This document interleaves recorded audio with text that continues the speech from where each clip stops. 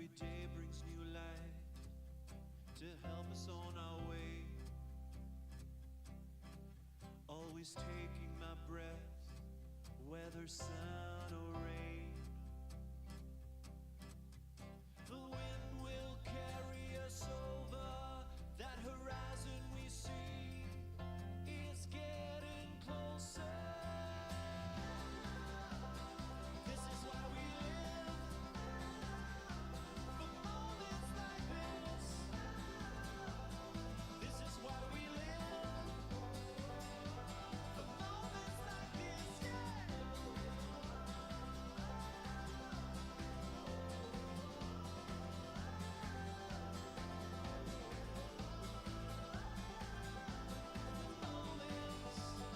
Moments like this, when the mountain calls and the river waits for what's to come, a dreamer's day. The wind will carry us over that horizon we see is getting closer. This is why we live, for moments like this. This is why we live, for moments like this, yeah.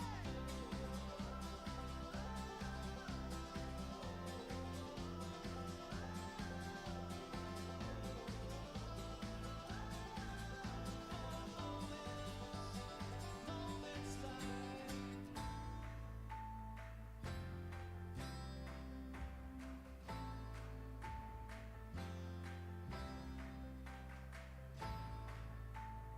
this is why we live.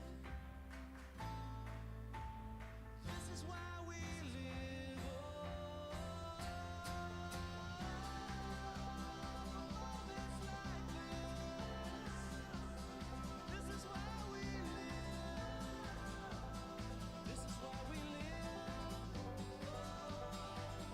Moments like this.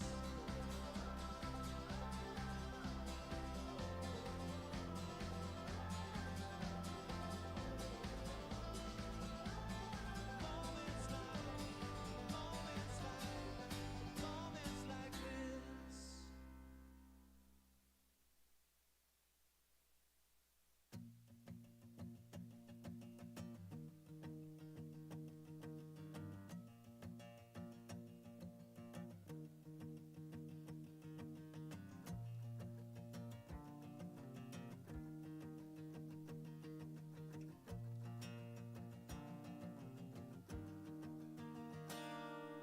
So you wanna live in a world with no more dying.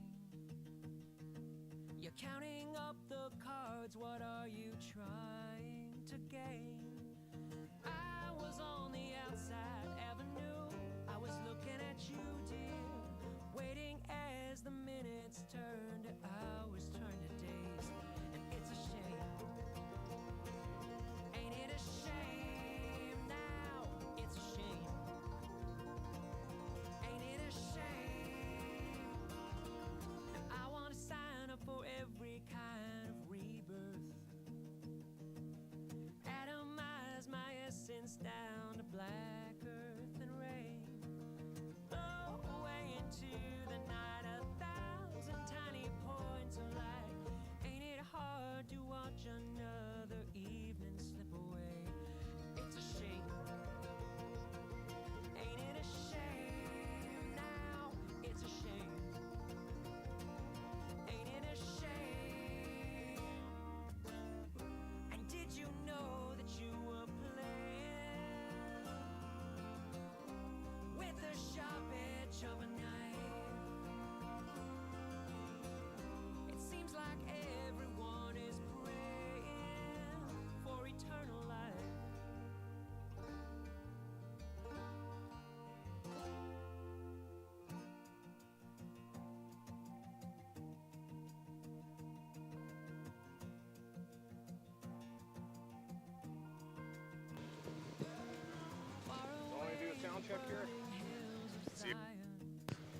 Check. Check 1 2. Mic check, mic check. We're good on camera. Mic check. Mic check, 1, 2. On the Shorthorn side of things, we're 5 minutes away from showtime, folks. 5 minutes away, we'll have the first class of junior yearling or junior division heifer calves set in the marshalling area.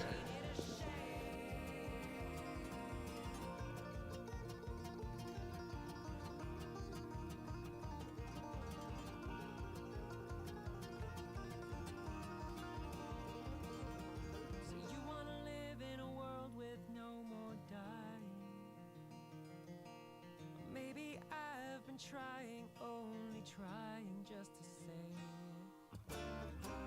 did you know that you were playing with the sharp edge of a knife? And we can't waste ourselves in waiting for eternal life.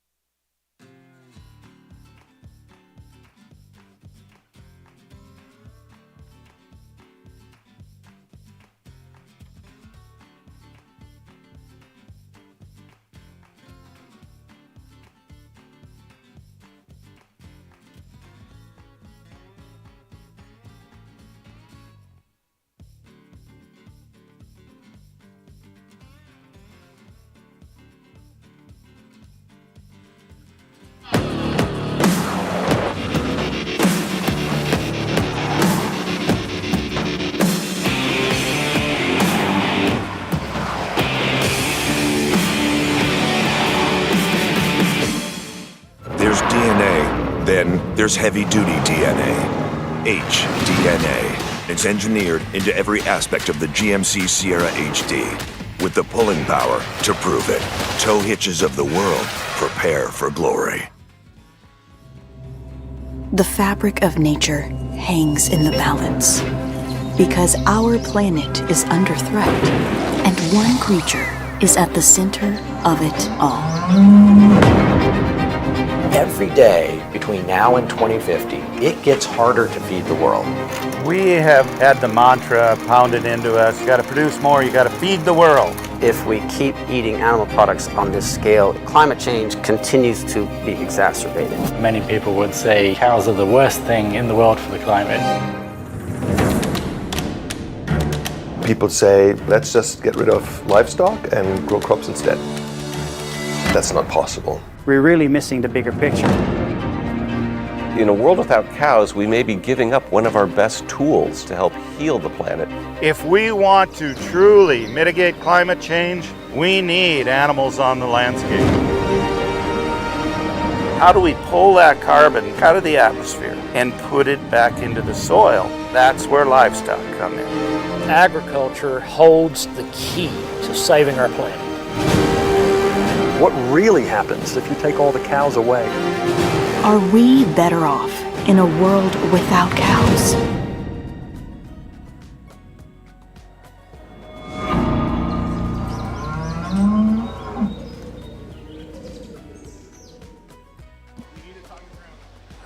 Well, good morning, everyone. Welcome to Canadian Western Agribition for the Friday, the last Friday of Canadian Western Agribition. We'd like to welcome everyone here to our National Hereford Show for 2024. Welcome, everyone, to the Chevy GMC Arena as we are ready to start our Hereford Show for 2024. This is our National Hereford Show here from Regina. We'd like to welcome our judge today evaluating all of our cattle, our Lance Leachman from Maidstone, Saskatchewan. We'll introduce Lance a little bit more through the show, but as we start out our show today, this is class number 1. We're into our heifer calf division. These are heifers born March 1st to July 15th. This is split number 1. We should have 7 entries into this first split of heifer calves on our Hereford side of the ring today. Well, good morning, folks, here on the Shorthorn side of the ring. We welcome you to Canadian Western Agribition here in the Chevrolet GMC Stadium and live on DLMS or on YouTube through Cattle Vids. Today we got with us today our judge, Mr. Tyson Hertz from Fern Mountain, Saskatchewan here. He is working with our first class of junior division heifer calves. Ages range from April 2nd to March 20th. We certainly like to welcome Tyson to the show here, and your class is complete.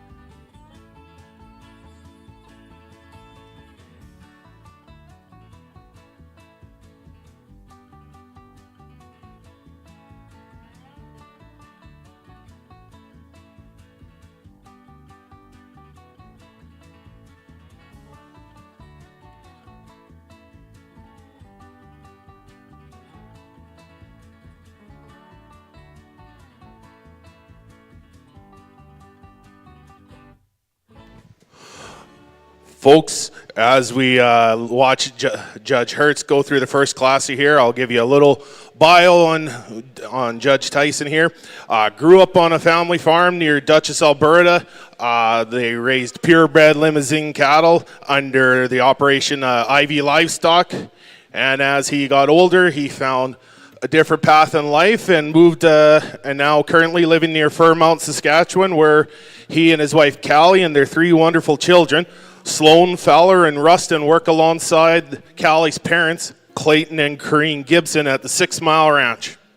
6 Mile currently runs approximately 600 cow-calf pairs with the main focus on red and black Angus seed stock. 6 Mile also hosts an annual bull sale every April at the ranch and a select female every fall.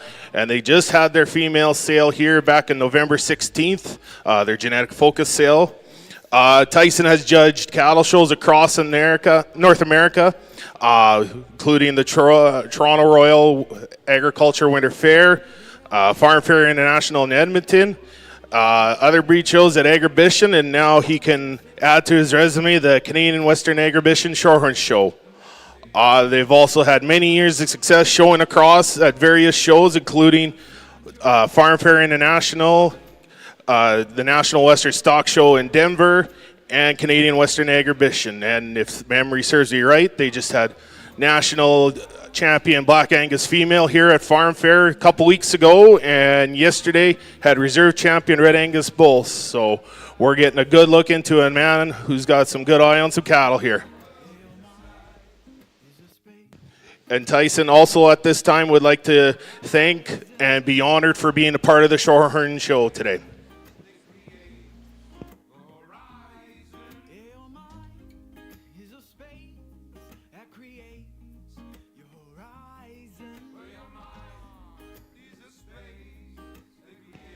And it looks like we got comments on our first class here from Judge Tyson Hertz. Well, good morning, everybody. It is indeed an honor and a privilege to be back in this ring on this side of the mic today. When I step foot in these rings, I always take it very seriously, and I don't take a single class for granted, because I know when I'm on the other side of the halter, I'd expect the same from the guy behind the mic. An awesome class of junior heifer calves here to start, and I think there's two heifers that gravitate to the top pretty quickly for me, and I think they're very different and contrasting in their type and kind. For me, I think it's the structural advantages in our class winner that get her to the top. When you ask these heifers to go, she just sets up square and truer out of her hip. She's more mobile and more flexible and more comfortable out of her hock. She's the greener, longer, more extended heifer who's prettier from her shoulders forward. With that being said, the class advantages definitely lie in our second place animal, being stouter, wider gauged, bigger based, and square and truer at her front knee. But with that being said, when you ask her to go, we just need to see her a little square and truer out of her hip and hind leg. The young man's heifer that comes to us in third, a really nice outlined heifer. I think a female that does a lot of good things in terms of structural correctness. She's correct in terms of the angle of her knee and shoulder. A female for me today, we'd just like to see stoutened up when you get behind her, especially compared to the heifer that lands directly above her. The young lady's heifer that comes to us next, a female I really like the expression and stoutness, a pin that she offers, a female that's big backed when you get in behind her. For me today, I just like to see her balanced out a little bit in terms of her center body and more uniform in her body depth. And then the young man's heifer that we round the class off with, the dark cherry red heifer, a heifer again that opens up with lots of muscle expression and shape to her. For me, we just need to see just a little more structural soundness as she gets out and goes. A really nice starting class for our Shorthorn show today. Well, before we announce that class, though, congratulations to our Shorthorn exhibitors. We're going to get comments on our Hereford ring to keep things moving today from our judge, Mr. Lance Leachman, on split number 1 of our heifer calves. Well, just first of all, I'd like to welcome everybody to the show, anybody that's came from a distance and came to support these breeders. We sure appreciate it. If you get sick of listening to me, at least you got the pleasure to hear Tyson on the other side. Very good young guy, and his family do an excellent job with his in-laws at 6 Mile. And so it'd be a pleasure for us to watch him as well throughout the day. As we start this Hereford class, I think two females that probably separate themselves in terms of quality, and they're not very similar to one another in several regards. I guess what my logic was in this particular class was she's the one that really hits me in terms of just her power and shape and dimension, but still puts it into a package that's appealing from a structure and balance standpoint. She's really long-bodied. She's got a lot of shape down her top and out of her hip. She stands really bold and square from her hock to the ground, has plenty of openness through her center body, and I think she's got just a little bit more extension, which corresponds with her body length over the second heifer, particularly from her shoulder forward, a female that I think is still acceptable in the way that she travels with as much bone as she has. Heifer calf that comes in second, really like her just in terms of her build and skeleton. I think when you analyze her from her shoulder back, she's extremely engaging in terms of her strength and levelness at top, the way that she comes so level and true out of her hip. She travels really nice at the ground in terms of length and flexibility in her lower joints. She strikes me as being just a little bit lower performing. She's not one that I think, if you look at her in the average, is that way, but just when you compare in particular to our class winner, I just don't see as much of her. She's maybe just a little bit shorter up through her neck, doesn't quite have the same extension, and not quite the same spread in terms of her skeleton from front to back that the female winning the class offers. Female that comes in next, she's one that struck me hard as she came in, and I really like her from probably the profile more than I do when I get behind her. I love her depth of body. I think she opens up bold and powerful in her forerib. She maintains some shape down her top. She's probably not as powerful when I look at her from behind as what I was expecting, so she's deceiving in that regard that she doesn't travel away with the same base width and squareness at her foundation that the heifers preceding her in class do. But I love her body, I love her maternal look, and love the shape that she offers to her rib cage.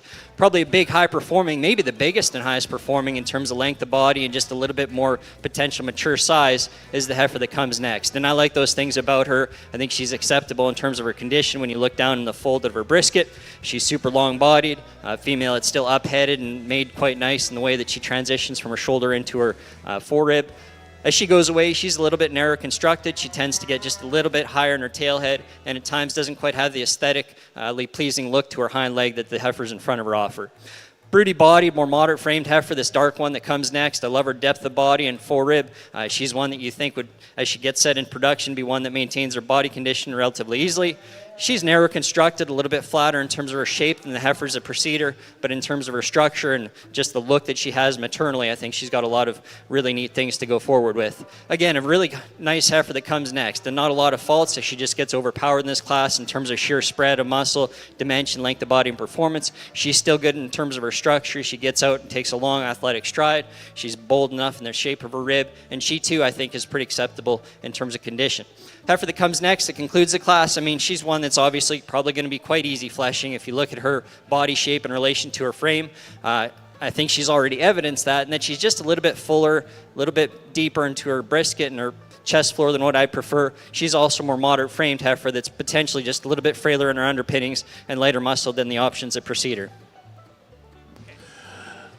Well, thank you very much, Lance. We'll just announce this class quick and then turn it over to the Shorthorn class. First place in that class goes under number 2701. It's MJT 2135, Queen Nellie ET20M, exhibited by MJT Cattle Company. Second place under number 2702, Haraldson's Artwork ET65M, exhibited by Haraldson's Polled Herefords and additional owner Anita Doctor. Third place, 2707, DGB Copperstone Maiden 6M, exhibited by DGB Farms and Warner Westerland. Fourth place, entry number 2694, Brooks 60K 26H Deanna 46M, exhibited by Brooks Farms. Fifth place goes to entry number 2698. It's XLP Mount Vernon Mandy 217M, exhibited by Lone Pine Cattle Services and Mount Vernon Polled Herefords. Sixth place in that class goes to entry number 2695. It's CNT 115H Pebbles 26H, exhibited by CNT Cattle Company and Chris Lees. Rounding out that class, entry number 2699, Twin View 8J Miss Hanley 158M, exhibited by Twin View Polled Herefords. We're going to move into split number 2 in our heifer calves. These are heifer calves born March 1st to July 15th. This is split number 2 in our Hereford ring. We'll turn it back to our Shorthorn ring for results from that previous class. Well, thanks, Mark, there. So we'll get you results from the first class of Split 1 of Junior Division heifer calves. In first place, we had MSA Lady 25M, exhibited by Martin Farms of Gorbay, Ontario. In second place, we had entry 3083 TSS Katrina 3M, exhibited by 3-Star Shorthorns of Weyburn, Saskatchewan. In third place, we had entry 3076, LL Augusta Pride 61M, exhibited by Long Lake Shorthorns of Simpson, Saskatchewan. In fourth place, we had entry 3078, Locust Raggedy Ann LA 5M, exhibited by Martin Farms of Gorbay, Ontario, with additional owner Locust View Shorthorns. And in fifth place, we had entry 3079, MSA Dora 24M, exhibited by Martin Farms at Gorbay, Ontario. Right now we have in the class, here's our second split of junior heifer calves with ages ranging from March 12th to March 2nd here.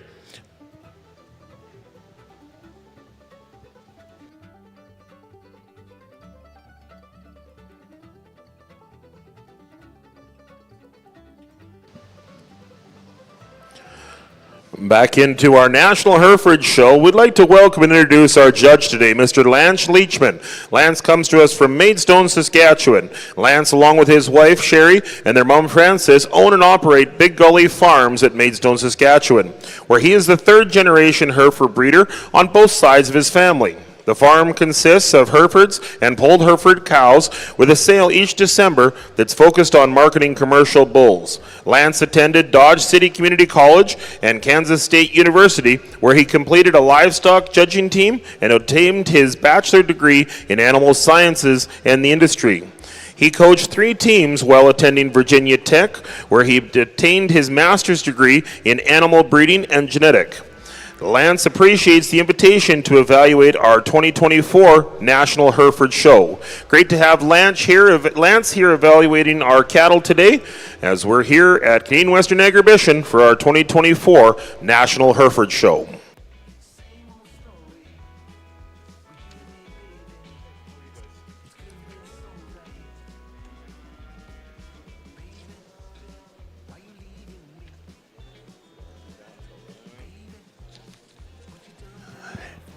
And it looks like we have comments on our second split of junior heifer calves here from Judge Tyson Hertz. So I think there's a real interesting trio at the top end of this class, and to be honest, I think they're as different as you can make 3 heifer calves, and to see it this early in the day, really puts my thinking cap on, and I'll talk my way through what I see in these heifers. The roan heifer that we start with, I think, is undoubtedly the longest bodied, longest hipped, and longest striding female in this class. Does she have all those extras in the bone and the foot and the look that the second and third place do? Probably not. But I do think she's a very complete heifer in terms of her structure and putting a lot of good things together, and the undeniable amount of body length and hip length, while coupling that with enough look and enough substance. She's going to win the class. The young man's white heifer that comes to us next, she really hits you hard when she comes into the ring. She's elegant, she's extended up front. She's obviously presented at a very high level, and this young man does a very good job getting her stuck out here. A female, when you start to study her and compare her to her counterparts, you really do question if there is enough body there in the center portion of her. A female that I think if I were to change her, I would just want to soften her up and just open her up in that center cavity to compete with the one above her. The dark red female that the young lady has next, a female that in terms of this class has the advantages in terms of bone and foot size. She comes out here with the most substance and a real stout featured kind of a heifer. And when she gets this heifer parked, she does give you a really nice look. Is she as elegant and as attractive through her skull as the one that finds herself in second? No, probably not. But I think that's a sound structured, big footed, easy doing kind of a heifer. We just like to clean her up from her skull forward or through her skull. The young man's heifer that comes at us next, the roan heifer, I think a long and extended, high-performing kind of a heifer with a large outline. I think there's a lot of good in this heifer just in the way she gets out. I'd like to see her just a little more relaxed in terms of the angle of her shoulder. And then we round the class off with another roan heifer. Maybe just doesn't balance up as nice as the females above her, but when you get behind her, you really appreciate the wide pin set that she does possess. Well, thank you very much, Judge Tyson here. In a second split of Shorthorn females, we have in first place entry number 3082, Coldstream Lassie, 37M, exhibited by Coldstream Farms of Flesherton, Ontario. Second in class, we have Foxtail Just Rosie, 101M, exhibited by Foxtail Livestock at Elrose, Saskatchewan. Third place, we got Millbrook Juanita, HC 698M, exhibited by Valhalla Shorthorns of Rostern, Saskatchewan. And in fourth place, we have entry 3077, Diamond Creek Sparkle 80M, exhibited by Diamond Creek Cattle Company of Weyburn, Saskatchewan. And in fifth place, we got entry number 3081, MSA Rosebud 13M, exhibited by Martin Farms of Gore Bay, Ontario. Now at this time, we're going to have our junior champion and reserve junior division heifer calves come back out. The class winners, top 2 from each class. Over in our Hereford ring, we're going to get some comments on split number 2 in our Hereford class from Judge Lance Leachman. Well, I think a class that presents a little bit more variety in terms of type and kind and potentially quality. I think several heifers to start that just depending on your breeding objectives and what you prefer might align in a different manner for you. But I guess I opted to use this heifer in the initial position for the fact that she's got a lot of power and dimension. Now, there's times where I'd maybe just lean her up a little bit, maybe set her into her shoulder, but I think she's a really powerful female. She opens up really broad on the top side of her skeleton. She transitions quite nicely as she hooks up from the back side of her blade into her top line. I think that's one primary advantage over the second place heifer. I love how she comes out of her hip and her hind leg. She's heavy structured. She's got a really nice bold curvature to her rib cage. Just at times I question if she's quite as angular right at the point of her shoulder relative to some of the other options, but a really powerful female that still goes and gives you plenty of length of stride on the move. Heifer that comes next, she first comes out, you think, man, that's a broody female. She's so deep in her flank. She's got so much dimension and curvature to her rib cage, and those are certainly true. I think just aesthetically, as you look at her, she's maybe not quite as pleasing from a balance standpoint. She tends to get just a little bit easier in her top. At times, she looks like she's got a little bit more curvature to her hind leg, but a female that I love in terms of her broodiness, the way that she has so much center body. She's laid in probably a little bit nicer to her shoulder than the heifer that precedes her in class, although as she goes away from me, I don't see quite as much true shape down her top and maybe quite as much natural base width. heifer that comes in third presents a bit of a conundrum in terms of what you do with her, because she's got some class advantages. I think in terms of leanness and cleanliness of condition, she's the best of those top three by quite a far margin. I love her for that regard. I love the balance that she has, the structure that she has, a female that's, to me, the most attractive through her front third of anything in the class in terms of the way that she hooks her shoulder up to her neck and how clean and trim she is about her neck. My question with her is just power, and that's where she sorts to third, is I just don't see as much genuine natural with the skeleton, particularly through her chest floor all the way back to her hocks, as what I see in those initial two heifers. But in terms of quality, I think she's got as much or more of any in this class, just from a sheer balance and structure standpoint. A big, long-bodied, high-performing redneck female that comes next. I like that about her. She's a performance option in this class, if that's what your program is predicated on. I like how she gets out and travels as well. There's times where she just doesn't strike me as quite as bold in her shape. Maybe doesn't have quite the natural boldness to her rib cage, a little bit flatter in the way that she goes down to her base of the quarter, but a female, again, that I like her length of body, and she still gets out and travels with relative ease. Female that comes next, you probably have a little bit of a gap here in terms of performance with these last two options, as far as just being a little bit, slower growing, a little bit more conventional or more compact in their type. A heifer here that still gets out and takes a really long fluid stride, certainly flexible and mobile at the ground, and a female that I like in terms of just her, youthful character, the refinement that she still offers through her front third. And the heifer that comes next, obviously, she sacrifices performance and muscle and power dimension compared to the other options. But again, it's fundamentally a heifer that gets out, travels really easily, has plenty of set to her hock in terms of the angulation that she can reach off her hind leg with, and still bold enough in her rib shape. Well, before we let the Hereford side get on with their placings here, we're just going to switch over to the Shorthorn side, and we're going to announce the junior division class winners here in class order. So in the first split, we had entry 3080 MSA Lady 25M exhibited by Martin Farms of Garbet, Ontario. And then second in that class was entry 383 TSS Katrina 3M exhibited by 3-Star Shorthorns of Weyburn, Saskatchewan. And in the second split, we had the class winner was Coldstream Lassie 37M exhibited by Coldstream Farms. And in second in that class, we had Foxtail Just Rosie 101M. And I would like to thank our sponsors for the junior division heifer class. We have Champion Heifer is sponsored by Flurry Auction. Reserve Champion Heifer calf sponsored by Long Lake Shorthorns. And if somebody wants to come represent their banners, you please come down to show side. But it looks like Judge Tyson might be ready for some comments. Yeah, absolutely. It was a great division. Obviously, a lot of give and take when the numbers maybe in this division aren't what some divisions will be. So when you stand ringside, there is a lot of different types and kinds out here, and that's okay. I think quality still trumps, consistency when you go out here selecting. And I think there's a lot of quality here. Obviously, you guys sitting ringside, pick and choose the ones you want for your program or the ones that fit you best. For me, it's the two heifers that come to us from the second class that'll be your division champions. Obviously contrasting in their type, but high quality nonetheless. So congratulations to those exhibitors.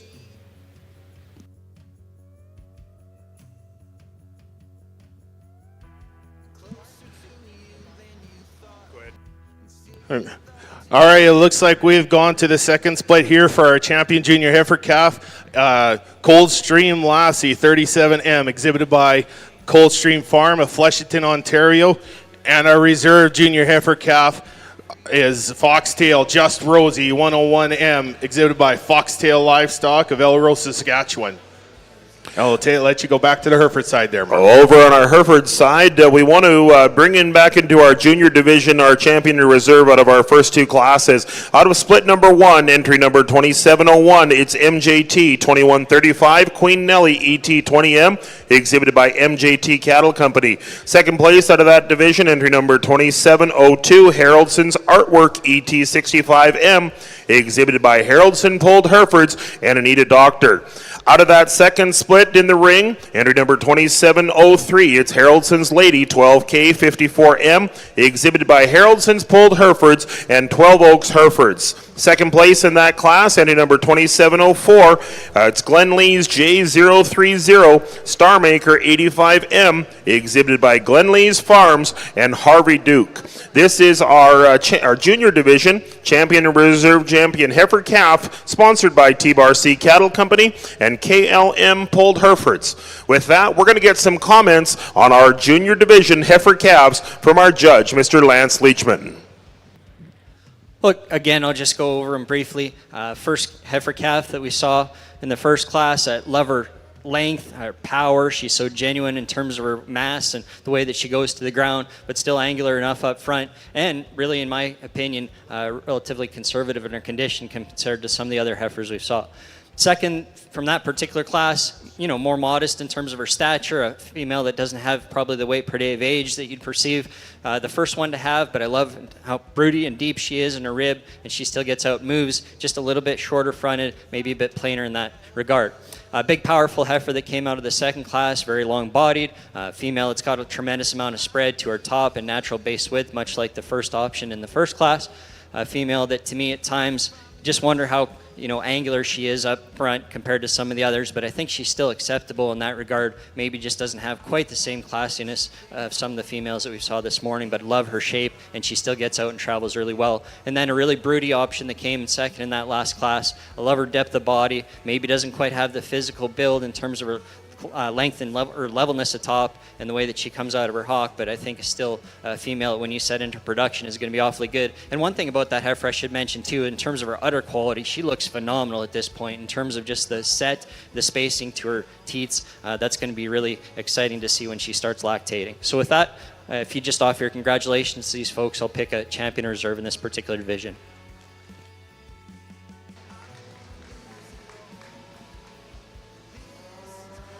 Again, we'd like to thank our sponsors in our Hereford ring, T-Bar-C Cattle Company and KLM Pulled Herefords, our junior division heifer calf champion sponsors.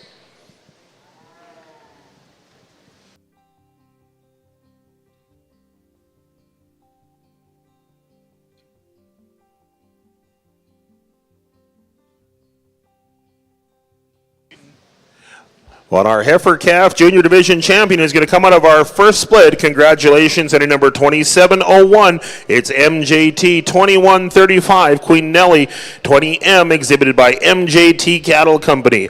Our reserve champion in this division is going to come out of split number 2. Congratulations to Haraldson's Pulled Herefords and 12 Oaks Herefords with entry number 2703, Haraldson's Lady 12K 54M, our reserve champion in our junior division heifer calves. We'd again like to thank our sponsors in this junior division, T-Bar-C Cattle Company and KLM Pulled Herefords. We're going to turn the mic back to the Shorthorn side of the ring. Well, thank you, Mark, there. And we'll start off with our first split of senior heifer calves.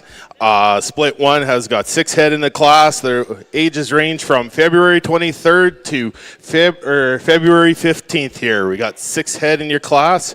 As I just want to go back to the junior division, I want to also again thank our sponsors here. For the junior division heifer calf champion was Flurry Auction, and for the junior division reserve champion was Long Lake Shorthorns. Well, I got the mic here. We're going to also acknowledge and recognize a few people that are working around here today. As myself, my name is Glenn Mullenbeck. I'm your Shorthorn show announcer. Working beside me is the wonderful Barbara Huber, taking in all the points and stats for the show. We got working at ringside there, the ringmen, Mr. Bernard Mullenbeck and Darren Mullenbeck. Working in the marshalling area, we've got Russell Murray and Noah Rempel.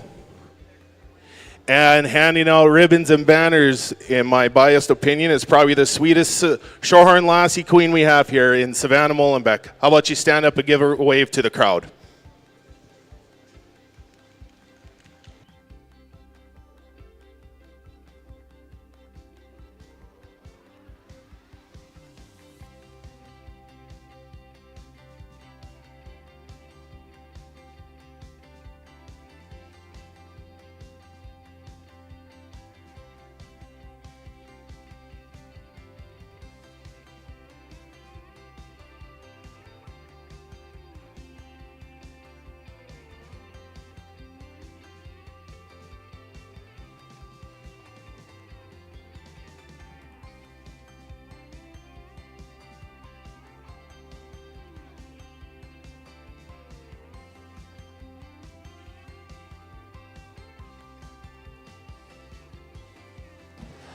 Well, we're going to move into our Hereford side of the ring. This is class number 3. This is our heifer calves born February 1st to February 28th. This is split number 1 that's going to come into this class next. We've got 5 entries into this first split in our heifer calves born February 1st to February 28th.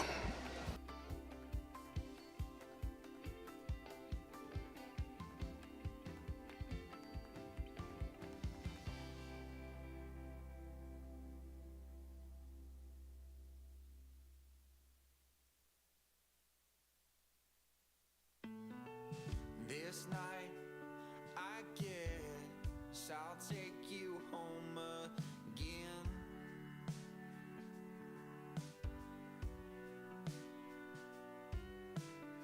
So wrong to fight, I'll keep you warm inside.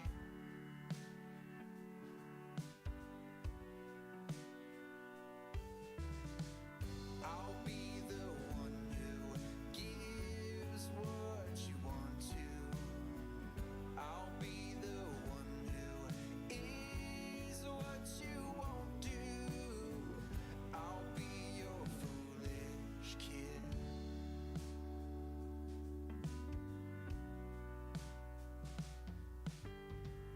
You stole the best a thief could even give.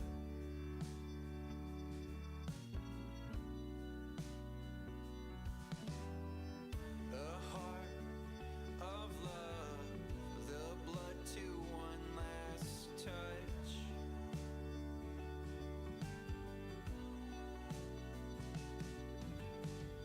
I'll be the one who gives what you want to. I'll be the one who is what you won't do. I'll be the Well, one of the cool programs we have for our Hereford show here at Agribition is our Red Coat Classic. And throughout the day, we're going to have some great Red Coat Classic sponsors and our raffle winners that we'll be announcing. So we're going to start out with the first 2, and they are credits as part of the Red Coat Classic. So the Blair Athol credit has been won by Darren Manchester. So congratulations, Darren Manchester, on your Blair Athol credit win. We've also got a credit from Stonewall Grange, and Stonewall Grange credit has been won by Jillian Just. So congratulations, Jillian, and thank you very much to Stonewall Grange for your sponsorship as part of our Red Coat Classic. So you'll hear many of our Red Coat winners throughout the day, but congratulations, Darren Manchester and Jillian Just, our first 2 winners as part of Red Coat Classic. Well, Mark, we're going to take it over to the Shorthorn side here. I believe our class is complete, and it looks like we're looking for comments from Judge Tyson Hertz on this first division of senior heifer calves. Yeah, again, I think we've got a really awesome top trio of heifers here that, again, I'm not going to argue with you if you want to throw that one in third and first, because I think there's quality all the way through these top 3. The ladies heifer that we start the class off with, she's just the stoutest pin heifer of this top trio, and ties it together with an elevated front end. She's bold and expressive through her rib cage.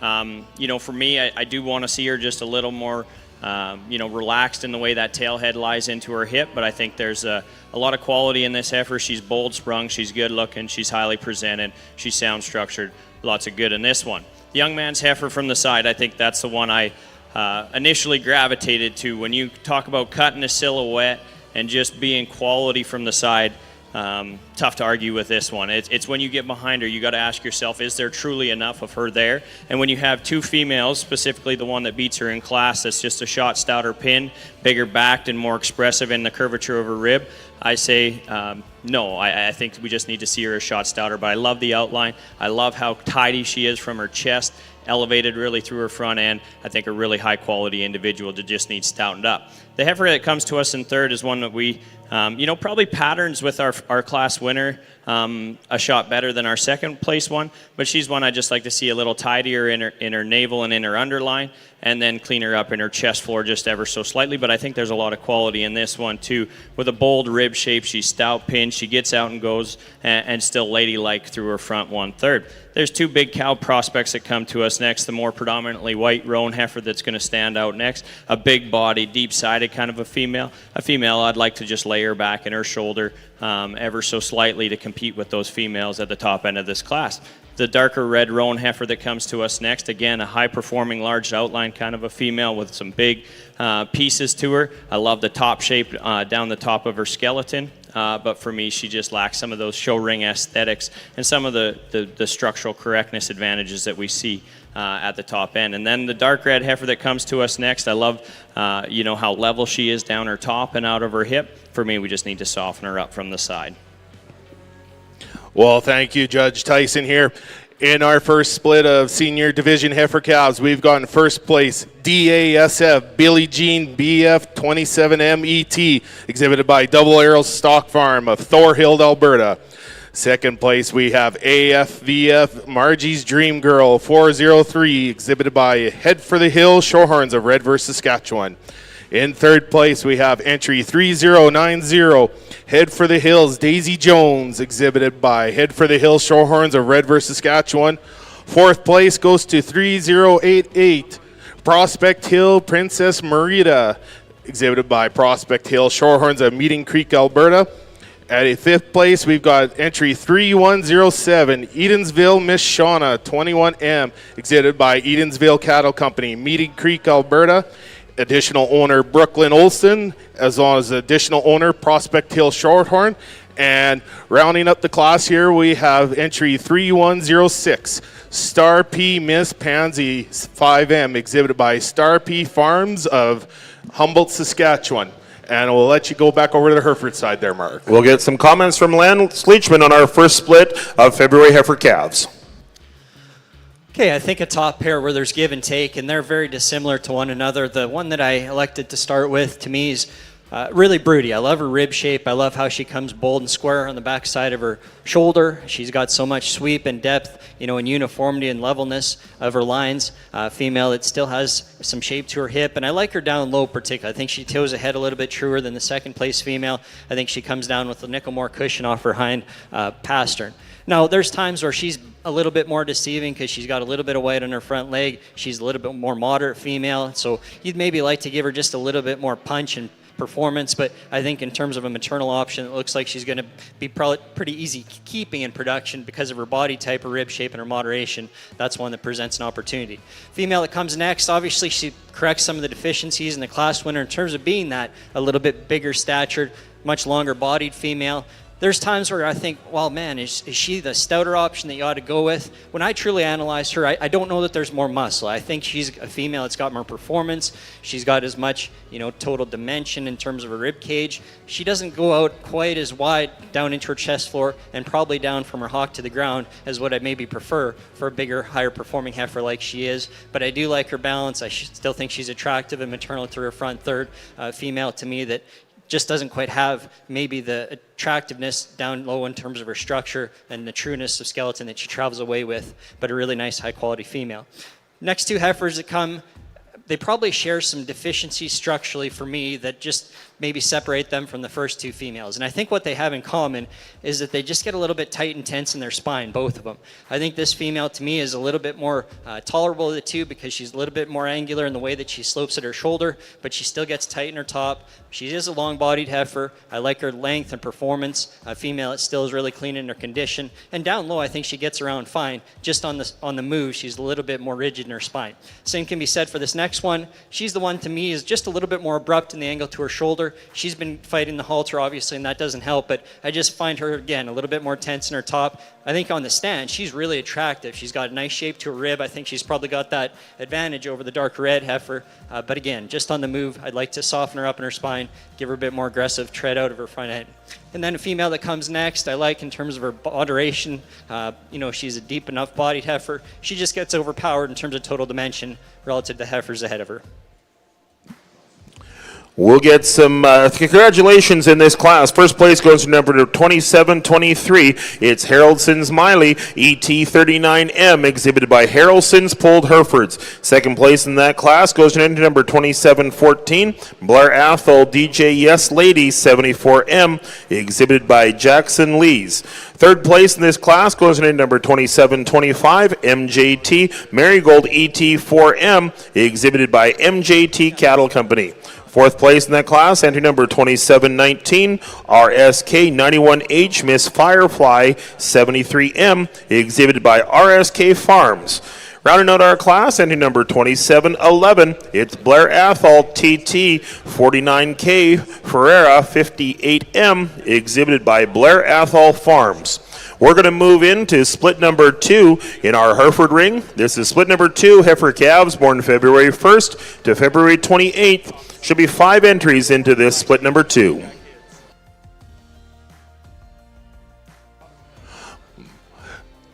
Well, at this time we like to, acknowledge some sponsors here at Canadian Western Agribition. We're live here in the GMC Chevrolet Stadium. From livestock competitions to highway domination, GMC and Chevrolet have the power to wrangle the win as official partners of the Canadian Western Agribition. Looks like our class is complete here on the Shorthorn side. We'll get comments from Judge Tyson Hertz. I think there's some give and take on these top 2 heifers, and I'll talk my way through it. The dark red heifer that comes in first hole here, she really caught my eye when she come in the ring. She's definitely the most flexible and got the most reach off of both ends, especially of this top duo, and that's the advantages I see on the dark red one over the roan heifer. She's just a little more comfortable at the ground when you ask her to go on her pastern and her hock. Now, with that being said, I would like to see her just go with a little more true base width when you get behind her. She does narrow up just a shot, but I still read her as comfortable enough in her angles, in her knee, and in her hock. I think a female that's long-bodied, long-hip, she's uniform in her body depth, maybe not as elite through her front 1/3 as some of the other females that we've seen earlier in the day, and specifically the one that sits in second, but I think that's a problem-free, easy, doing good kind of a female that's just the most complete one in this class. The roan heifer on the stand still wins the class, but when you ask her to get set in motion, you just want to relax her in her pastern and in her spine when she goes. I think a female that's bold and expressive in the way she's put together, she's got lots of structure. She's really big in terms of her structure and her bone work. I like that about her, big-footed kind of a heifer. Just need to see her just a little more relaxed as she goes. The heifer that we come to next, again, a big, stout-featured, big back kind of a heifer. When you get behind her, you really appreciate the true pin width, top shape on this one, skeleton. A female for me that we just want to see just a shot softer in her center body to compete with those 2 elite ones at the top end of this class. But I think a female that's absolutely wide enough and stout enough to sit here in this 3rd hole. And the young lady's bobtail heifer that comes to us next, I think a female that on the stand still is really attractive. And she was fighting the halter a little bit through the class here today. A female that, again, when you talk about one that's got some stretch and some grow to her, some length in her cannon bone, she's the one to tie into. Again, one we just want to pull her down in the center portion of her body to balance her out. And then the one we round the class off with, again, a stout pinned heifer. I love the top shape down the back side of her skeleton, and when you get behind her, you really appreciate that about her. For me, we just need to see her just more relaxed in terms of her tail head set, and then more relaxed as you get her in motion. But a really interesting class. Well, thank you, Judge Tyson Hertz. Starting off the class here at first place, we have entry 3100, Glenford Mistress, 35M, exhibited by Bender Shorthorns of Newdorf, Saskatchewan. Second in place, entry 3105, Coldstream Annika, 19M ET, exhibited by Coldstream Farms of Flesherton, Ontario. Third place goes to entry 3108, Edensville Mystic Joan, 13M, exhibited by Edensville Cattle Company of Meeting Creek, Alberta. Additional owner, Prospect Hill Shorthorns. Fourth, entry 3098, Hawken GSF Miss Millie, 35M, exhibited by Goncho Farms, Glenavon, Saskatchewan. And rounding up the class is entry 3089, Foxtail Just Rose, 130M, exhibited by Foxtail Livestock of Elrose, Saskatchewan, with additional owner Chelsea Triever. Next we have in class here is our split 3 of senior division heifers. There's only 4 entries in the class. You can scratch out entry 3093. And we have ages ranging in from January 24th to January 6th.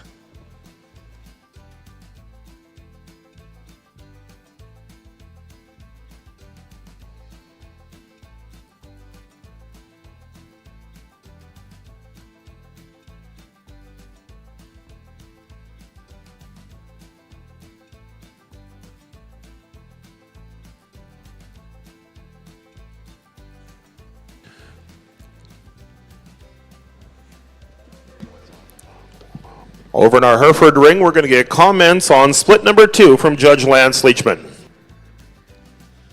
Well, I think a relatively logical place to start. I think you can use most class superlatives on that female, maybe with the exception of just angularity up front. And I think she's good angled. I think there's just one that's maybe a little bit even more attractive coming in the second heifer. But this heifer is the biggest, the stoutest, the heaviest muscled, the longest bodied, the heavy. I mean, there's so many things you could use to describe her. Just a really complete, high-performing, high-quality female. Female in second gave me some trepidation at times just where to sort her, because I love her, particularly on the stand. I think she's got such a nice design to her front end in terms of her extension, the way that she attaches her heck high into the top of her shoulder. She's really clean fronted and trim in her condition. She's a long bodied heifer. I think at the ground she gets along quite well. But there's times you look at her and you think, well, has she got quite enough flank to her? And I think that's where she probably does need a little bit of modification. But if I look at her just as an individual, I still think, yeah, she's acceptable in that regard. But she's still got some shape to her. And I just love the freshness she offers in terms of her lower third and condition-wise. Females that come next, you want to make them out to be stouter than this one, and I don't know that they are. I think this heifer is probably better in terms of the way that she comes back into her flank than the heifer that precedes her. I like her in terms of her top line. You know, she's a female that to me is really maternal in her look and about her skull and the way that she transitions into the rest of her body. A female, again, maybe just as you look at her at the ground, doesn't quite have the natural dimension and stoutness that I prefer and that you maybe see as evidenced in the top of the class. Again, a really practical one that comes next. A young lady does a nice job showing her. She's just a really high quality female in terms of completeness. Again, she's big enough in her body shape. She gets out and travels. Again, just maybe overpowered. At times a female wants to get a little bit higher in her tail head set. Maybe doesn't quite have the spread of chest and dimension as you view her from behind. But I think from the side, nothing wrong with her in terms of maternal look, and a female that's still got plenty of structural integrity. And then the heifer that comes conclude the class, again, you look at her in terms of her body maintenance and a mature female, and you project her to be, again, pretty easy fleshing. She's intermediate in terms of frame. She's got a lot of boldness and curvature to her rib cage. From a balance and quality standpoint, she's just a little bit more conventional in terms of being a little bit thicker and shorter about her neck. She doesn't quite have that refinement or ladylike character through her front third to compete with the heifers that precede her in this class. Well, thank you very much, Lance. First place in that class goes to number 2727. It's Glenlee's 69H Maria 48M, exhibited by Glenlee's Farms and Grundy Stanley Cattle Company from Ontario. Second place in that class goes to A&L 40K Corey 180K 62M, exhibited by A&L Pulled Herefords, Wilgenbush Charlet, and Kyle and Lana Hoyam. Third place in that class goes to number 2710. It's Blair Athol HBM Jasmine 51M, exhibited by Blair Athol Farms and Harvey and Beth McKay. Fourth place in that class, 2709, is Blair Athol 1G Sparkle 35M, exhibited by Blair Athol Farms. Fifth place and running out that class under number 2720, Just Acres J28K Splendor 2M, exhibited by Just Acres Farms and Jillian Just. That rounds out split number 2, and we're now into split number 3 in our heifer calves born February 1st to February 28th. There should be 6 entries into this split number 3. And before we get into comments from our class, we just certainly like to recognize the champion division banner sponsors here in the senior division heifer calf class. First champion heifer calf is Peckover Farms, and for reserve champion heifer calf in the senior division is Yellow Rose Shorthorns. If they want to come down and present their banners in the championship class, they are certainly more welcome too.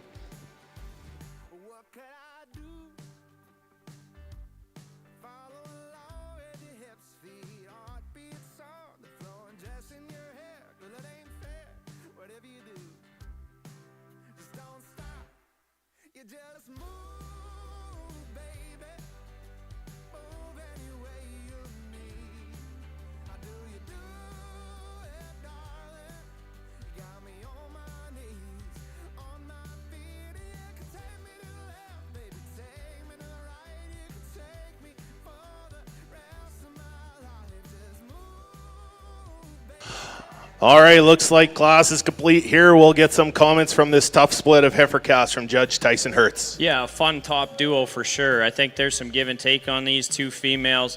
For me, the difference lies when you set them in motion. I think there's just a little more genuine reach and flexibility off the front end of the skeleton of our class winner.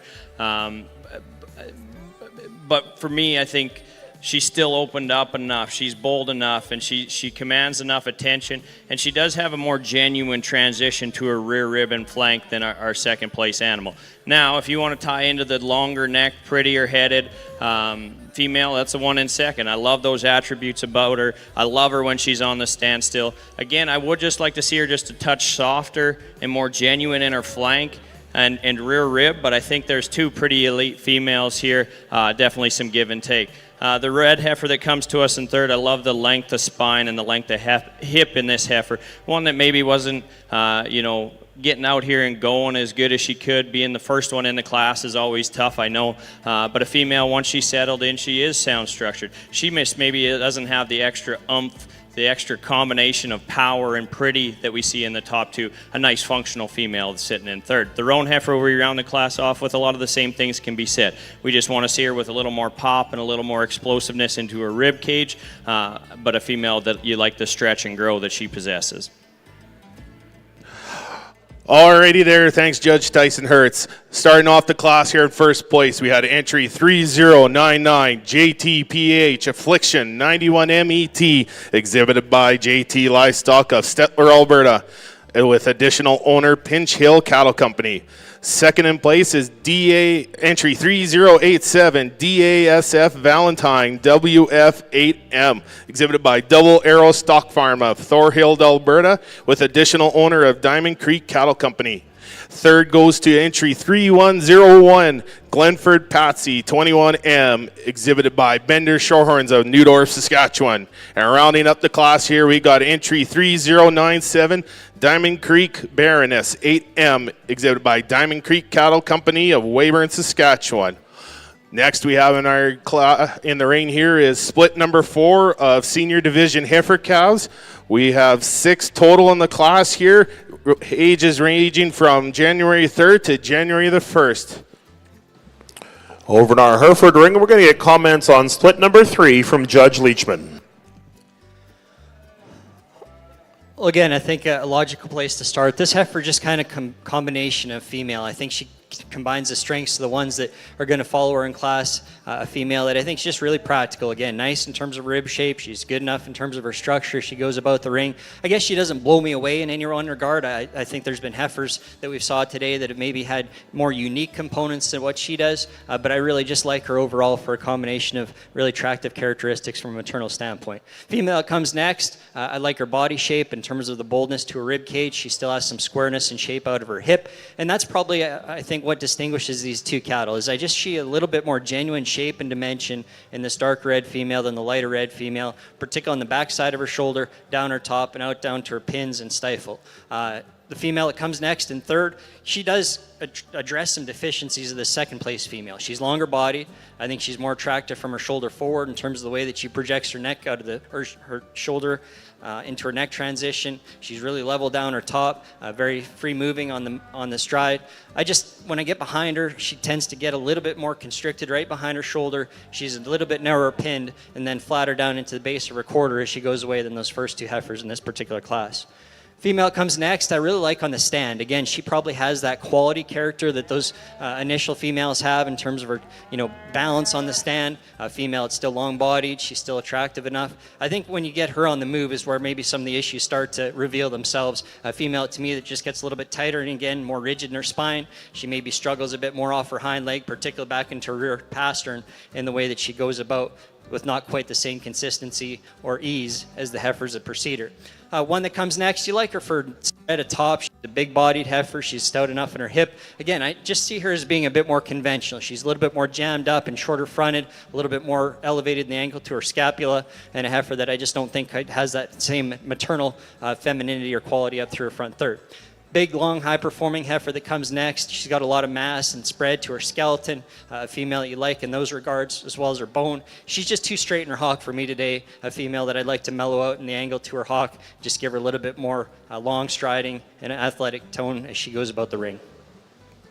Well, thank you very much, Lance. First place into split number 3, entry number 2722 is Haraldson's Jewel 12K14M, exhibited by Haraldson's Pulled Herefords, Wawota, Saskatchewan.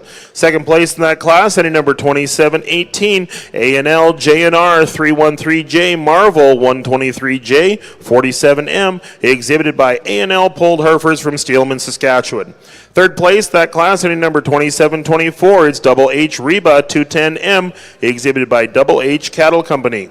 Fourth place, entry number 2716, A&L JNR Yuri 50H 19M, exhibited by A&L Pulled Herefords. Fifth place in that class, entry number 2712, it's HMS Highcliffe Maleficent 17M, exhibited by HMS Highcliffe. Rounding out that class, entry number 2715, it's Brooks 40K 4G Marble 6M, exhibited by Brooks Farms. That rounds out split number 3 in our heifer calves born February 1st to the 28th. We're going to come back in next with our intermediate division champion and reserve champion class out of our first class. Entry number coming back in, entry number 2723. It's Haraldson's Miley ET39M, exhibited by Haraldson's Pulled Herefords. Second place in that class, entry number 2714. The entry from Jackson Leaves with Blair Athol DJ Yes Lady 74M. Out of split number 2, entry number 2727 was first. It's Glenlee's Mariah 48M, exhibited by Glenlee's Farms and Grundley Stanley Cattle out of Ontario. Second place in that class is A&L Corey 180K 62M, exhibited by A&L Pulled Herefords, Wilgenbush Charlet, and Kylie and Lana Hoyam. That was entry number 2717. Out of that last class, the heifers that came back in a split 3, entry number 2722 from Haraldsson Pulled Herefords and entry number 2718 from A&L Pulled Herefords. These are our 6 heifers vying for our intermediate division champion and reserve heifer calf champion. We'd again like to thank our sponsors, Arthur Pulled Herefords and Moorhaven Farms, in our intermediate division heifer calf champions. We'll get some division champion comments from Judge Lance Leachman on this intermediate division. We'll take an opportunity to speed it up while we can, but if you just offer your congratulations to these 6 exhibitors, an excellent set of intermediate heifer calves, I'll go pick out the champion reserve.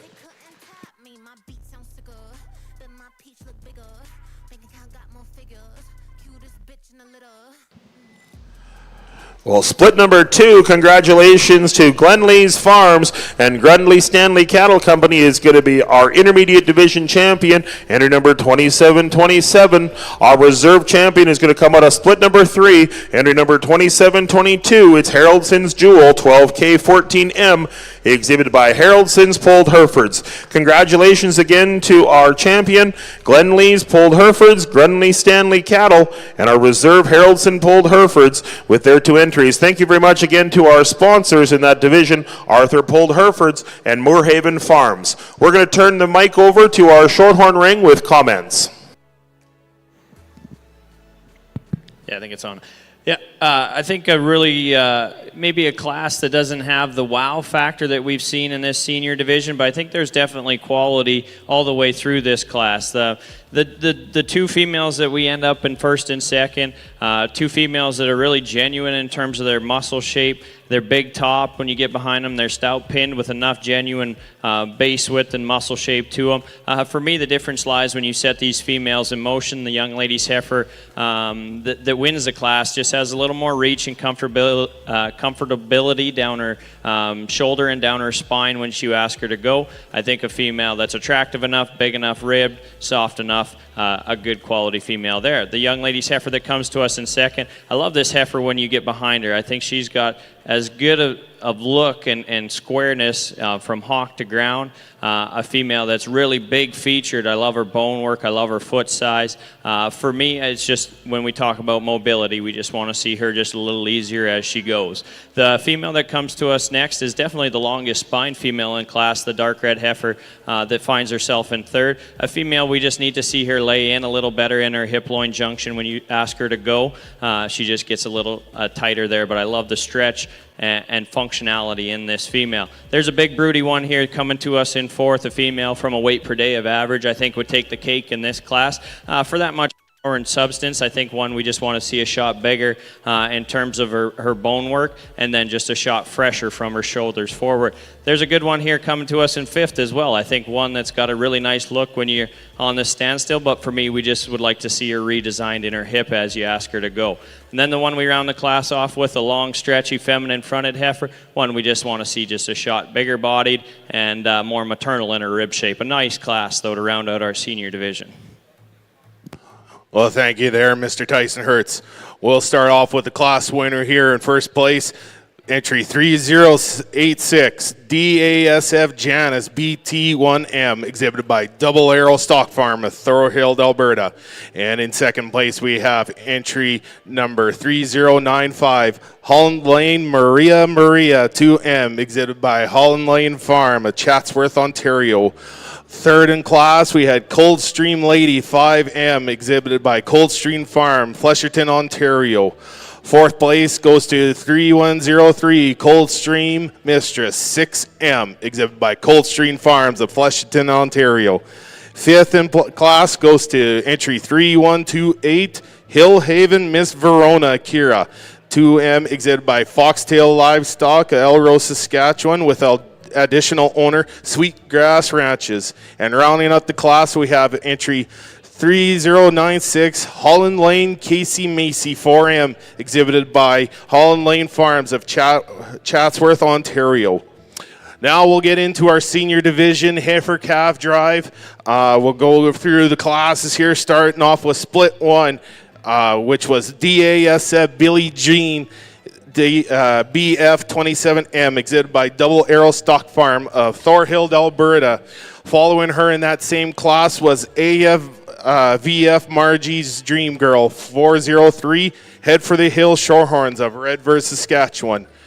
In our second split, we started off with class winner of entry 3100, Glenford Mistress 35M, exhibited by Bender's Shorthorns of Newdorf, Saskatchewan.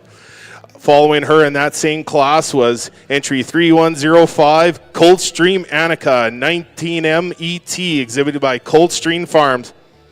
Then we get into our third split of heifer calves here. We've got entry 3099, JTPH Affliction 91 MET, exhibited by JT Livestock with the additional owner Pinch Hill Cattle Company. And following her in that same class was entry 3087, DASF Valentine WF8M, exhibited by Double Arrow Stock Farm with additional owner Diamond Creek Cattle Company. And then the last class we just had in our ring here, our top two consisted of entry 3086, DASF Janus BT1M, exhibited by Double Arrow Stock Farm, Thorhild, Alberta. And then following her in that same class was entry 3095, Holland Lane Maria, exhibited by Holland Lane Farms. We'd also like to thank our sponsors for this senior heifer calf division, which is Peckover Farms, and your reserve champion heifer calf is Yellow Rose Shorthorns. And it looks like we've got comments here on the senior champion drive here. Yeah, it won't take too much time. I just want the guys present in the crowd to give these exhibitors a round of applause. I think this is an awesome division of calves with quality all the way down. I'm not going to go through all these things again, but I sure was impressed in this division. The third, fourth, and fifth place heifers that went back to the barn that were really good stock. So you guys sitting ringside, mark your books how you like them. I'm going to go show you a couple senior calf division champions.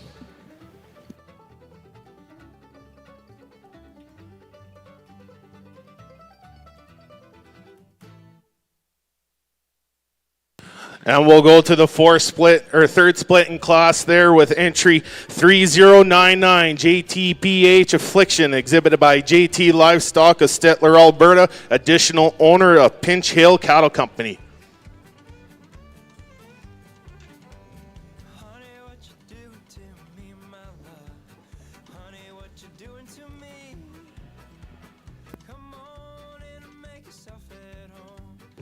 And we'll follow up in the same class here with the reserve senior heifer calf going to entry 3087 DASF Valentine WF, exhibited by Double Arrow Stock Farm, Thorhill, Alberta, and additional owner Diamond Creek Cattle Company. And once again, we'd like to thank our senior division heifer calf sponsors, Peckover Farms and Yellow Rose Shorthorns.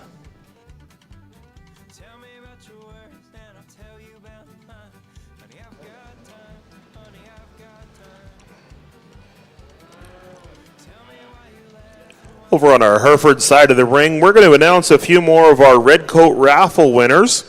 As we do that through the day, we had the great Red Coat competition on Wednesday night, the Red Coat Banquet. We'd like to thank some of our sponsors and their credits. Harvey Ranching was one of our donators. Congratulations to Dennis Babiak, one of our winners there. Congratulations, Dennis, on winning the Harvey Ranching credit. Brooks Farms, their credit was won by Double Deuce. So congratulations to Double Deuce on winning the Brooks Farms credit. We've got a third one here. Just Acres has won the HMS Highcliffe credit. So thank you very much to HMS Highcliffe for your part of the Red Coat Classic.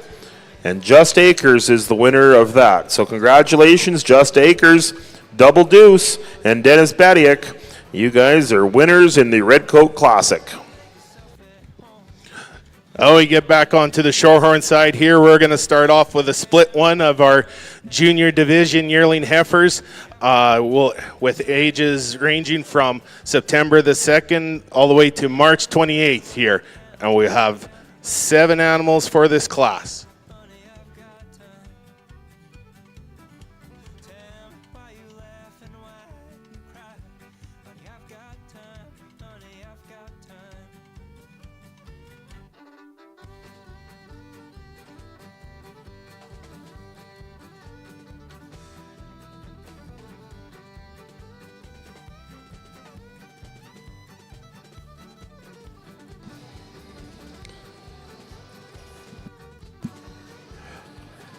One of our great ring sponsors this year is Norheim Vermeer.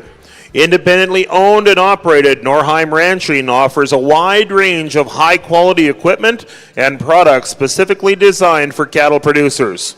With key brands including Vermeer hay and forage equipment, Supreme International feed mixers, Aeroquip cattle handling equipment, and EB trailers, the product line is tailored to meet the needs of Western Canadian ranchers.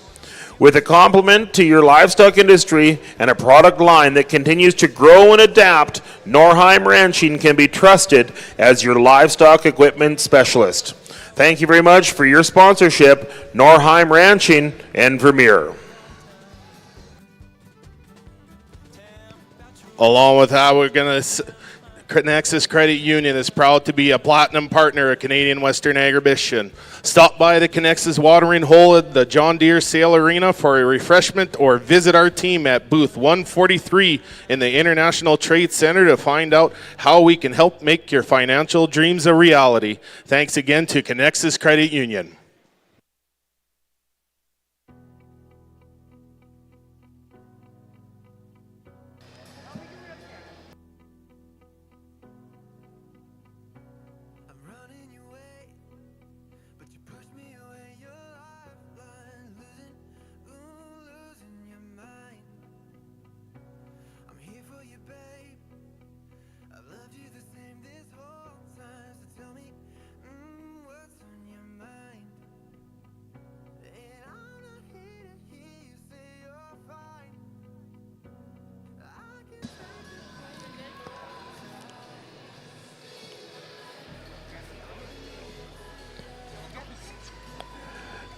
In our split number 1 in our Hereford ring, we're going to get comments as we're into our senior heifer calf. Split number 1 from our judge, Mr. Lance Leachman. Well, again, this class has got a tremendous amount of variety and took some time, and I'm sure there's some folks that aren't terribly pleased, but yeah, just one of those things where you got to prioritize things, and I think the first two sort up to me based on quality. I think in terms of their skeletal combination with muscle, some dimension, and just an attractive look, this heifer is a really nice place to start. I tone her down in condition. She gets plenty full down in her chest floor for me, probably in her lower third, but I like her levelness at top. I like her body dimension. I like the shape and dimension that she has out to her stifle in her lower quarter, and then she gets around acceptably for me in terms of her angles, particularly in her knee hawk and down into her pasterns, and still is a heifer that's got some mass to her. Dark red female that comes next with all the nice pigment. You know, she's again one that gets overpowered by the class winner, but when I look at her, I still like she's really engaging both on the stand and on the profile or on the move. Really level down her top. She's long and attractive out of her hip. I like the dimension that she's got in that regard. I think she goes down true off both ends of her skeleton. Just a complete heifer, even though she sacrifices some performance and dimension in terms of just weight relative to the options placed on either side of her. Problem heifer comes in third for me, and I think if you want to try and mirror commercial production with what's happening in the show ring today, she's an option that I can't hold anything against, because she's got an overwhelming advantage in terms of her body dimension through her center body. She's so deep, and I hate to ever say it, but she's one that's so deep it actually probably takes away from her balance otherwise, because she's just overwhelming in that regard. Now, she is planar fronted. She's thicker and deep in her neck. She's deeper into her chest. A female, to me, though, that's got so much natural dimension through her center body. She's opened up wide behind her shoulder. She's wide out to her pins, has a lot of length and natural shape as she carries down deep into her quarter. Just like to maybe make her a little bit more attractive up front. And honestly, you could take plenty of body away from her and she'd still be plenty big and broody in her middle. Heifer that comes next, I like in terms of her length. She's a long-bodied, heavy-structured heifer. For me, she comes really powerful out of her hip. I think she's got a big advantage in terms of just shape down her top over the next female. She comes substantially wider out of her pins and maintains that width of skeleton down through her hawk and down to the ground. Female at times, you'd maybe like to give her a little bit more drop to her flank, but I don't think she's concerning in that regard. She's got a bold enough shape to compensate for it. A high-quality heifer that comes next, again, you like her a lot in terms of her presentation up front. I think she projects her neck high out of the top of her shoulder. She's a female that's really aggressive in the tread that she tracks around with. You get behind her, she's just narrow constructed. I think she has a little bit flatter shape on her top and over her rib and loin edge. She maybe narrows up at the base of her skeleton, gets a little bit closer to her hawk. Really like this heifer probably from her hooks forward. I think she's made quite nice through her front third. She's really maternal and youthful still through her neck and her shoulder design. I think she just gets a little bit weak right over her loin conjunction. I think there's an area there that she just needs to be a little bit stronger and leveler. And I think that affects the fact that she maybe just wants to tick up her tail head. She gets a little bit more set to her hawk. So just on a rear third, I'd like to modify her in terms of her structure and skeleton. But I think from there back, she's a really nice female that's got a lot of maternal character. And then the heifer that concludes the class, again, she's a sound option. She gets out with plenty of flexibility and reach as she strides. She just narrows constructed, probably the lightest muscled and flattest performing of these females, but she still has a decent shape to her rib cage and obviously gets around quite easily. Well, congratulations to our exhibitors in split number 1. First place goes into number 2743, DGB Moonstone, Miss 3M, exhibited by Parker Davis and Cody Sherlink. Second place in that class goes into number 2732. It's K-Cow Beauty 39M, exhibited by K-Cow Ranch. Third place goes to entry number 2738. It's Eris Acres, Kaylin 89M, exhibited by Eris Acres. Fourth place in that class, entry number 2734, Embar R, Amy 11M, exhibited by Mission Ridge Herefords. Fifth place in that class, 2740, it's Double H End Run Rosie ET 119M, exhibited by Double H Cattle Company and End Run Farms. Rounding out our class, entry number 2735 is Manchester Missy 406M, exhibited by Manchester Polled Herefords. We're going to move next in our Hereford ring to split number 2 of our senior heifer calves, but it looks like we've got comments from Judge Hertz in our Shorthorn show ring.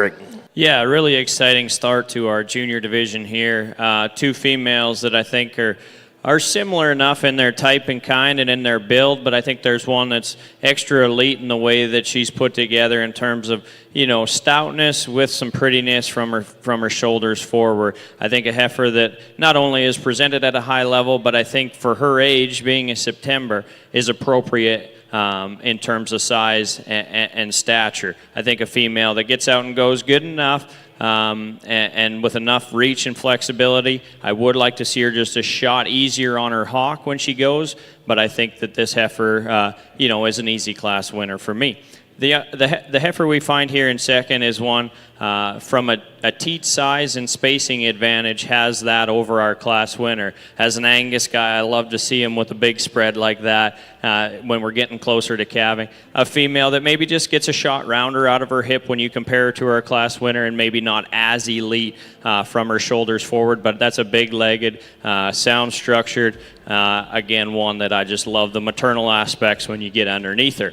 There's a big, broody one coming to us here in third. I think from a weight per day standpoint, definitely takes the cake. An outlier in this class. For me, I just want to see her fresher in her chest floor and in her brisket, but one that still gets out and goes and motor's really good. Just want to freshen her up a bit. A heifer coming to us next, again, one that's maybe doesn't have the wow factor that some of the ones at the top of this class do, but a sound functional female, gets out and motor's good, got some pin width to her. Just want to see her a little stouter featured. A good one on the standstill hits us next, the young lady's roan heifer that she's just pulling out here. A female, we just want to see her a little more relaxed in her spine when she gets out and goes, but a female that's balanced on the standstill with some unique pieces to her. There's a heifer that's coming to us next, again, one maybe just runs a shot downhill when you get her on the side, one that we just want to tidy up in her underline and give her just a shot more body depth. And then the one we round the class off with, a female that's long and level, just want to stouten her up when you compare her to the ones that win this class. Well, thank you there, Judge Tyson Hertz. We'll start off this class in first. Entry 3144, Head for the Hills, Pay Dirt, 29 LET, exhibited by Head for the Hills Shorthorns of Red River, Saskatchewan.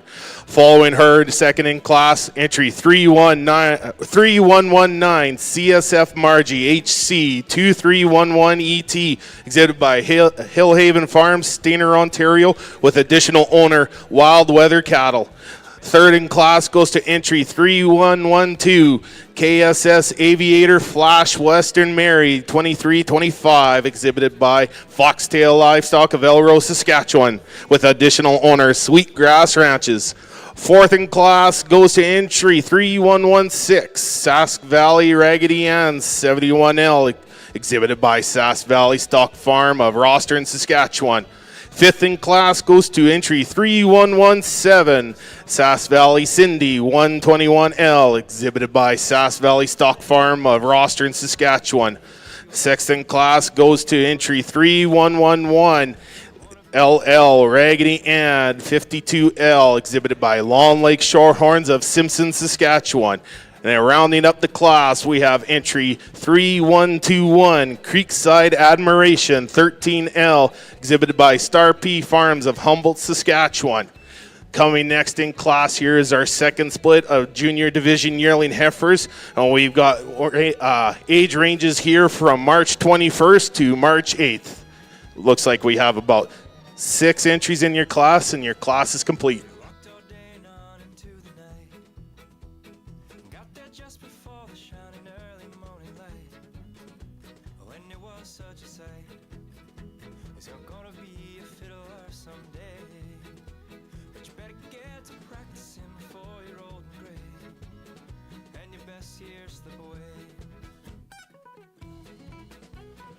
While we watch Judge Tyson Hertz judge this class here, Saskatchewan Shorthorn Association would like to take this time and remind you about the Shorthorn Alliance sale, which happens on December 12th at Saskatoon Livestock Sales in Saskatoon, Saskatchewan.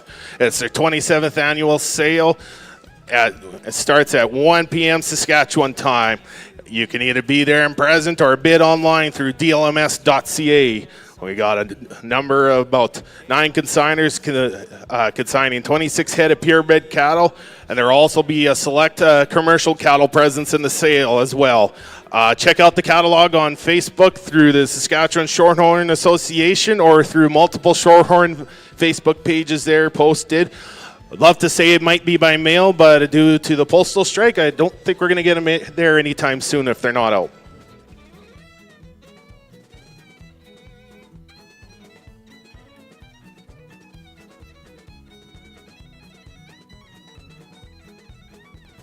I should also mention that the Shorthorn Alliance sale catalogs are available at the Saskatchewan Shorthorn booth, so if you haven't got your copy, make sure to pick one up.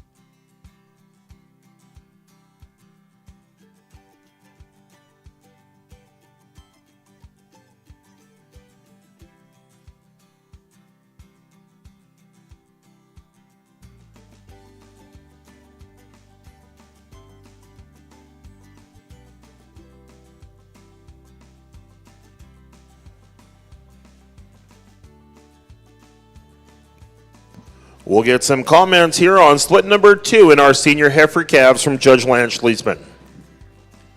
Well, again, I thought a difficult class, and particularly in the middle, it gets pretty cumbersome trying to figure out where your priorities are because there's some really different females in that regard. But I guess the heifer I started with, again, you can't mark one much better than what she is. And she's always the one I went back to from just a profile and balance standpoint. I think she's made nice through her front end. She's wedged in nice at the point of her shoulder. She hooks up level and square behind her shoulder. She's got a lot of length and attractiveness to her hip and the way that she comes down into her lower quarter and stifle. I think she's very parallel in her lines and symmetrical from that regard. She gets out and travels quite well. There's times where on the stand from the profile, she looks like she maybe gets a little bit grouped up at the ground off her hind leg.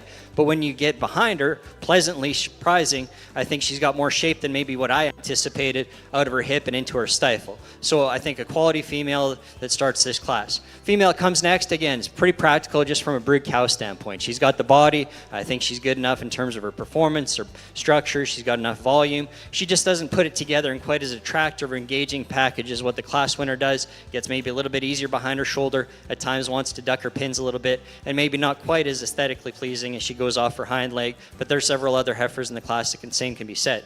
A really overwhelming heifer that comes next in terms of just her stature, the shape that she has up high, her performance, the dimension that she opens up behind her shoulder with and she comes out of her hip with. My concern with her, and it's not a huge concern because she still gets out and travels quite well, she's just more jammed up through her front third. I think she's shorter through her neck. She's a little bit more elevated in the angle to her shoulder. If I could just modify her, project her a little bit longer out of her front end, I think that would complement her from a balance standpoint and from a proportion standpoint to the rest of her body. This heifer that comes is pretty intriguing. She's super powerful. If you look at her from the stance in terms of base width from the ground up, she's got probably the class advantage in terms of base width.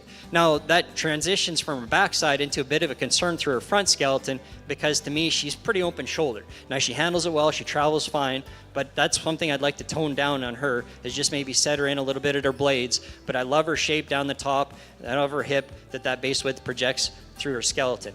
Female that comes in next, again, she's one that, you could sort higher based on her practicality. There's nothing to me that just is overwhelming or really bold about her in terms of criteria, but she puts in together a lot of really good things. I think she gets overpowered by the lineup in front of her in terms of just mass with the skeleton, natural dimension out of her hip in particular, but she is a good-looking heifer in terms of her neck-shoulder attachment. She's smooth in the way that she gets out, and she's ample in performance, probably compared to the options placed on either side of her.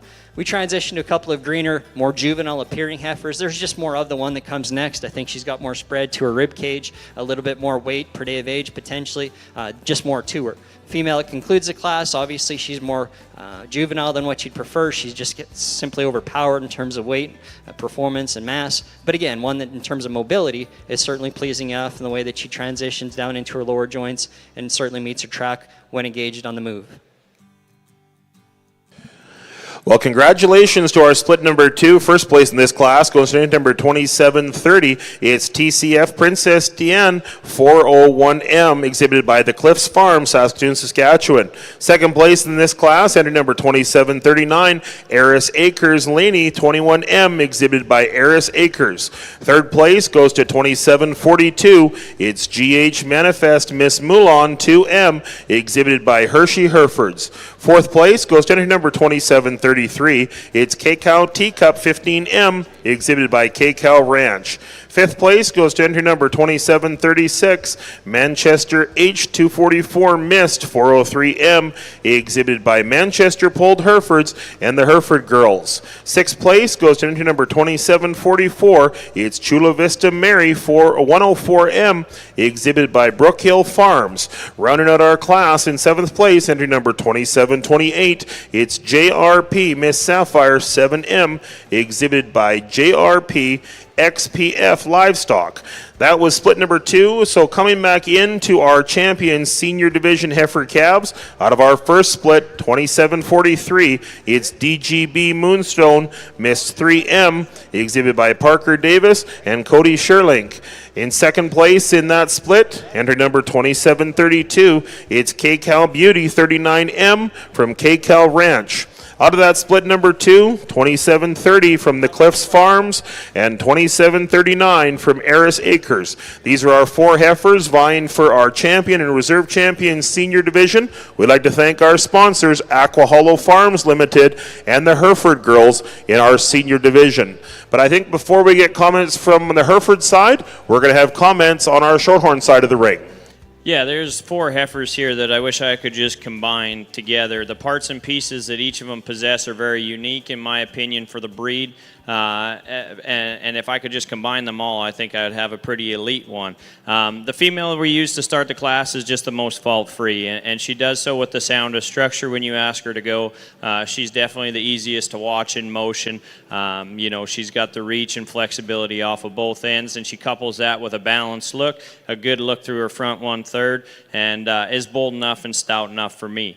The heifer that comes to us in second, I think this one's got the added bone and substance that you're looking for, an awesome color to her. For me, she does want to drop her pins when she gets set in motion and gets a little lethargic and uncoordinated out of her rear leg and hock. But I think there's some parts and pieces from a breeding standpoint that are pretty unique to this female. On the standstill, this young lady's white roan heifer wins the class. And there's a lot of pieces that I think people need to tie into and appreciate. In terms of power with balance and feminine look, this is the one that puts it all together. When we ask her to go, we just want to see her more genuine and flexible when she's reaching out of her front end, as well as more athletic off her back end. I think a big flat-shouldered one comes at us next, one that's maybe just a little more common from her shoulders forward, but if you want to tie into a big-footed, big-legged one, this is the one to do it. She's large outlined. I love the performance advantages that she has in this class. For me, we just want to see her tie a little better in her hip-loin junction and just relax her spine when she's set in motion, but I think a really good one from a cow prospect standpoint.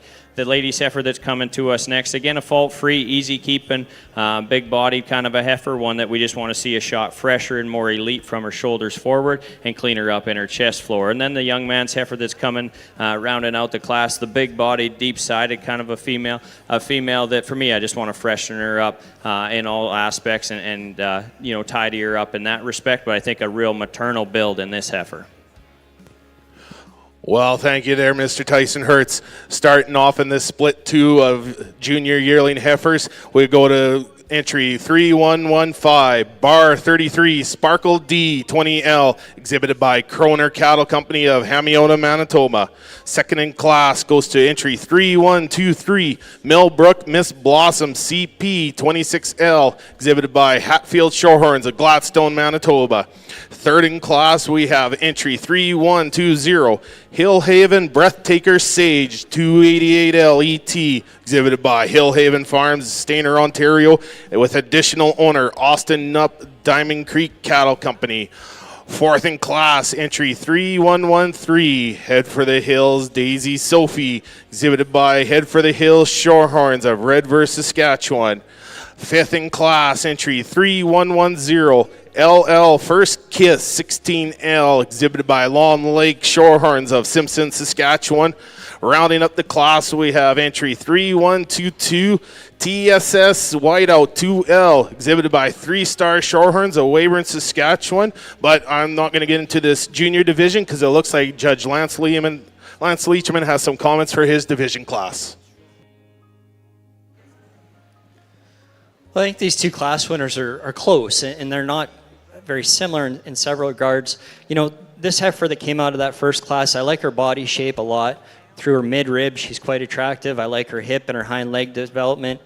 You know, when you look at her up front, she maybe just gets a little bit more jammed up, a little bit straighter in her shoulder, and you can maybe set her back at her knee just a touch. You see how she wants to kind of stand offset at times with one further ahead than the other. But I really love her mid-rib shape, and a female that to me is, again, once you look at her, project her in terms of production, going to be pretty ample in terms of her body dimension relative to the frame that she can accommodate.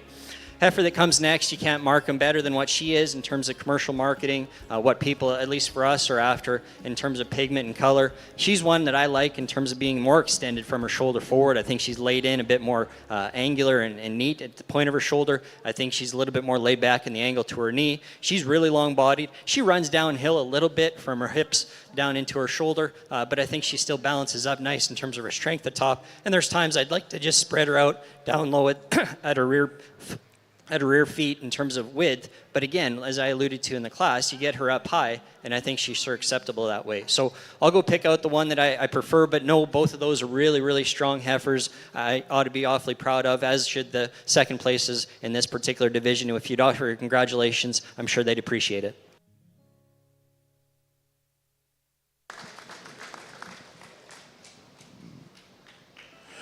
Our champion's going to come out of our second split. Congratulations to the Cliffs Farms with TCF 018 Princess Diane 401M.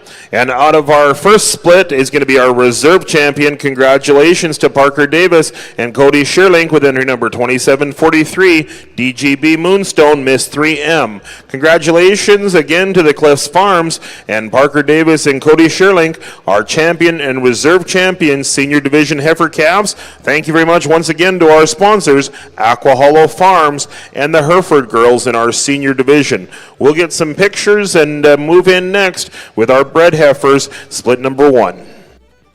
On the Shorthorn side here, we're going to go with our junior division champion and reserve yearling female. But we first want to recognize our sponsors here for the champion, Rockdale Shorthorns. And for the reserve champion yearling female, we're going to go is Diamond Creek Cattle. We'll start off with the first split. We've got 3114, Head for the Hills Pay Dirt 29L ET, exhibited by Head for the Hills Shorthorns of Redverse. Following her in that same class was entry 3119, CSF Margie, HC 2331 ET, exhibited by Hill Haven Farms of Stainer, Ontario. And then in the second split, that was just in the ring, we've got entry 3115, Bar 33, Sparkle D 20L, exhibited by Kroner Cattle Company of Hamiota, Manitoba. And following her in that same split was Millbrook Miss Blossom CP 26L, Hatfield Shorthorns of Gladstone, Manitoba. Again, we'd like to thank our sponsors, Rockdale Shorthorns and Diamond Creek Cattle. If there's somebody here that wants to come make a presentation, but I'll let the mic over to Judge Tyson Hertz. Yeah, this was a fun division to sort. I think there was one that gravitated to the top pretty quickly, and this white heifer that wins our first class will be our division champion. So if you guys want to give a round of applause for that one, I think that one's a heck of a beast.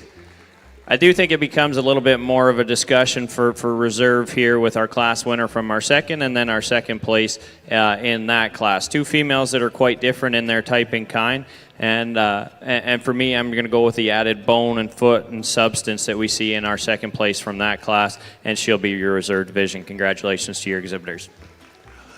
Well, congratulations goes out to entry 3114, Head for the Hills Pay Dirt 29L, exhibited by Head for the Hills Shorthorns. And then reserve division, goes to CSF Margie HC 2331ET, exhibited by Hillhaven Farms, with the additional owner of Wild Weather Cattle.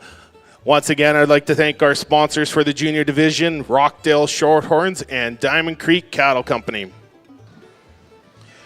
Well, back on our Hereford side of the ring, we're going to move into our bred heifer division here. This is split number 1 in our bred heifers born March 1st to December 31st, 2023. Our first split here is going to have 6 entries as we move into our bred heifer show. A few more of our Red Coat sponsors and winners that we want to announce as we move through our Red Coat Classic event. Sponsored today, our credit from Remitol West Farms.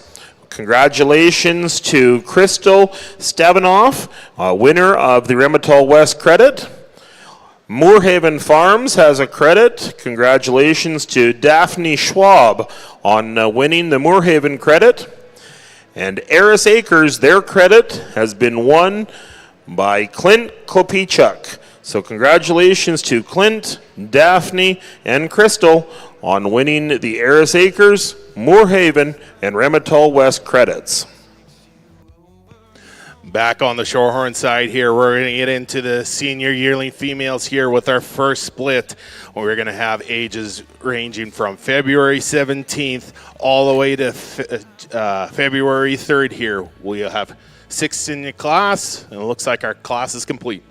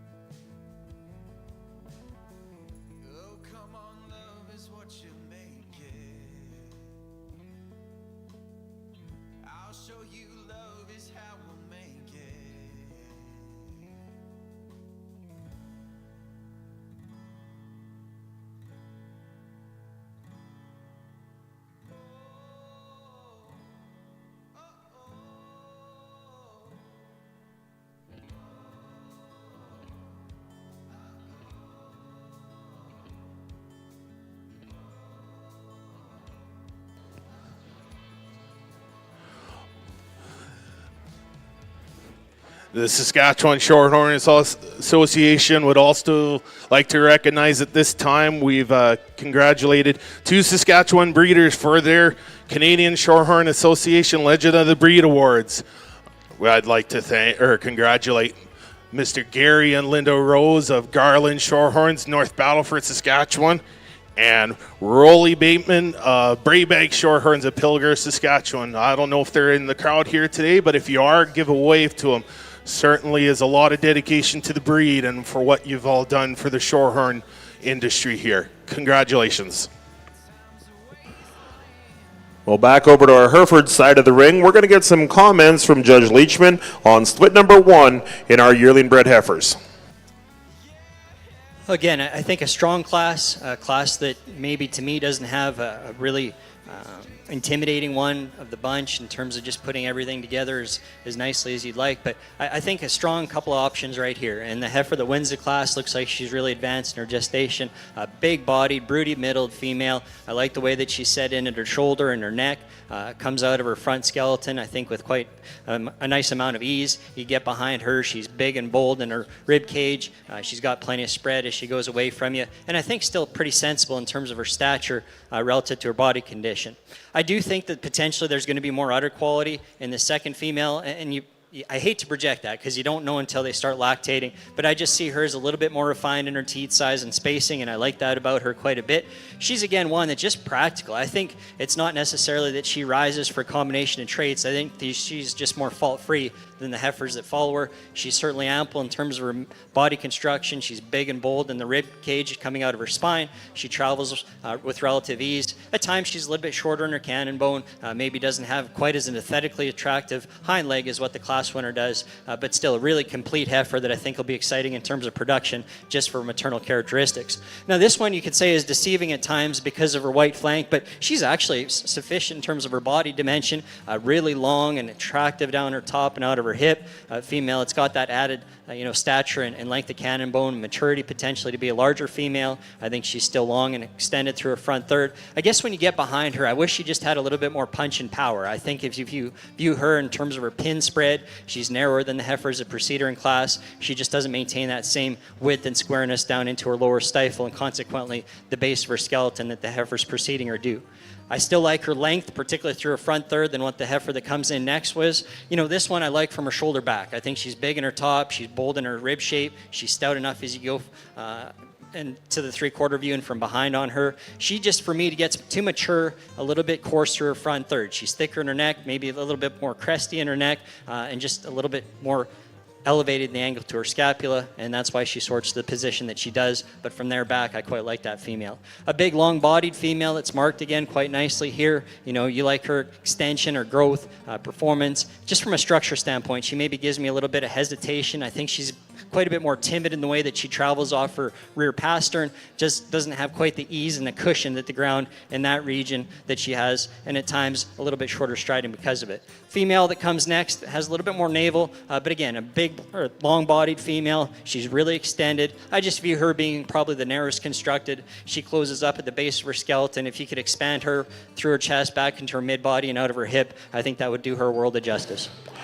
Well, congratulations to our winners here in split number 1 of our bred heifer division. First place in this class goes into number 2755. It's Double H Riesling ET402L from KCC Cattle, heading from Ontario. Second place in that class, entry number 2748, Brooks.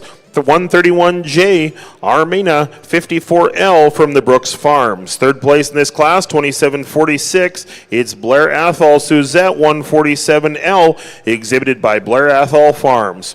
Fourth place, entry number 2754, GH Insight Stacy 133L, exhibited by Hershey Herefords. Fifth place in this class, entry number 2749, CNT 51F Pebbles 23L, exhibited by CNT Cattle Company, Chris Lees, and additional new owner NCX Pulled Herefords.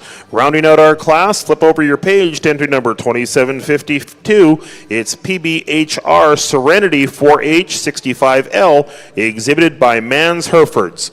That rounds out split number 1. We're going to move into split number 2 in our junior division yearling heifers. These are heifers born March 1st to December 31st, class number 7. This is our split number 2 on the Hereford side of the ring. And it looks like our class is complete here on the Shorthorn side. We'll get Judge Tyson Hertz to give a comment on this strong class of yearling heifers. Yeah, a lot of spread and variety in terms of shapes and designs and kinds in this class, but I think 2 heifers that are the soundest structured females in this class with some added punch and pizzazz and some show ring qualities that win. The class winner here, when you compare her to the second place heifer, she's just a little more genuine in terms of muscle shape down to the center and lower portion of her stifle while standing on a bigger and heavier structure. I think a heifer that gets out and motors good enough in this class today, a nice easy class winner for me. I think the heifer here in second is probably one of my favorite in terms of when she's in motion. I think this female is just as up-headed, as loose, and as pliable.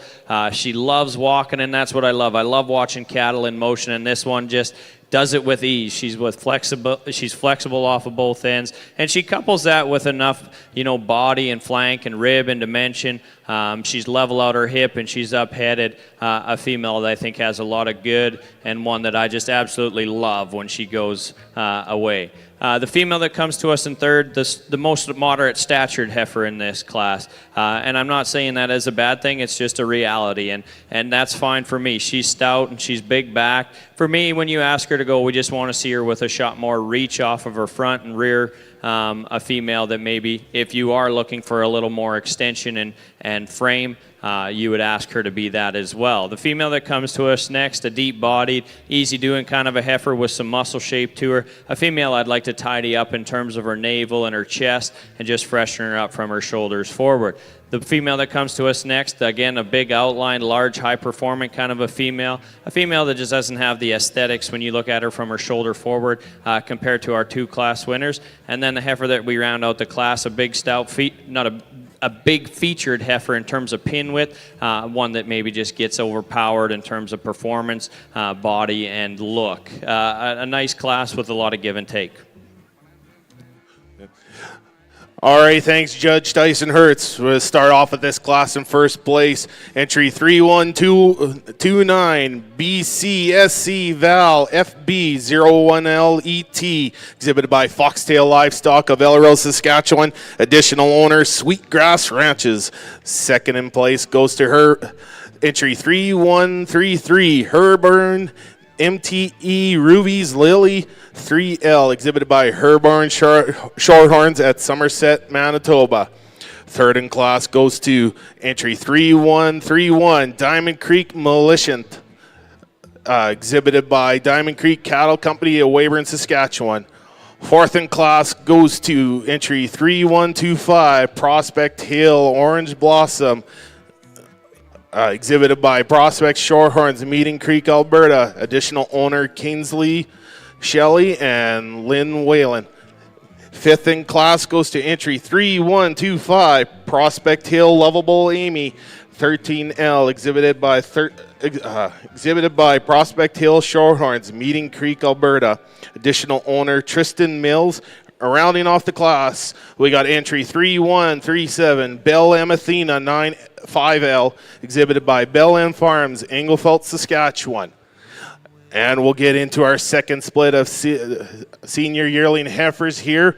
We've got 6 in this class, and we're ranging in ages from January 18th to January the 1st. And at this time, I also want to recognize our senior division champion yearling and reserve yearling sponsors for this division. We got Hawkins Shorthorns and Double R Land and Cattle. If anybody from those respective outfits would like to come to present at ringside here, they're certainly more than welcome to.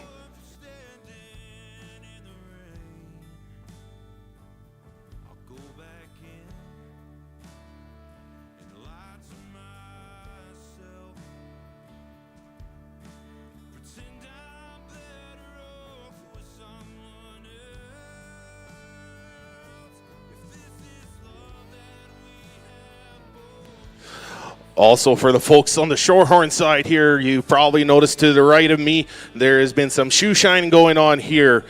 Boots, it's called Boot Shines for Stars, which is presented by Norheim Ranching. Boot Shines they accept donations for their shining services there. They'll be exhibited here on the hosting area and beside the stage today. You'll also see him tomorrow shining up some shoes at the Norheim booth in the Affinity Plex there. So make a good cause to the Stars Boot Shine Foundation here.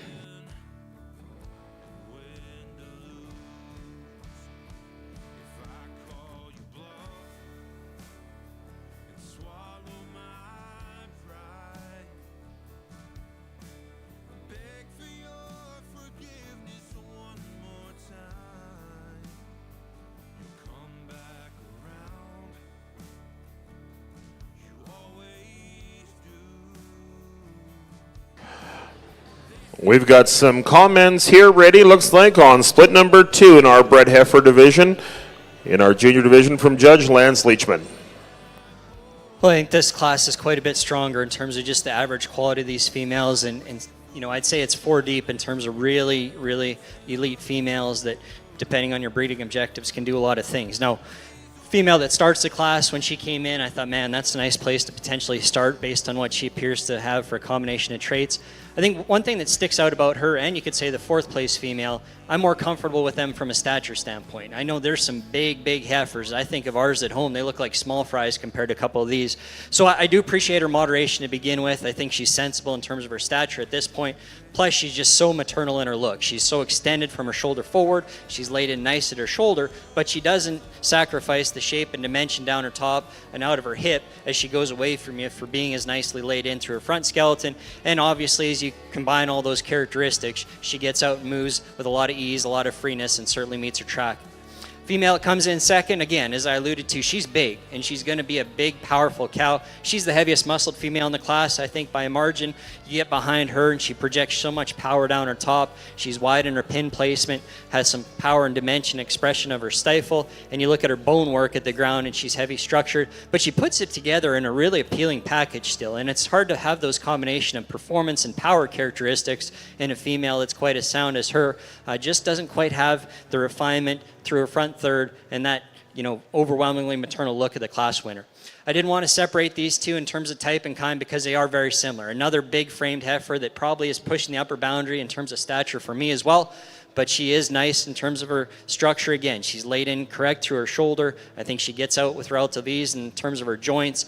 She's big and bold through her cage, and I like her stoutness probably out of her hip, particularly down low compared to the female that comes next. 4th place heifer, the freckle-faced female. Again, I like her in terms of her frame and stature. I think she's going to be really practical when set into production in terms of, just being sensibly sized and being able to maintain herself. Again, she's one that's not laid in nice through her shoulder. She toes the head straight up front. A couple things on her. I don't know that there's quite as much genuine power as I stand behind her in terms of her pin placement down into her quarter. And then one thing that's kind of unique and you'd maybe like to alter about her, but I don't think it's a huge deficiency, is she just gets pretty soft and weak in her pasterns, both front and back. And if I could just set her up a little bit higher in her pasterns, she flexes them obviously really well. She takes a really long stride. I just like to set her up so her dew claws are a little bit higher off the surface. 2 females that come in next, I think there's just more of the female that the young lady's showing here circling. I think that female to me is just a big broody middled heifer. I think she's got plenty of bone and stoutness down into her underpinnings.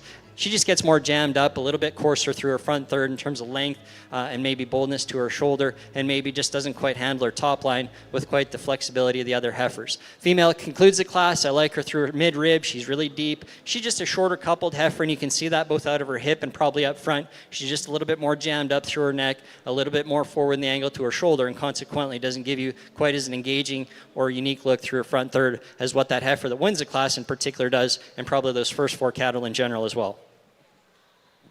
Well, congratulations to our winners here in split number 2. First place in this class goes in entry number 2750.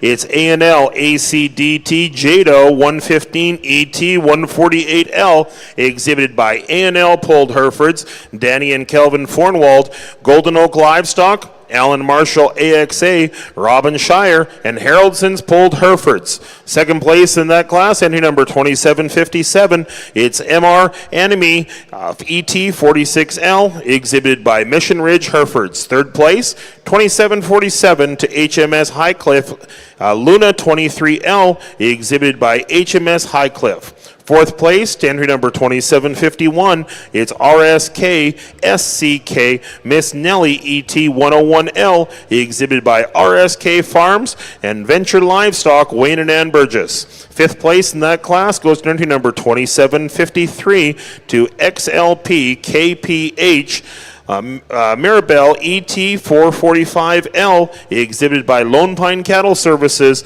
and Kirby Pulled Herefords. Rounding out our class in sixth place, entry number 2756, it's Square D Robin 657L, exhibited by Steele Silverstone.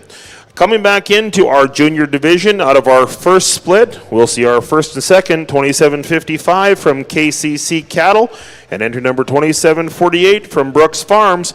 And out of that last split too, entry number 2750 from A&L Pulled Herefords and Crew, and entry number 2757 from Mission Ridge Herefords. These are our top 4 females competing for our junior division. We'd like to thank our sponsors, Standard Hill Livestock and Mortensen Farms, in our junior yearling heifer champions. I think over on our Hereford side, we're done for a little bit. We're going to get some comments on our Shorthorn side from Judge Tyson Hertz. Yeah, nice class here for sure with quality that runs all the way down.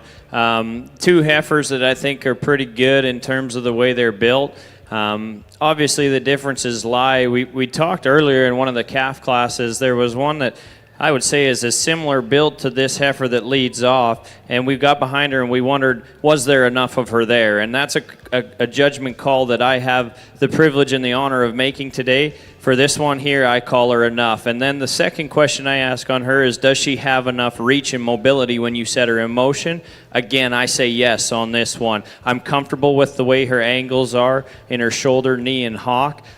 Is she just reaching out and going with as much athleticism as some of the ones I've used previously? Probably not, but I think this is a really good heifer that outlines really good, and I call her sound enough and stout enough to win this class, and I'm comfortable doing so. The female that comes to us in second is no doubt she's stouter pinned, she's bold and more expressive in her rib shape. She commands your attention initially when she comes in the ring, and the young lady does an awesome job getting this one stuck.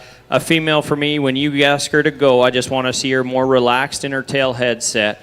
As she gets a little up there and lethargic and awkward in the way she carries her hip in that respect, but I think an undeniable amount of body and presence in this heifer. The female that comes to us third, I love the bone and footwork in this heifer. I think that she's the heaviest structured running away in this class.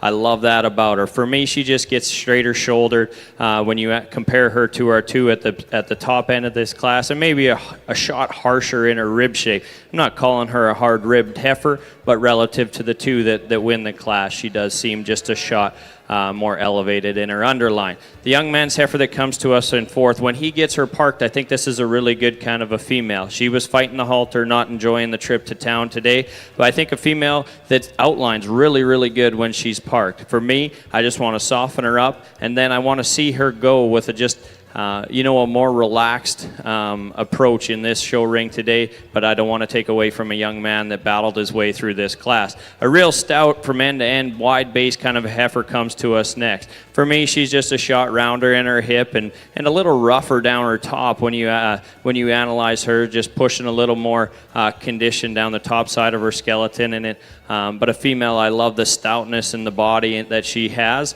Just a few things I would change there. And then the young lady's heifer that we round the class off with, a long spine, good structured kind of a female from a balance standpoint. I just want to see her with a shot more body depth and then freshen her up in her chest.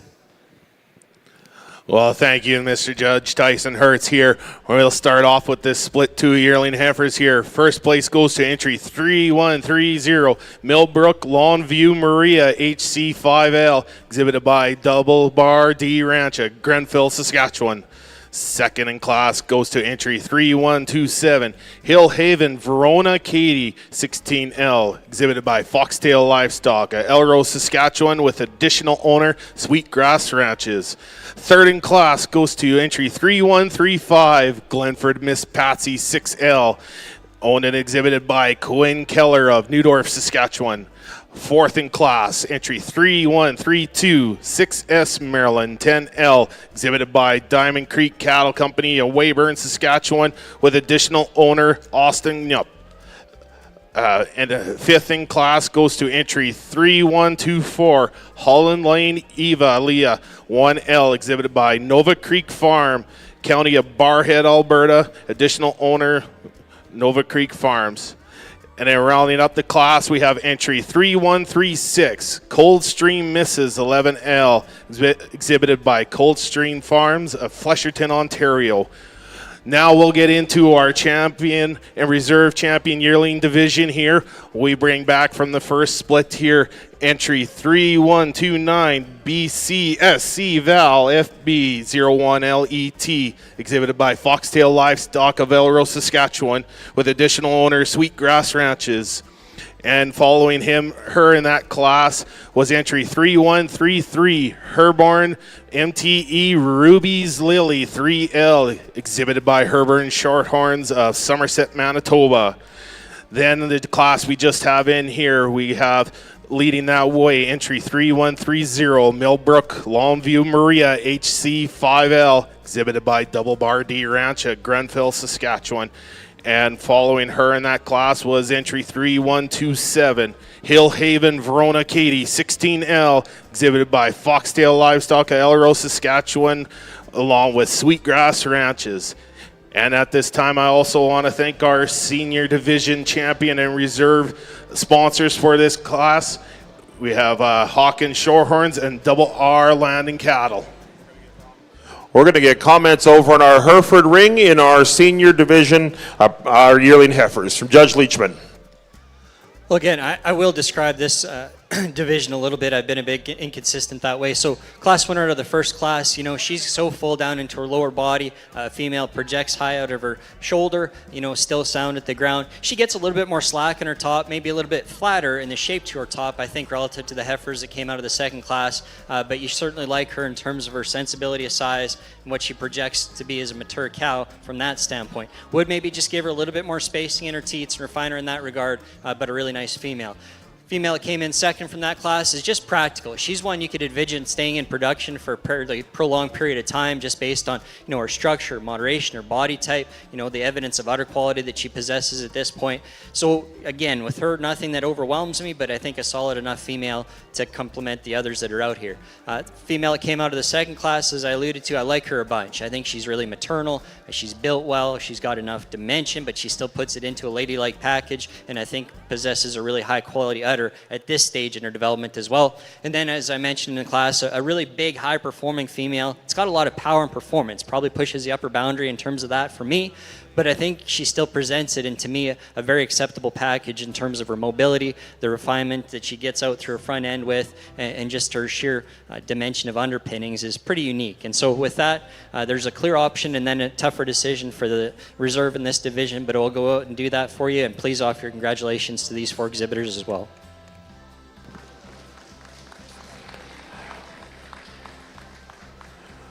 Well, split number 2 is going to have our champion. Congratulations, 2750. It's A&L ACDT Jada 115E T148L, exhibited by A&L Pulled Herefords, Danny and Kelvin Fornwall, Golden Oak Livestock, Alan Marshall, AXA Farms, Robin Shire, and Haroldsson's Pulled Herefords are going to be our champion yearling heifer. Congratulations to our reserve champion. He's going to stay in that split.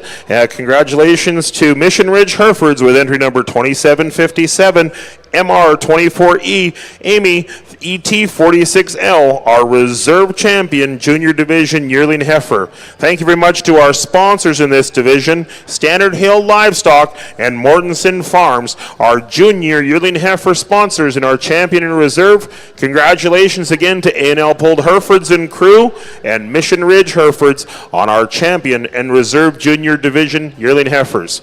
Looks like we've got some comments over on our Shorthorn side of the ring. Judge Tyson Hertz. Yeah, in the senior division, it was a fun couple classes to sort here, and obviously I think there was quality all the way through, and there's ones that went back to the barn that I think those exhibitors definitely should be proud of. I think it becomes an interesting conversation here with 2 class winners and then a second from that second split that all come into the mix for me, and for me, I feel most comfortable with the young ladies heifer that come out of the second split for our division champion. I think this one just does the most right, and I'm comfortable with where she's at in terms of structure and build. I think when you get into the reserve division, it becomes a discussion. The bigger bodied heifer sits in second from that second split. The one with a little more bone and foot size comes from the first split. When you get them out here and comparing them together, I do think that the one from the second place just opens up with more true dimension directly behind her shoulder and is actually fresher in her chest floor. In this tight division, I'm going to congratulate our reserve coming out of the same class. Well, there you have it, folks. Here we got in our senior division yearling heifer. Our champion will be Exhibitor 3130 Millbrook Longview Maria HC5L, exhibited by Double Barty Ranch of Grenfell, Saskatchewan. Following along, we went to the same split here with Exhibit 3127 Hillhaven Verona Katy 18L, exhibited by Foxtail Livestock, Elrose, Saskatchewan, and Sweetgrass Ranches. And we'd like to thank our sponsors again of Hawkins Shorthorns and Double R Landing Cattle.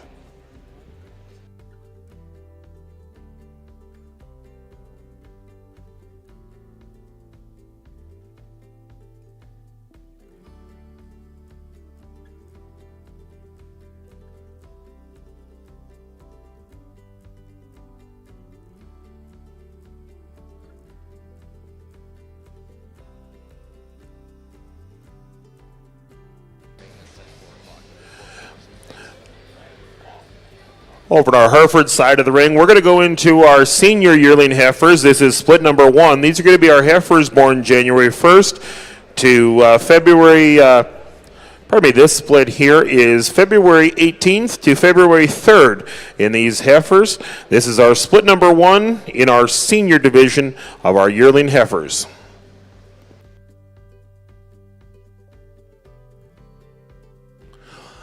As we're waiting for pictures here on our champion and reserve senior yearling female, this year the Saskatchewan Shorthorn Commercial Breeder of the Year will be presented to Alphen Les Claggett of Balcarres, Saskatchewan.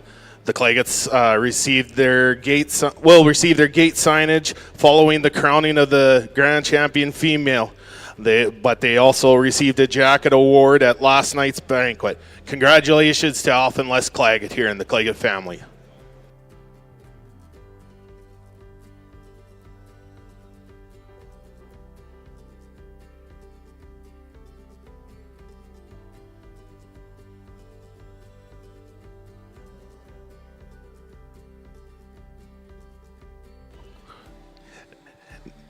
Now we'll get into our split of 2-year-old females here. Females born in 2022 with calf at side here. And it looks like we have 3 entries for this class.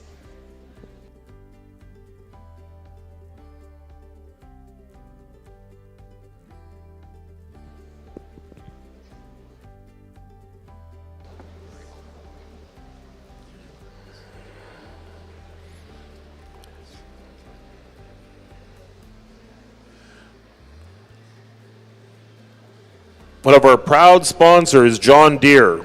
John Deere is proud of its heritage of making outstanding farm equipment. John Deere dealers continue to live up to the same values that the company was founded on: quality, innovation, integrity, commitment, and humanity. On behalf of Agribition and all the exhibitors, we would like to thank John Deere for their involvement in Agribition. Be sure to stop by the John Deere booth to speak with John Deere and their dealer representatives on site. Thank you very much to John Deere for being one of our major sponsors here at Canadian Western Agribition. One of our other great major sponsors of Canadian Western Agribition is Master Feeds. Master Feeds is celebrating 95 years of supplying the nutrition that produces showstoppers at beef shows across Canada. Master Feeds is proud to sponsor the Canadian Western Agribition and would like to congratulate all the competitors for your dedication and commitment to show excellence. Thank you very much to a major sponsor, Master Feeds. Well, since we're on Master Feeds, I've probably noticed some orange jackets walking around here, people wearing them. Those are our barn bosses for the show. We certainly like to thank Cowtown and Master Feeds for that sponsorship there. And we certainly, the Shorthorn Association, would like to recognize, I would call him a prodigal son because it's been a few years since he's been back on duties there, but Corey Schaefer from Regina, Saskatchewan here. Thank you again, Corey, for returning to that position. I think it's been since probably the mid-2000s since we seen him perform them barn duties.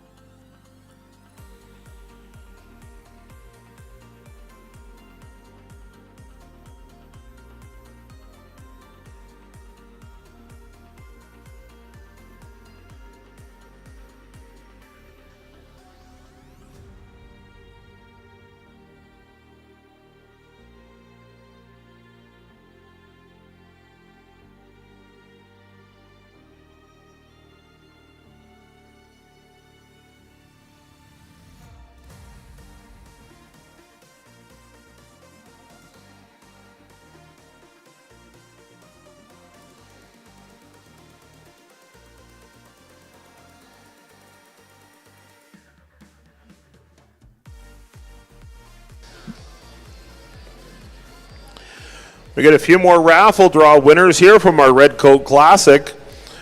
We've got a winner of the Big Gully Farms credit.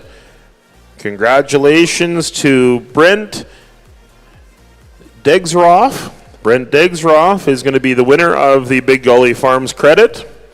McCoy Cattle Company has a credit they've offered as part of the Red Coat Classic. Congratulations to Coat Heron. Coat Heron is going to be the winner of the McCoy Classic. Manchester Pulled Herefords have a credit. And congratulations to Jamie Herons. Jamie Herons is the winner of the Manchester Pulled Hereford credit. Congratulations to Jamie, Coat, and Brent on winning our credits from Manchester Pulled Herefords, McCoy Cattle Company, and Big Gully Farms.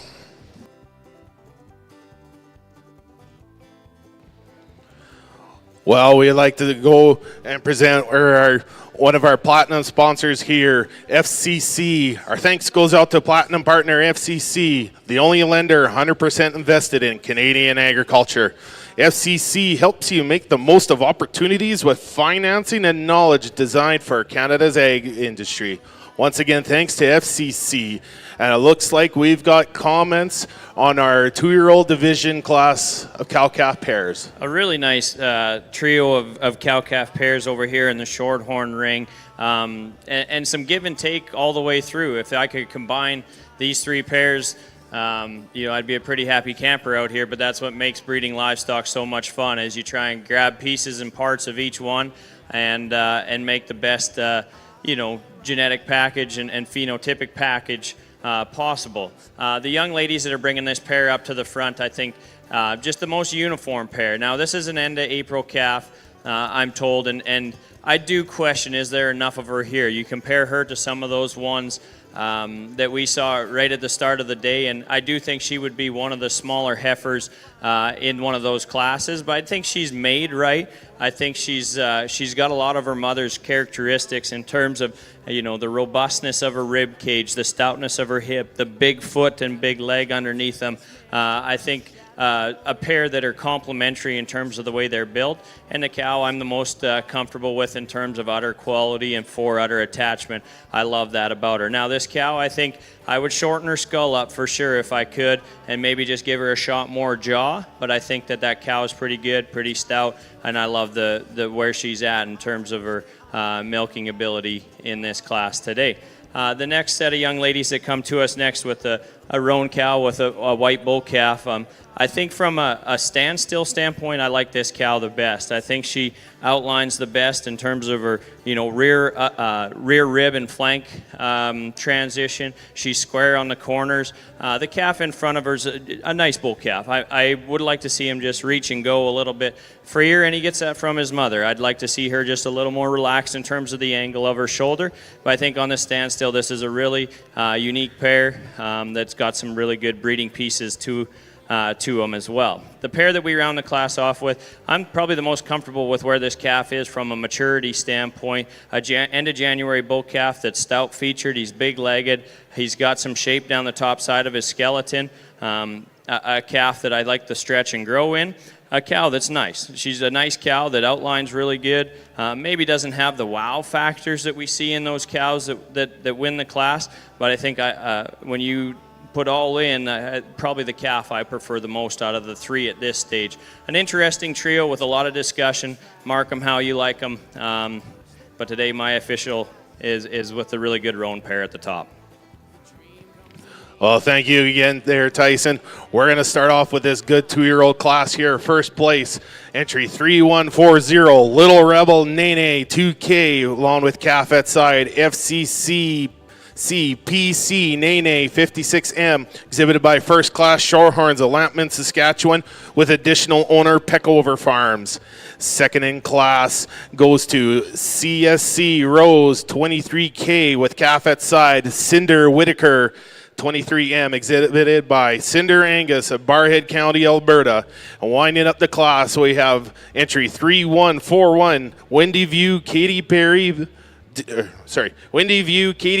Duke 1K with calf at side, Windy View Mitchell 4M, exhibited by Windy View Farms, Omimi, Ontario. And we'll now go into our mature cow class division here. And we're going to have 4 in class, and we're going to have ages ranging from 5 years of age to all the way to 8 years of age. Over at our Hereford side of the ring, we'll get comments on split number 1 of our senior yearling heifers. Judge Leachman. Well, this top pair, they are elite, and I don't think that you can really complain about anything these heifers have in terms of the criteria that they bring forward to you. I think if you talk about them in tandem, which it makes most sense to me because there's very few and very subtle differences between them, I think those heifers are sensibly statured in terms of their size and where you project them to be when they mature out.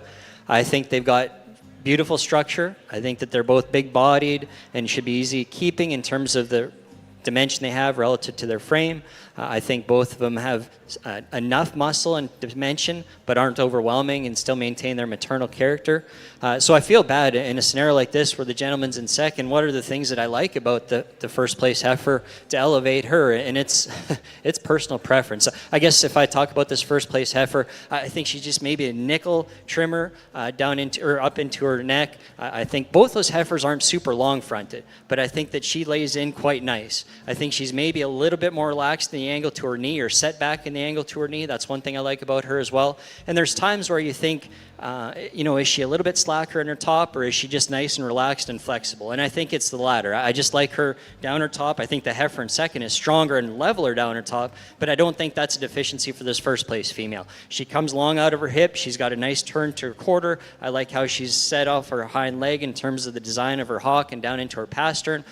She's just a beautiful, complete female that, again, I think is appropriate if you were to look at her from a commercial standpoint too. Both these heifers check boxes in terms of being not excessive in some of those characteristics that might compromise their longevity or their production. And the freckle-faced, freckle-chested heifer is a beautiful place to start.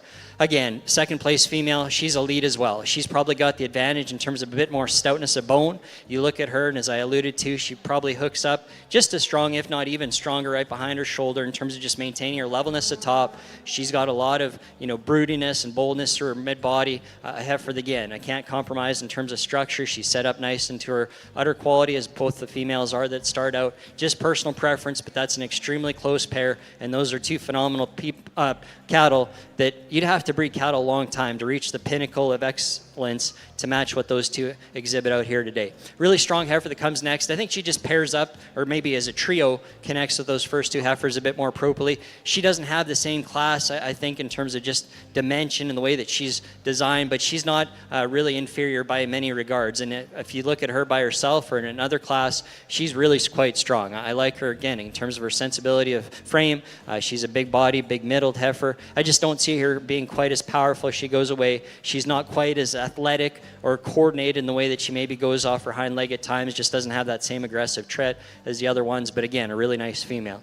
Heifer that comes in fourth, it just depends where you want to sort her. She's got some really unique pieces. I think she's as long-bodied and as extended probably as anything in this class, and that could be an advantage you tie into her with. She's a notch bigger in her stature, a heifer that should certainly raise commercial bulls based on that combination of length and performance and growth, but she doesn't compromise. Again, she's level down her top, long out of her hip.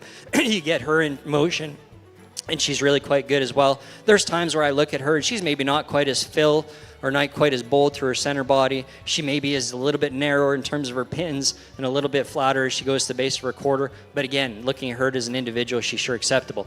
A little bit tighter skeleton for that comes next. I think she just gets a little bit tenser and tighter in her spine, and from a balance and structure standpoint, that probably allows her to go to the position that she does. If you overlook that, though, again, she's got a bold curvature to her rib cage out of her spine. Down at the ground, she's flexible enough, but you just maybe set her back on her knee, give her a bit more flank, and maybe relax her in her spine, and those would be the major objectives I change about her. Dark heifer that comes in next, again, she's a big, long-bodied, high-performing heifer.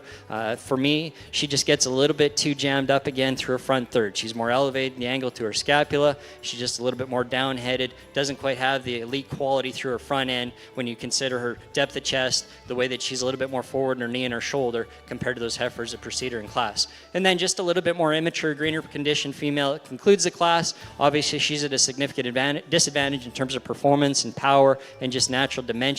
But again, if you put her in the stride, she gets out and meets her track. She's flexible enough in her hock and her lower joints. Well, thank you very much for comments on split number 1. First place in that class goes to entry number 2768. The entry from Glen Lee's Farms and Mark and Christy Knudsen. It's Glen Lee's 240J Beth 20L. Second place in that class goes to entry number 3552. It's Haraldson's Marble 48ET 272L, exhibited by Haraldson's Pulled Herefords and Leviska's LT Ranch. Third place in that class goes to entry number 2760, Blair Athol AD Saucy 14L, exhibited by Blair Athol Farms, Anita Doctor, and Mark and Christy Knudsen. Fourth place in that class goes to entry number 2765, CSC 701, Lady Dew 301 ET, exhibited by Manchester Pulled Herefords and Cody and Shauna Cabot. Fifth place in this class, entry number 2770, JAC Connie 1L, exhibited by Jade Carlton. Sixth place in this class, 2767, it's Twinview Haven 11L, exhibited by Twinview Pulled Herefords. Rounding out our class, entry number 2762, it's Red Fox Wintergreen 324L, exhibited by Red Fox Ranch from Hamiota, Manitoba. We're going to move next in our Hereford side of the ring to split number 2. These are going to be our senior yearling heifers, born January 30th to January 6th. We should have 6 entries into this class in our senior division, split number 2 in our yearling heifers. On the Shorthorn side of things, we're going to just want to recognize our sponsors here for the senior champion female division here. Before it comes place here, we'd like to recognize Garland Shorthorns and Clythemain Shorthorns.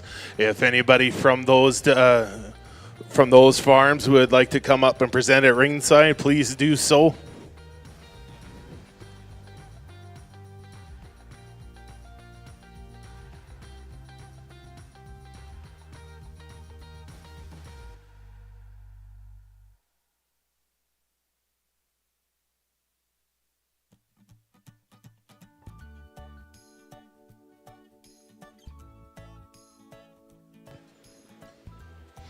As Judge Tyson Hertz is working through this tough division mature cow class, we just like to recognize the Agribition Express.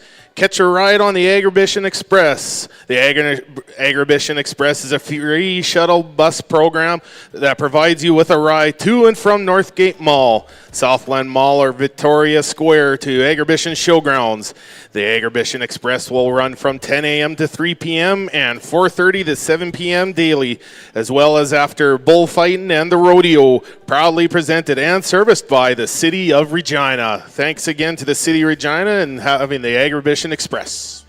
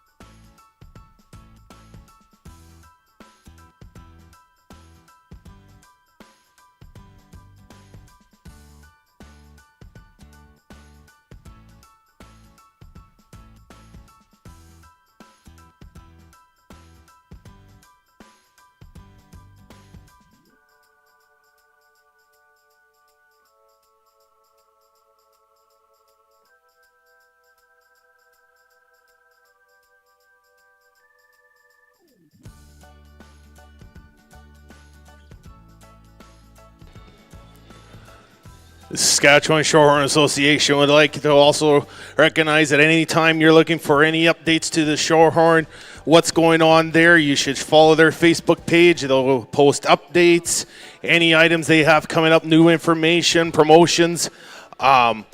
Please take a visit to the Saskatchewan Shorthorn Association Facebook page.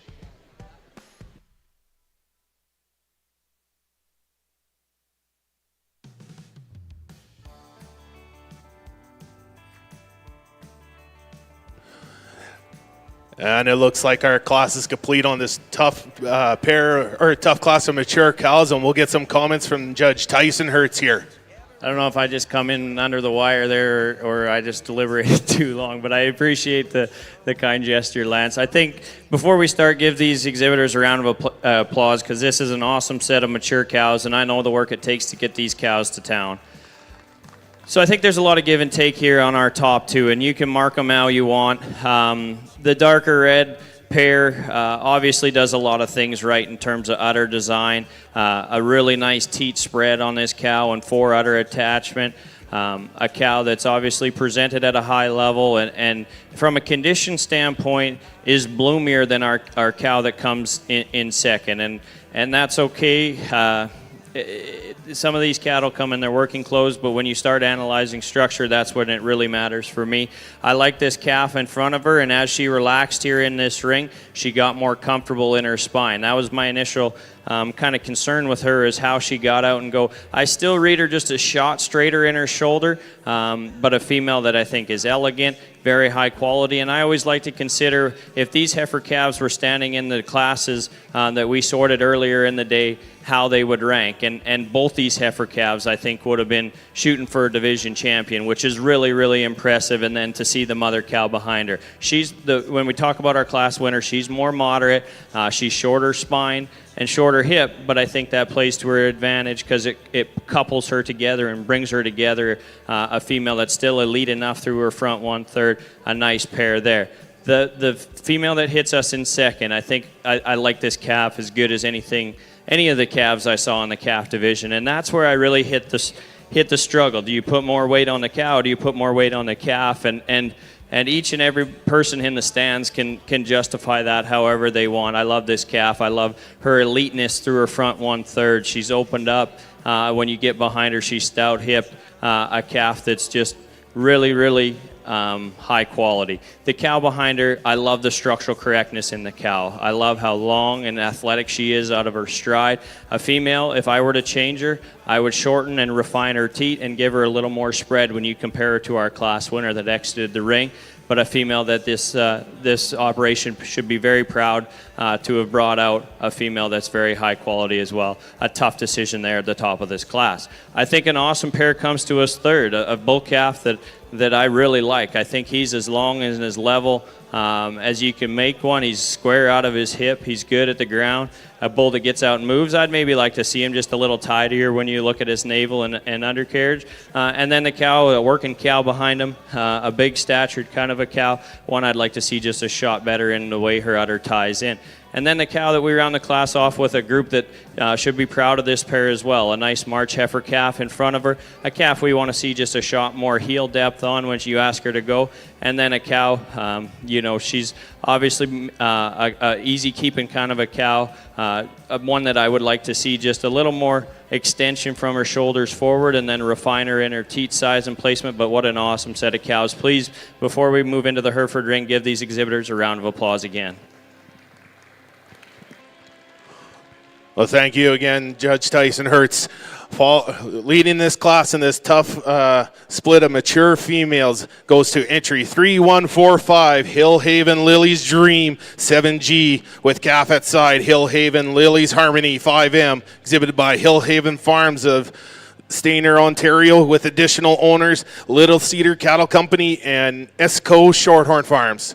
Second in class goes to entry 3143, KMS Reflection 1874B 13G, exhibit with calf at side, KMS Reflection 28C 74M, exhibited by Lucky Spring Farms of Rocky Mountain House, Alberta. Third in class goes to entry 3142, Creekside Julianne 11D with calf at side, KCC I Am Legend 1M, exhibited by Kroner Cattle Company of Hamiota, Manitoba. And rounding up the class, we got entry 3144, Hillhaven Verona Valerie 37E with calf at side, Hawken GSF Verona Maria 37M, exhibited by Goncho Farms of Glen Abbott, Saskatchewan. But Lance has been patient enough. I'll let him get some comments in on this division heifer class. Well, Tyson's lucky. He's so dang easy to listen to. We'll try and speed it up or at least beat him to the punch, but really convincing heifer that starts the class here. And I think you can use a lot of adjectives to describe her as a contender, overall on the bred heifers based on just her performance out here. She's a beautiful, broody, middled female, good in terms of her structure. She gets out on the move.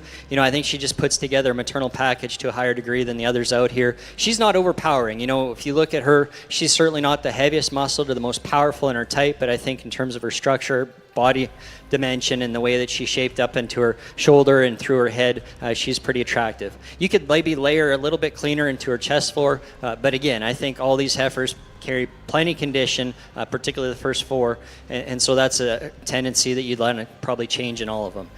As we transition to the darker heifer that stands second, again, I think she's one that's pretty acceptable in terms of her stature, long-bodied, broody middled, stout hipped heifer that's got plenty of bone underneath of her. I don't find her quite as attractive in terms of the way that she's made through her skull and the way that she transitions down her top line, but she's got a lot of mass to her, and she puts it into a pretty attractive package. The real heavy-powered, high-performing heifer comes in third, and I think she's one that, as you analyze from her shoulder back, is pretty unique in terms of the spread that she has over her rib and loin edge. She's wide pinned. She's got plenty of stoutness and expression to her stifle. She goes down big and powerful to the ground. I'd like to modify her up front, and I think it's probably actually uniquely more evident to me when she's on the stand than when moving, but she just gets a little bit too straight off her front end. She gets too bold and coarse about her head and skull, and she just wants to tuck those front legs up underneath of her, and that suggests to me that she's just a little bit more forward than what she ought to be in her scapula, and that's the primary reconfiguration that I would give to her. Heifer that comes in next, again, I really like her probably through her mid-body the best. I think she's bold in terms of the shape that she has out of her rib cage. She carries that down deep into her flank, into her forerib. She's just a little bit more jammed up. Again, I think she's similar to the heifer that precedes her, and then the lineup in terms of being coarser, a little bit shorter and thicker for her front third. If you could just give her a little bit more elongation from her shoulder forward, a little bit more maternal character up there, I think that would certainly help her. Heifer that comes next with the tighter hair, again, she's a long-bodied option. She's got that extension up front. She's really high on her neck-shoulder attachment, a female that gets out and moves quite well. Again, if you analyze her from behind, just narrow constructed, lighter muscled, and flatter in the shape that she presents to you, both coming and going. And then the female concludes the class. Again, I think she's appropriate in terms of her stature, a big middled heifer. I look at her and I just don't see the high quality look, particularly through her front third. And then if you analyze her on the go as she gets away from you, she just wants to hit harder at the surface, particularly off her rear pastern and hind leg, and I'd maybe soften her up in that regard. Well, thank you very much for comments. In split number 2, first place goes to entry number 2769. It's Glen Lee's DBK Real Lady 2L, exhibited by Glen Lee's Farms and Dong Kruger. Second place in this class, 2761. It's HMS Highcliff Love Potion ET 25L, exhibited by HMS Highcliff Farms and Faith Collins. Third place, 2764 to Torchview Miss Firefly 46L, exhibited by Torchview Cattle. Fourth place, 2766, it's XLP KPH Maribel ET 45L, exhibited by Lone Pine Cattle Services and Kirby Polled Herefords. Fifth place to 2758, it's MHPH 8300 Cameo 106L, exhibited by JRP XPF Livestock. And rounding out our class in sixth place, it's 2759, it's LVSK Lanny 1L from Brock Hill Farms. We're going to move next into our senior division. Our top two out of our previous classes are going to come back in as we look to crown a champion and reserve senior yearling heifer. We'd like to thank our sponsors in this class, Aris Acres and JFS Herefords. With that, we'll get some comments. It looks like a mature division championship from Judge Tyson Hertz. Well, before I let Judge Tyson Hertz get some comments here, we're going to just announce off here our split winners for this tough senior female class. So to start off with the first split of 2-year-olds, entry 3140, Little Rebel Nene with calf at side, FCC PC Nene 56M from First Class Shorthorns along with Peckover Farms. And then following in that first split was 3139, CSC Rose 23K, calf at side, Cinder Whitaker 23M, exhibited by Cinder Angus of Barhead County, Alberta. And then we go into the mature cow class here, which led the way with entry 3145, Hill Haven Lily's Dream 7G with calf at side, Hill Haven's Lily's Harmony 5M, exhibited by Hill Haven Farms, additional owners of Little Cedar Cattle Company and Esco Shorthorn Farms. And following in that same division, we had entry 3143, KMS Reflection 1874B 13G with calf at side, KMS Reflection 28C 74M, exhibited by Lucky Springs Farms. We'll let Judge Tyson Hurst give comments on this tough senior division champion. Again, in terms of time essence, I won't go through these cattle again, but I know the time and effort and money and preparation it takes to get these pairs out here. So why don't you please just give these guys a round of applause. An awesome senior division, blown away by the quality. I'll go show you my champion in reserve.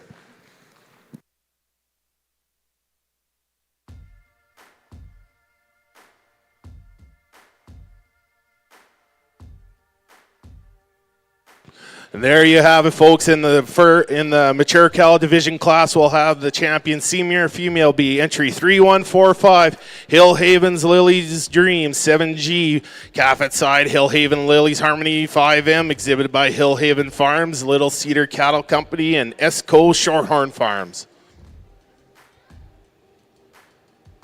And we'll stick with the mature cow division and be your reserve senior champion female. Entry 3143, KMS Reflection 1874B 13G, calf at side, KMS Reflection 28C 74M, exhibited by Lucky Springs Farms of Rocky Mountain House, Alberta. And once again, we're going to thank our sponsors here for the senior champion female, Garland Shorthorns and Clythe Main Shorthorns. We'll get some comments on our Hereford side of the ring in our senior yearling champion class. Well, again, I'll describe these just quick. They're so good. And I think from the first class, a phenomenal tandem. And I don't think we've saw anything that comes close to the quality, the imitation between those two heifers and their type and kind, and I think it's for the better. Those are females that have a world of opportunity and mating flexibility because they're fundamentally so good in so many different regards. As we transition to the second class, a really strong heifer that came out of there, and so you get her back out here and you think, where does she contend? Does she separate these two? What's your decision-making process? I would trim her up on her chest floor just a little bit. And if I could just give her a nickel more stoutness and power out of her hip and her hind leg in terms of squareness from hock to hock and general mass and dimension, I think that would really make her a very tough contender. And then the second place from that last class, again, a logical place to sort her. I think she was big-bodied, broody enough, but again, honestly, she's not in the same category in terms of eliteness that these other three are. So with that, I'll go pick out the champion in reserve. Phenomenal breeding achievements on these two females. I couldn't be more happy for the folks that have them based on the work and dedication they have in breeding them because they're truly unique. So congratulations, and please offer your affirmation of that to these folks. Well, let us split number one. Let's congratulate again entry number 2768 is going to be our champion senior heifer. Entry number 2768 from Glenlee's Farms and Mark and Christy Knudsen. He's going to stay in that first split. Our reserve champion is going to go to entry number 3552, Haraldson's Marvel ET272L from Haraldson's Pulled Herefords and Levisca's LT Ranch. Congratulations to Glenlee's Farms, Mark and Christy Knudsen on your champion, and Haraldson Pulled Herefords and LT Ranch, your reserve champion in our senior division. We'd like to thank our sponsors again, Eris Acres and JHF Herefords, our senior sponsors, our banner sponsors. We'll see those top females back in our championship class after our pictures in the Hereford side of the ring. we're going to move to class number 11. These is going to be our 2-year-olds born in 2022 with their calf at side. Looks like we've got a couple splits, one split of 2-year-olds, and then our mature females as we build the pieces for our champion female class. Well, folks, it's time to get all these females lined up for the champion drive. And we're going to start things off with our junior heifer calf division here. Our junior division champion is entry 3082, Coldstream Lassie, 37M, exhibited by Coldstream Farm of Flesherton, Ontario. And then following her is their reserve junior division, entry 3084, Foxtail Just Rosie, 101M, exhibited by Foxtail Livestock of Elrose, Saskatchewan.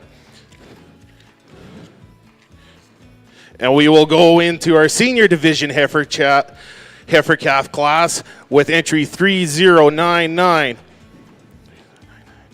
JTPH Affliction, 91MET, exhibited by JT Livestock of Stettler, Alberta, with additional owner Pinch Hill Cattle Company. And in the reserve in that division, same class, is entry 3087, DASF Valentine, WF8M, exhibited by Double Arrow Stock Farms of Thorhild, Alberta, with additional owner Diamond Creek Cattle Company. From the cows, we move into the yearlings, and we'll go into the junior yearling division with entry 3114, Head for the Hills Pay Dirt, 29LET, exhibited by Head for the Hills Shorthorns of Red River, Saskatchewan. And then our reserve in that division went to entry 3119, CSF Margie, HC, 2331 ET, exhibited by Hillhaven Farms of Stainer, Ontario, with additional owner Wild Weather Cattle. From the junior yearling, we went to the senior yearling division. We got here our senior yearling division, entry 3130, Millbrook Longview Maria, HC5L, exhibited by Double Bar D Ranch at Grenfell, Saskatchewan. And following her was our reserve in entry 3127, Hillhaven Verona Katy, 16L, exhibited by Foxtail Livestock of Elrose, Saskatchewan, with additional owner Sweetgrass Ranches. And then from there, we went to the tough, mature female class. Our senior champion female was entry 3145, Hillhaven's Lily's Dream 7G, with calf at side, Hillhaven's Lily's Harmony 5M, exhibited by Hillhaven Farms, with additional owners Little Cedar Cattle Company and Esco Shorthorn Farms. And then we went to the reserve senior female at entry 3143, KMS Reflection 1874B 13G, calf at side, KMS Reflection 28C 74M, exhibited by Lucky Springs Farms of Rocky Mountain House, Alberta. How about a big applause for all these champions out here?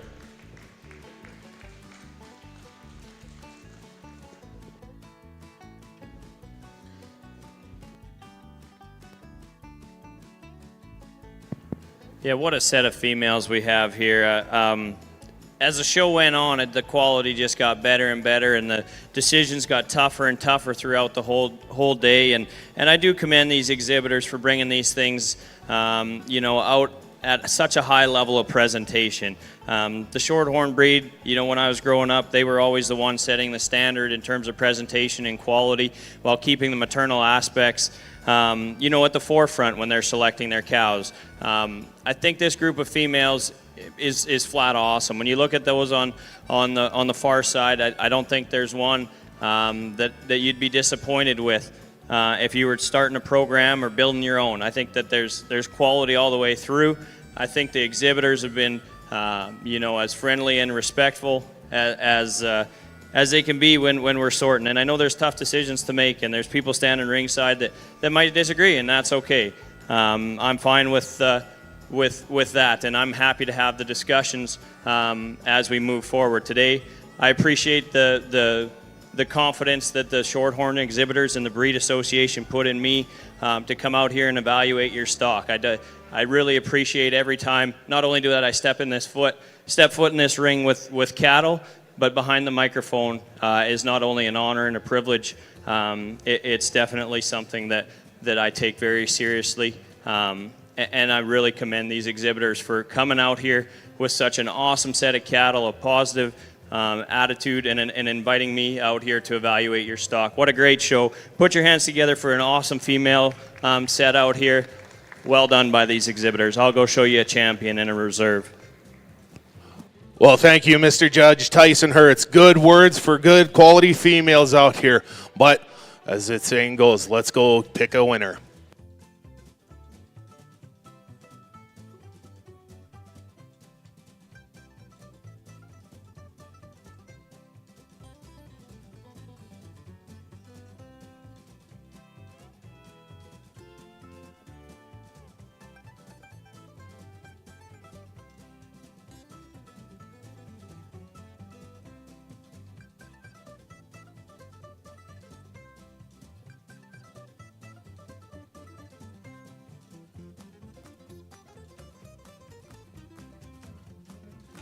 She had a dream and it's become reality. Your grand champion female is entry 3145, Hillhaven Lily's Dream 7G with calf at side, Hillhaven Lily's Harmony 5M, exhibited by Hillhaven Farms of Stayner, Ontario, with additional owner Little Cedar Cattle Company and Esco Shorthorn Farm.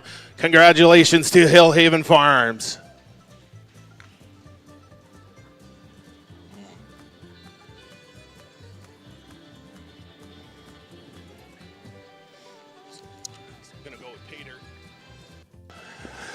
And we're going to go down to the junior yearling heifer division here. She won Edmonton. She came up here for reserve. She is entry number 3114. Head for the Hills Pater 29 LET, exhibited by Head for the Hills Shorthorns of Redverse, Saskatchewan. At this time, we have presentations here from John Deere. Representing John Deere is Tara Lee Rose, Marketing Promotion Advisor. John Deere is proud of its heritage of making outstanding farm equipment. John Deere dealers continue to live up to the same values the company was founded on: quality, innovation, integrity, commitment, and humanity. On behalf of Agribition and all the exhibitors, we would like to thank John Deere for their involvement in Agribition. Be sure to stop by the John Deere booth to speak with the John Deere dealer and dealer representatives. Also presenting here, we have Levi Hall here from the Saskatchewan Cattlemen's Association. SCA is the voice of the Saskatchewan beef cattle industry through advocacy, research, and communication. Our job is to help you succeed. SCA is a proud partner of the Beef Grand Champion banners. And representing MNP, Mr. Chubb Lundago, here to present. MNP, accounting agriculture specialists, have deep roots in the industry. They are proud to partner and meet up with you at the MNP Breed Champion Bars following the show. They'll be around at the champion stalls here. And I'd like to also recognize from John Deere that I missed here, Jaden Neal, Precision Upgrade Specialist from John Deere Canada. And also presenting here from Bovagen, we have a $500 credit to the champion female, IVF or conventional flush credit, to be used exclusively for the Agribition 2024 Grand Champion Shorthorn female. On behalf of Bovagen, I believe we have Garner Diabald that sponsored this. But at this time, we have asked Mr. Russell Meary to come up here to do a presentation, but we'll let Mark here go on into the senior division female class first. Yeah, we'll get some comments on our 2-year-old class here from Judge Lance Leachman. Probably as logical a class as there's been today, and that helps when the numbers are small, but I think it sorts out really easily. A strong pair that's initiating. Bull calf, I like him a bunch. He's powerful. He's got a big forearm, lots of bone, really broad in his testicles. You can maybe tuck him up into a sheath a little bit, but a really nice, high-quality calf. And the same can be said for the female, like her length, her levelness at top, the way that she's kind of hinged out of her hip and her hind leg. Female, it's really good in terms of her structure. You know, her udder quality is acceptable. I just wouldn't want that, udder to get suspended much lower than what it is, particularly for her age, but she is good in terms of her spacing. I think her refinement of teat size is also acceptable for sure. A really nice cow, and I think she's the strength of that pair that comes in next. I like her length, her body. You know, she's stout enough in her underpinnings, really attractive up through her front head. and neck. Laid in smooth at her shoulder. She's got plenty of flank. She maybe isn't milking quite as heavy, but I never hold that against him at this stage because they get awfully old and awfully mad at having those calves on them still. But she's got a nice udder. She's really good, and I think in terms of her levelness and her suspension and the refinement of teat size that she appears to have. Bull calf is certainly acceptable. You know, he's a growthy calf. He's big in his middle. Certainly gets out and travels good enough. I think just from a balance standpoint, how he's configured, particularly out of his hip and hind leg, you'd maybe like to alter. He gets out and travels, but he just wants to drop his pins. He gets a little bit round out of his hip, and he's sickle hawked off his hind leg, and consequently that pops him up over his loin edge ever so slightly. Pair that comes and concludes the class, again, just a really practical duo. I think the cow is certainly good enough in terms of her flexibility and the angle to both her shoulder and down into her lower joints. She gets out and travels quite well. Again, acceptable in terms of her udder as far as spacing and refinement of teat size. She's just a shallower bodied, female. It's a little bit more conservative in terms of condition and obviously narrower constructed than some of the others. But her heifer calf, I think, is still big-bodied, still has enough shape and dimension as you look at her from behind. Maybe just doesn't have that elite balance in terms of quality and presence, particularly through a front third, that those first two cattle certainly have. Well, thank you very much, Lance. First place in that 2-year-old class goes to entry number 2774. It's Haraldson's Marvel, 2437 ET 39K, exhibited by River Valley Pulled Herefords, calf at side Maximus 200M. Second place in that class, entry number 2772. It's XLP SF Jazzy ET 61K with Zazzle 61M at side, exhibited by Lone Pine Cattle Services. Third place in that class goes to entry number 2773. It's XLP 355B Splendor 75K with Just Acres J 28K at side, exhibited by Just Acres Farms and Jillian Just. We'll see those top two females coming back in for our champion class, but we're going to move next into our mature females. This is class number 12, split 1. We should have 3 entries into this first split of mature Hereford females. And on the Shorthorn side here, we're going to have, on behalf of the Saskatchewan Shorthorn Association, Mr. Russell Meary come and make a presentation to the Claggett family. Thanks, Glenn. Yes, as a member of the Saskatchewan Shorthorn Association, we as a board, we select breeders that use a shorthorn bull or females in their operation, and this year we have the Cleggetts. Can come on in. Cleggetts have been, as you know, maybe a lot of you know that they had raised purebred shorthorns in the 70s. Their herd name was Green Lane Shorthorns, and for many years they showed in exhibition and had great success with a lot of championships and stuff like that. And then actually in 2006 they had the Supreme Champion female. And in about 2006, you guys made the decision to put the herd into a commercial herd, and so then they got some bulls in for crossbreeding, and kept their shorthorn base, and to this day they buy shorthorn bulls to keep the shorthorn influence up, and they love their shorthorn crosses, and their calves in the fall have great demands. They run 125 head of shorthorn cross cows, and come fall, when they sell the calves, the buyers are there wanting them. So they do quite well. So, but on behalf of Saskatchewan Shorthorn Association, we'd like to present you with a farm sign to post, and just want to say congratulations to a job well done. Yes, how about a round of applause for Alf and Tammy, or Alf and Janet Claggett, and Les and Tammy there. Good cattle people, former purebred cattle producers here who exhibited shorthorns for many years, moved to commercial operations, and it's always glad to see them here. Alf, we've got wonderful memories with Alf here from prior years. A few I won't say on the mic here, but congratulations again to Alf and Janet Claggett and Les and Tammy.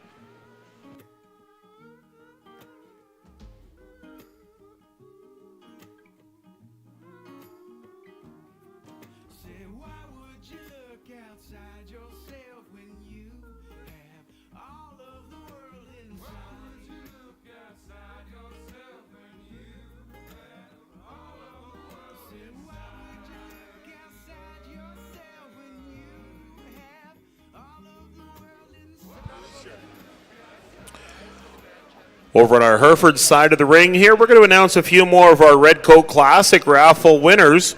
We've got a credit from RSK. Congratulations to Lanny Crisco.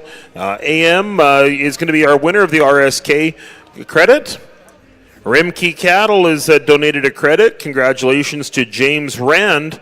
He's going to be the winner of the Rimkey Cattle credit. As well as we've got a credit from AM Ranching. Congratulations to Chase Bannerman on your winner of a AM Ranching credit. Well, thank you very much again to our donators, AM Ranching, Rimkey Cattle, and RSK. And our three winners, Chase Bannerman, James Rand, and Lanny Crisco, on our winners as part of the Red Coat Classic.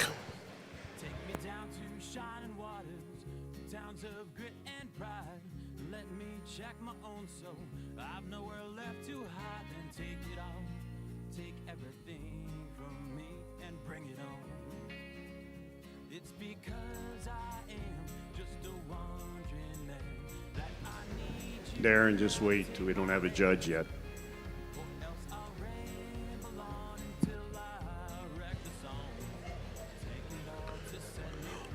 One of our Agribition sponsors we want to recognize is Versatile. Versatile wishes the best of luck to all participants.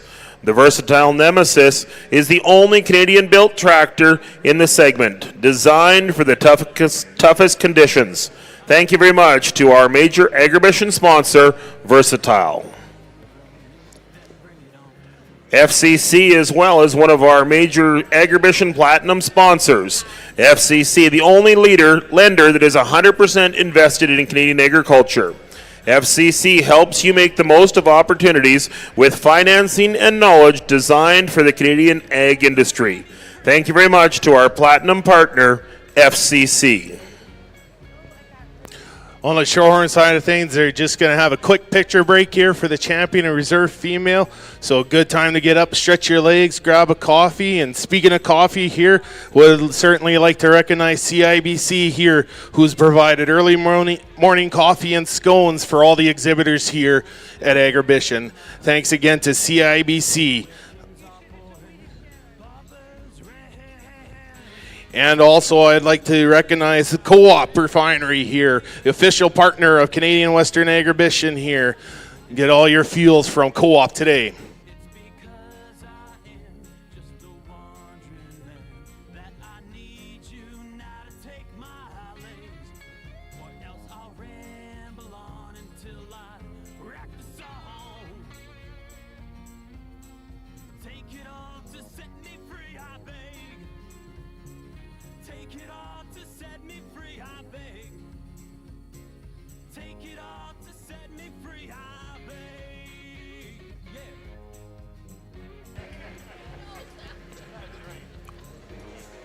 Over in our Hereford ring, we're going to get comments in split number 2 of our mature cows. Well, I think the top pair does get close for me just because there's some really unique attributes in terms of quality in that second pair, and I think they stay in contention with that quality. I did opt to go with this bull calf and his mother. You know, I think that she's done a really nice job in terms of transmitting the characteristics you like about her. She's a heavy structured female. She's got plenty of length. She's got a lot of denseness about her body in terms of muscle and power, boldness of middle. You know, and I think she still has an acceptable udder in terms of levelness and spacing. Bull calf is big. He's got a big, powerful bone work underneath of him. You know, he's mature in terms of his head and his neck, big forearm, you know, he's a good testicle. He just got a lot of mass to him. Now, I don't think these two are elite in terms of just their presence and attractiveness, but I think they're more than sufficient. If you look at a commercial standpoint and try and make that transferable to the show ring, I think those are just two awfully good pragmatic type of cattle. As we get into that second duo, you know, I think their quality is something that really needs to be recognized. That heifer calf has got so much look, you know, a length and attractiveness about her, really up-headed and alert. You know, you look at her and you question at times because we saw some big, deep-bodied cattle. Is she sufficient? And I think she is. It's just not something that she's overwhelming with in terms of drop to her flank or center body dimension. But love her length of body, love her skeleton, the way that she's put together and the way that she tracks. So, same can be said for her dam. She's got, to me, the really elegant look through her front third in terms of her neck shoulder shoulder junction, the way that she's laid in at the point of her shoulder. She maintains her levelness at top. She's still sufficient in terms of her mid-body shape and certainly high and correct in the suspension to her teat size, considering that she is a more mature female. I do question just how much there is in that female from a sheer dimension standpoint. And if I compare her to the females placed on either side of her, if I could just power up, spread her out at her pins, give her a little bit more intimidating shape from behind, I think that would complement the balance and attractiveness that those two cattle have, particularly through their front ends. But really high quality pair. And again, from a show ring appeal standpoint, I think those ones need to be recognized as very high quality.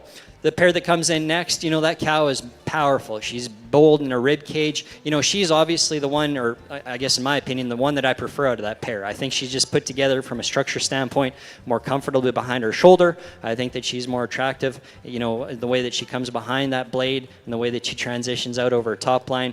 She's got a long stride. She's good in terms of her bone work. From an udder standpoint, you maybe like to pick her back up in terms of suspension, particularly on her rear udder. I think that thing could be, or she could be modified in that regard, but a nice cow. Bull calf, he's big, he's long, he's got a lot of stature and frame. You know, you look at his length of cannon bone and you project him to have a little bit more added maturity in terms of his skeletal size. He does fall apart for me personally, just from a structure standpoint at times. He wants to get pretty rigid in his spine. He wants to kind of cave into the backside of his blades and get a little bit restricted there, and then consequently that just throws off his balance, maybe pushes his shoulder a little bit forward for me. But a big, you know, long body calf that's generated a lot of weight per day of age. Well, congratulations to our exhibitor in Split 1. First place in this class goes to entry number 2775. It's HMS Highcliff 646, Juniper 3J, with Highcliff Matador 33 Emmett Side, exhibited by HMS Highcliff Farms. Second place in this class goes to entry number 2777, MHPH 8300, Deanna 109J, with Deanna 102 Emmett Side, exhibited by Medonte Highlands Polled Herefords and JWR Polled Herefords. Third place in that class goes to entry number 2779, GH Eclipse Jewel 16J, with GH Insight Marco 7M Side, exhibited by Hershey Herefords and Autumn Tanner. We'll see those top two back in our championship class, but we're going to move next into split number 2 of our mature females. Back on the Shorthorn side of the ring here, I'm going to make one apology here. Forgot to recognize our Reserve Grand Champion female sponsor here, and that is the Andrew Memorial Award here. So want to thank them for sponsoring the Reserve Grand Champion female. But now we're on to the bulls. Start with the junior division class. We got split 1 here. It looks like it's our only split of junior division calves. Ages range from April 3rd to March the 1st. We'd also like to recognize and thank our sponsors for the Junior Division Bull Calf Championship class, which is Kroner Cattle, and the reserve will be the Atlas Hotel. If you need a good place to stay, stay at the Atlas Hotel. Yeah, in our junior calf division here on the Shorthorn side, I think there's a logical class winner for me. He just... And this contemporary group just overwhelms the others in terms of muscle and shape and dimension. When you ask him to go, you would like to see him just hit the ground just a little squarer off his back too. But I think there's an undeniable amount of muscle and performance in this calf, and that's what's going to sort him to the top. I think it becomes a nice discussion between second and third. And the youngest calf in class, I think, is also the soundest structured out of the trio remaining. I think a bull that's really attractive and up-headed and comes out high at the top of his shoulder, a bull with enough muscle and dimension. When you compare him to our class winner, just a little, gives up some of that performance and power that we see in our own calf. A nice bull here in third, though. Again, a sound structured, and he's actually one, when you get behind him, it does have, maybe a shot more pin width than our fourth place bull. I think a calf that's dark and useful in his coat and his hair, a bull that's still yet youthful in his front end, He gets out and travels really good. For me, I just like to pull him down in his flank and then just stouten him up in his lower stifle to compete with our two that win the division. And then we round the class off with the longest cannon bone of the class, I would say, a calf that's large outlined and long spine and level down his top. For me, he just gets plainer and more nondescript in his center body and down into his stifle. Nice class of bulls. Thank you, Judge Tyson Hurst here. First place in class, and he will also be your junior division champion bull calf. Goes to entry 3148, MSA Matterhorn 11M, exhibited by Martin Farms of Gore Bay, Ontario. And second in class, and is also our reserve division junior bull calf champion, entry 3149, MSA Metallica 27M, exhibited by Martin Farms of Gore Bay, Ontario. Third in class goes to entry 3146, Belle M Ducati 69M, exhibited by Belle M Farms of Inglefelt, Saskatchewan. Rounding out the class, we have entry 3147, Belle M Sabin 85M, exhibited by Belle M Farms of Inglefelt, Saskatchewan. And once again, we'd like to thank our sponsors for the junior division class, Kroner Cattle Company and the Atlas Hotel here in Regina.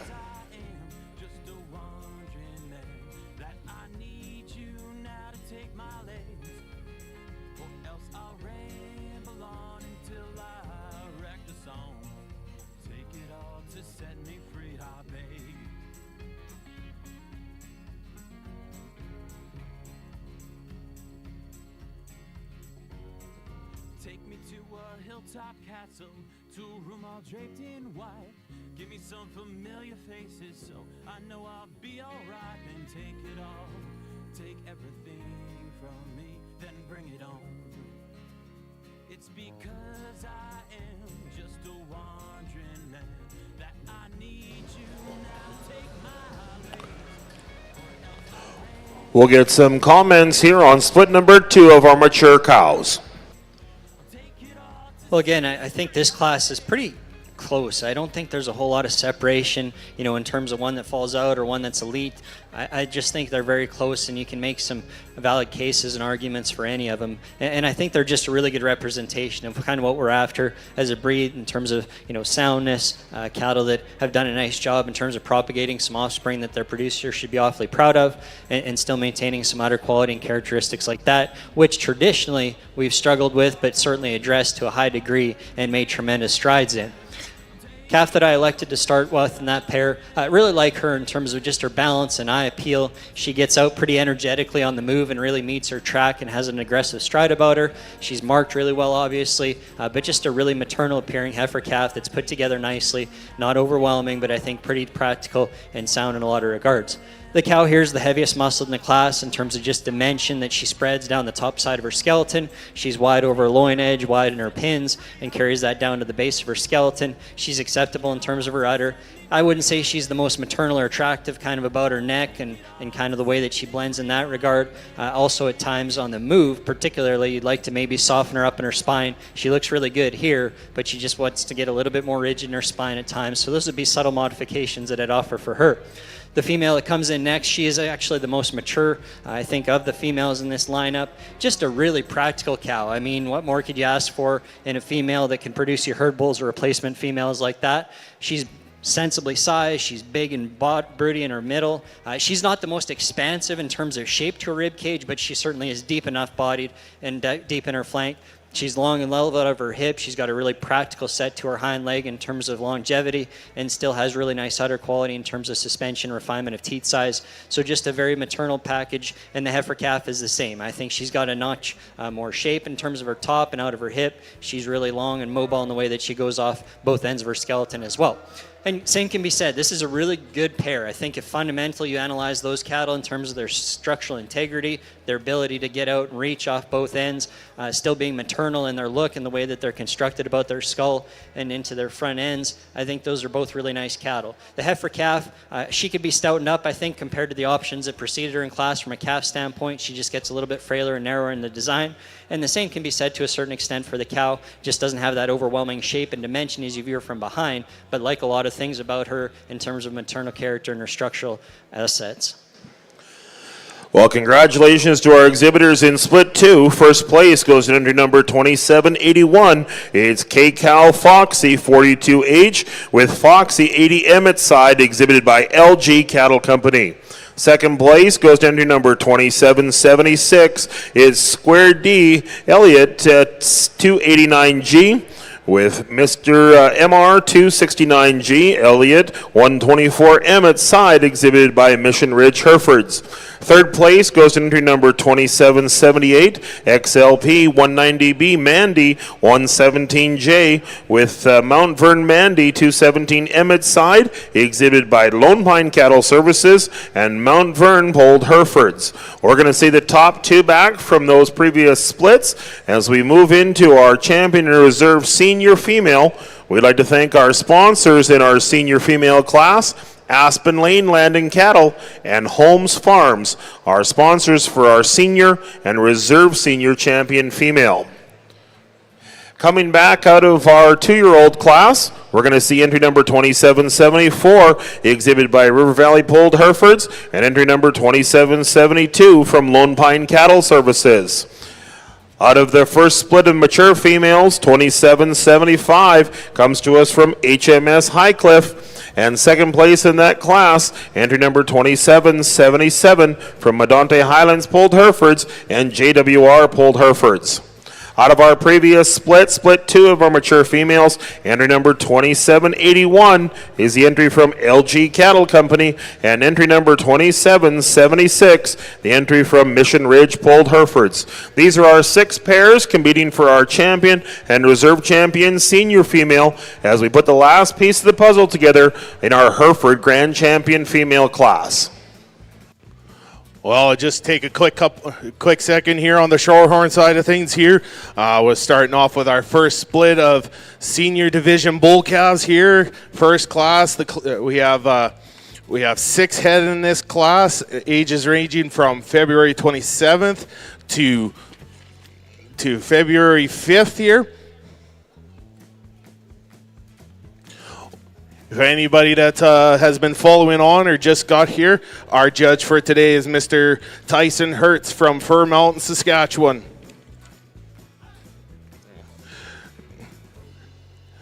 Tyson grew up near Dutchess, Alberta on a family-owned and operated purebred limousine operation of Ivy Livestock, but has since changed directions here, moving to Fir Mountain, where him and his wife Callie and their 3 wonderful children, Sloan, Fowler, and Rustin, work alongside Callie's parents, Clayton and Corrine Gibson, at 6 Mile Ranch.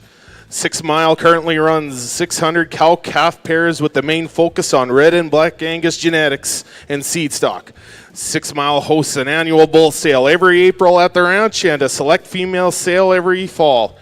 Tyson has judged cattle shows across North America, including the Royal Agricultural Winter Fair, Farm Fair International, and is adding Agribition Shorthorn Show to his list. Well, thank you for coming again, Tyson, and we'll let Judge Lance Leachman make some comments. We're going to get comments on our senior female class and our Hereford class first. Judge Lance Leachman.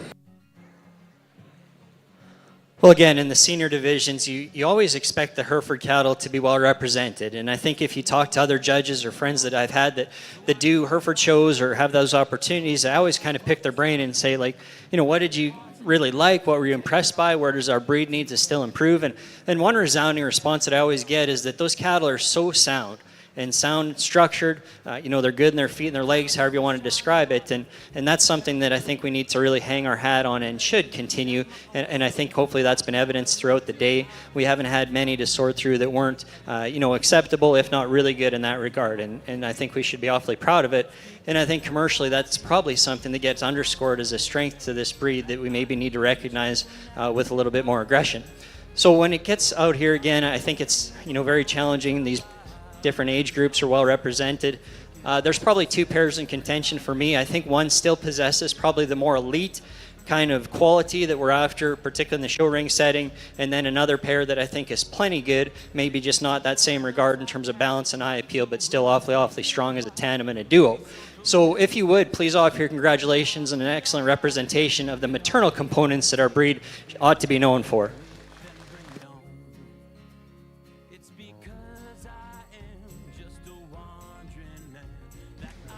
Well, our senior champion female is going to come out of our 2-year-old class. Congratulations to River Hill Polled Herefords with entry number 2770 Ford, Haraldson's Marvel ET 39K with Maximus 200M at side is going to be our grand champion senior female and move into that champion class.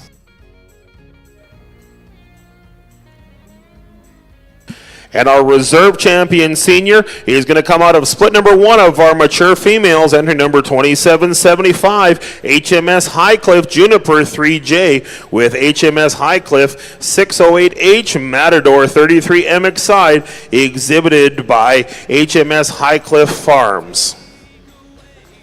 Congratulations to River Valley Polled Herefords on your champion female, River Valley Polled Herefords on our champion senior female, and HMS Highcliffe, our reserve champion female that we'll see back in our grand champion class next. We'll get some comments first on the Shorthorn side of things. Yeah, interesting class here with one that I gravitated to pretty quickly when he hit the ring, just being the stoutest, biggest bodied, stoutest muscle calf in class, that he still gets out and moves with enough flexibility off of both ends. I think a calf that was an easy class winner for me. It gets to be a bit more of a discussion here as we move to second and third and fourth. For me, it was just the one that was the most genuine in his pin width, squarest at the corners, and with the biggest foot and base, and that's our calf coming in second. Does he wow you anywhere? No, but he's just really tough to put a hole in. That calf we move to in third is definitely a large, outlined, high-performing kind of a calf. A calf for that much performance, I would like to see a little heavier structure underneath and just stouten him up in terms of his lower stifle, but a calf that you can't deny the amount of performance and growth potential that he does have. Next we move into a calf here again, one that's just nice made, good bodied, stout pin, just doesn't have some of the extras in terms of bone and foot and size to compete with the ones above him. The young man, slick-haired calf coming to us next. The one I really like the outline of, but when you get behind him, you just want to see just a shot more performance and a shot more genuine muscle shape to him. And then the calf we round the class off with, the dark red calf, a calf I just like to see just a little deeper bodied and squarer out of his hip, but a calf that's gets out and moves relatively well in this class today. Well, thank you there, Judge Tyson Hurst. First in this class goes to entry 3167, Edensville Megatrome 16M, exhibited by Edensville Cattle Company with additional owners Prospect Hill Shorthorns and Meeting Creek, Alberta. Second in that class goes to entry 3160, Bell Lamb Discovery 6M, exhibited by Bell Lamb Farms of Inglefelt, Saskatchewan. Going third in the class, we go with entry 3150, Prospect Hill Maximum 26M, exhibited by Prospect Hill Shorthorns of Meeting Creek, Alberta. Fourth, entry 3161, Bell M Atlantis 19M, exhibited by Bell M Farms of Inglefelt, Saskatchewan. Fifth in class, entry 3156, Diamond Creek Cooperhead 30M, exhibited by Diamond Creek Cattle Company of Weyburn, Saskatchewan. And rounding out the class, we have entry 3154, KCC Bronx Bomber 9N. Next in class, we have our second split of senior division bull calves ranging from February 1st to January 29th. But Mark, the mic's yours. Well, in our National Hereford Show side of the ring, we've got a champion female class.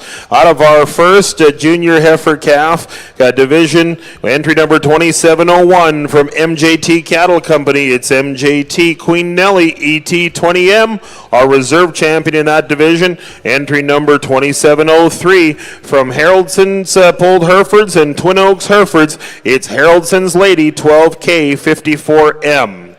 We move next into our intermediate division heifer calves. Our champion in that was entry number 2727 at Glenlee's 69H Marie 48M, exhibited by Glenlee's Farms and Grundy Stanley Cattle out of Ontario. Reserve in that division was entry number 2722, Haraldson's Polled Herefords with Haraldson's Jewel 12K 14M. We move next into our senior division of our heifer calves. Our senior division champion was entry number 2730 from the Cliffs Farms. It's TCF 018 Princess Diane 401M, and our reserve in that division was entry number 2743. It's DGB Moonstone Miss 3M, exhibited by Parker Davies and Cody Sherlink.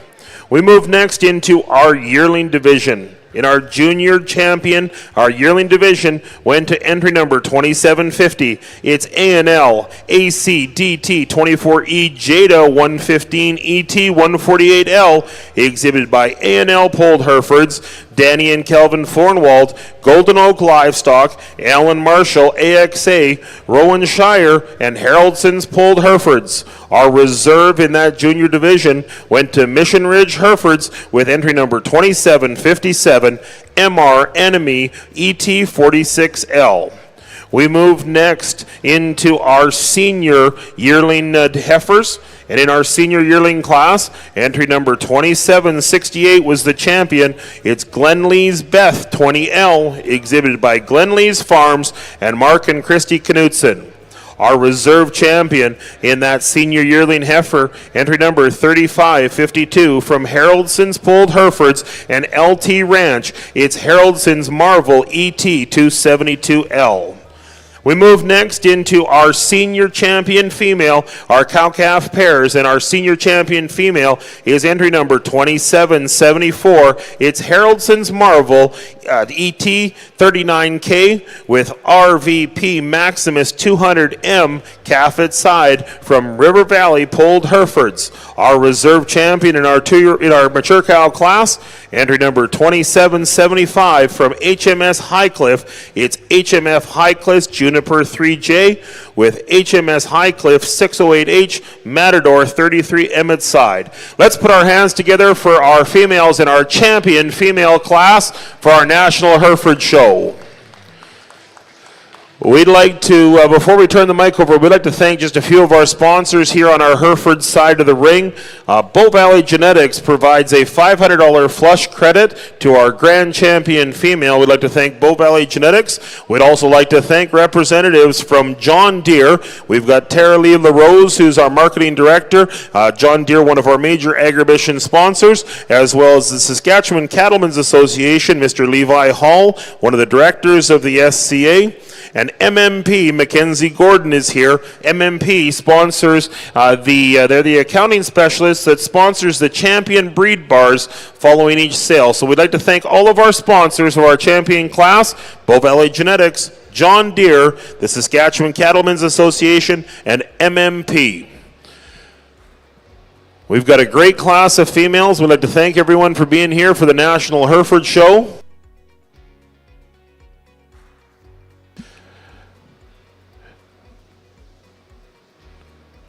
We've got comments here. Looks like Mr. Judge Lance Leachman is going to get some comments on our champion Hereford female class for our National Hereford Show as part of Canadian Western Agribition. Mr. Leachman, the mic is yours.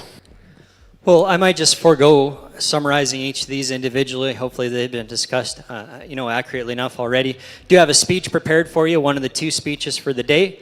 I think, in my 39 years so far, this breed, I've kind of timed it pretty poor, basically, because I think when this breed started to deteriorate, basically was when I was born. And so I think we've had to work back from that, and we've made tremendous strides in the last couple of years. And I think our direction is extremely promising because the things that Hereford cattle do uniquely, I think, are going to mesh really well with where this world is headed. I think if you talk about utilization of limited resources or expensive resources, the feed efficiency and practicality of these cows is going to align with that very favorably. I think if you talk about docility from the regard of acquiring labor, more advanced age of producers, or on the opposite side, younger producers being attracted to the breed, I think that plays into our favor. I think the longevity, the fertility, the efficiency of these cattle in production is going to open up a lot of opportunities, and the fact that we're still a pure breed allows us to contribute 100% heterosis in a lot of breeding scenarios that can lead to an optimization of profitability for a lot of people. So I think the future is extremely bright. You look at the ability for us to garner more market share based on where we're at right now, and the possibilities are pretty endless. And so I hope each of you are excited about that. I do want to make a couple points. there's a lot of young people here that are excited about showing, and that's awesome. And I would say that for any breed to really, survive, let alone thrive, the commercial bull market needs to be top of mind. So I just want you juniors to keep it in mind that if you want to see the breed succeed, develop the same passion for breeding commercial bulls and selling commercial bulls as what you do in the evidence of your skills out here. A couple more junior notes that I just want to share. If you guys are interested in applying for the World Hereford Conference Young Breeder Competition, we'd sure encourage you to do that. And then a couple more pieces of, I guess, just personal advice. One is to always know that somebody's looking and watching. And so, if you're a humble, hardworking young person, there's going to be opportunities presented to you because of that. That might be selling your first bull or first females, or maybe getting a job opportunity, but always keep that in mind. Secondly is to listen more than you talk, and I think that's a challenge for some, but there's not many industries where you have the ability to really talk to or introduce yourself to the people at their pinnacle of their profession like we have in producers in every barn of this breed show that want to help you. So, if you've got an idol or somebody that you look up to and respect, be sure to go and introduce yourself, because the truly elite people in our industry are very accessible and very willing to help young people and provide them guidance. The last thing I want to mention is just kind of the dichotomy of this cattle industry. We've got a lot of producers that are prioritizing kind of pounds per acre, more modest cow size, with the conundrum being that they're trying to make the fed cattle fatter, heavier than they've ever been. And so I think we need to keep in mind that that's hard to really find a biological type capable of doing that without the utilization of crossbreeding. And so I would argue that our ability as a maternal ingredient needs to be really stated from a commercial standpoint. Hereford cattle are meant to fill that role. I don't know that we need to chase performance if we can keep these cattle sound, good uddered, and attractive with the ability to stay in production for a long period of time. I think that'll better serve us in the long run. So those are just a couple things I wanted to mention. Performance doesn't get me too wound up. I think all these are contemporary groups of one. That's how I think about them. I don't know what the management's been that they've been exposed to. So I try and kind of keep that separated. How big they are, how heavy are they, sometimes is irrelevant to me. So with that, I'll go pick out the champion reserve. A beautiful lineup. You ought to be really proud of yourselves. Please offer your congratulations to these folks. Well, keep that applause going on a great set of Herefords for our National Hereford Show. We do want to thank our banner sponsors, Haraldson Polled Herefords, Crittenden and Landing Cattle, Bow Valley Genetics, as well as John Deere, SCA, and MMP.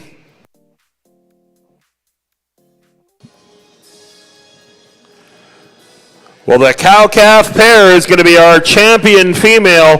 Congratulations to River Valley Polled Herefords with entry number 2774. It's Haraldson's Marvel 7437 ET39K with RVP Maximus 200M. Calf at side is going to be our grand champion female, exhibited by River Valley Polled Herefords, Newburgh, Ontario.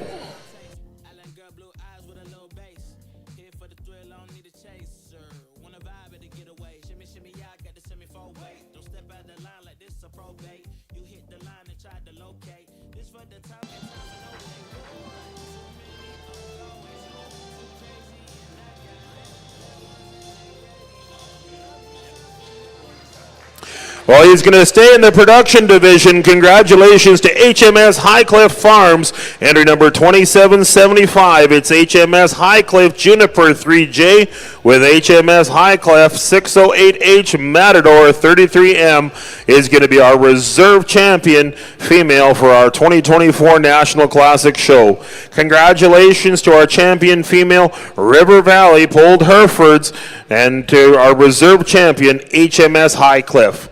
We're going to get some pictures and a few presentations. We'd really ask everyone during our presentations on the Hereford side of things, please stick around. We've got some very important presentations to make, but we're going to turn the mic over quickly to the Shorthorn ring for some comments. Yeah, absolutely, and congratulations to the Hereford champions across the ring, and a very well-worded and important speech that Lance gave there, talking about the importance of production and performance without feeding it into these cattle. And I think These bull calves, it did take me a little bit of time because there's advantages I see in these cattle that are class advantages, that they do the best things. For me, it was when we set these bulls in motion that this calf at the top wins the class. He is not only the deepest sided and stoutest hip calf in class, but when you ask him to go, he does reach with a little more authority off his front end and then maintains a leveler hip compared to our second place bull in this class. The second place bull, I like his shoulder, his crest, and his head far superior to our class winner. I think there's a herd bull aspect to this bull that can't be denied, but as we discussed earlier, we just want to see him maintain a leveler spine and squarer hip when you ask him to go. Now, I think when you get behind one, I really like this roan calf that ends in third. Again, really square and true from hock to ground and a nice wide pin set and lower stifle. He does want to knuckle up on his rear pasterns when you ask him to go occasionally, and just not as flexible on the move. And then the calf at the end, the big-footed, heavy-structured calf. If I could put the bone work and the foot size of that calf in our class winner, I definitely would. A calf that just gets plainer and more nondescript in terms of muscle shape from the rear. Well, thank you, Tyson Hertz, on that second split of Shorthorn bull calves here. First place entry number 3158, Herborn MTE 3M, exhibited by Herborn Shorthorns. Second in class, we have entry 3164, Glenford Frontier 33M, exhibited by Bender Shorthorns. Third in class, we got entry 3162, Bell M Iron Spring, exhibited by Bell M Farms. And rounding out the class, we got entry number 3163, Glenford Boatman 39M, exhibited by Bender Shorthorns. Now entering the class here, we have our third and final split of senior division bull calves, ranging in age from January 19th to January 5th. There should be 5 in the class, and your class is complete.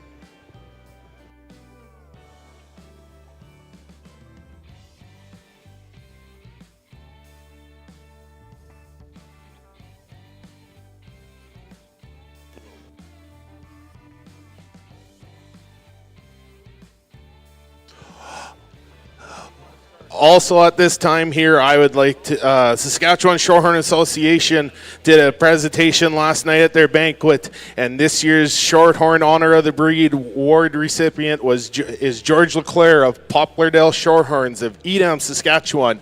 George, if you're in the crowd there, give a wave to everybody. I'd like to say congratulations to George here. How about a round of applause for him?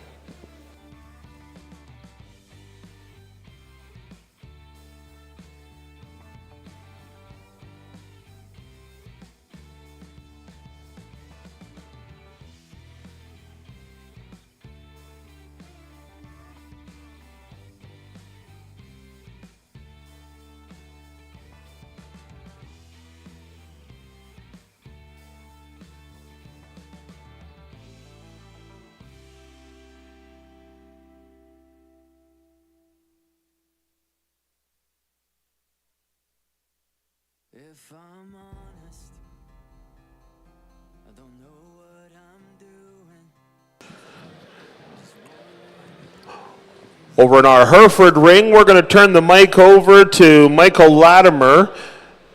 He is the CEO of the Canadian Hereford Association. He's got some presentations to make here as part of our National Hereford Show. Michael, we'll turn it over to you.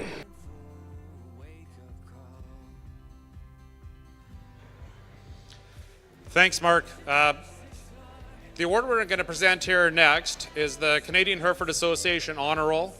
So we're just going to ask Chris Lees and his family to just come out and join us here. So for you in the crowd, just hold on tight. We're going to have the family come out here with us. Everybody else can follow around. It's up for everyone.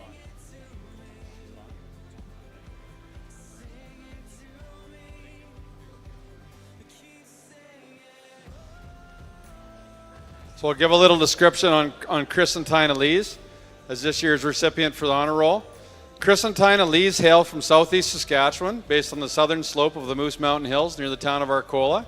Each has contributed in their own way as a couple to the Hereford breed and the cattle industry in general.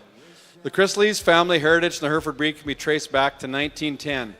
The herd was originally horned and was dispersed in 1964, with a polled herd established after that. With the accidental death of his father, when Chris was only 19 years old, the partnership with his brother began with his brother Duncan. The partnership was split in 1984, with Duncan retaining the herd named Blair Athol and the family homestead site. Chris moved a few miles away and built a new ranch under the name Valley View. A daughter and twin boys arrived shortly after.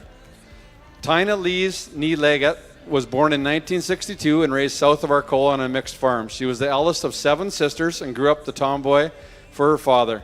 She always had a passion for the prairie farm life. She lived to work and was always organized. Family, friends, and kids meant everything to her, especially her grandchildren. Her skills with cattle, machinery operation, and gardening were admirable. She was always up for a new challenge and worked until she mastered a task.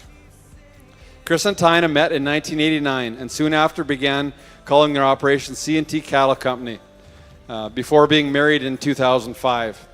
This was so fitting as they were a true partnership. So began the beginning of a successful purebred operation of 100 purebred cows and 50 commercial cows. Chris and Tina would make use of AI, embryo transfer, and purchases from many fellow breeders to advance their herd. Herefords were marketed through Southeast Saskatchewan, Sale of Distinction, and Agribition Sale. They started a female sale in 2003, which ran for 19 years, and sold replacement cattle across Canada, of which myself and my family were involved in a number of years as well. Bulls were initially sold off the farm and later consignment sale with Blair Athol, Glenlees, and Haraldson started a spring bull sale, resulting in one of the most successful Hereford bull sales in Canada. Chris and Tina have sent cattle across Canada, United States, Kazakhstan, Japan, and Australia.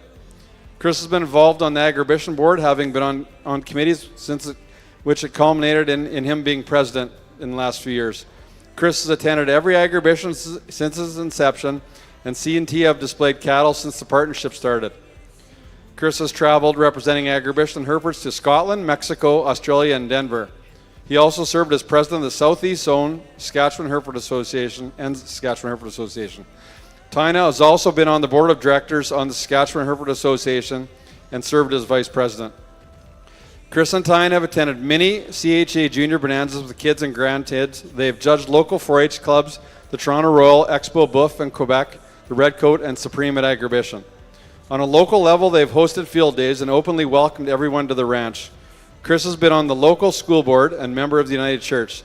Tina has been secretary of the local Moose Mountain Livestock Association, that both are members of. She has willingly shared her beautiful yard for more than one wedding and special gathering of friends and relatives. Life took a tragic turn when Chris and Tina were diagnosed with cancer about the same time. Always being optimistic, they would joke about some together time while undergoing chemo or traveling together for treatment to Regina. The only other regular trips to the big city were to cheer for the beloved Rough Riders football team. Next year, Chris. It's coming, don't worry. To show their gratitude to the healthcare they received, C&T donated a heifer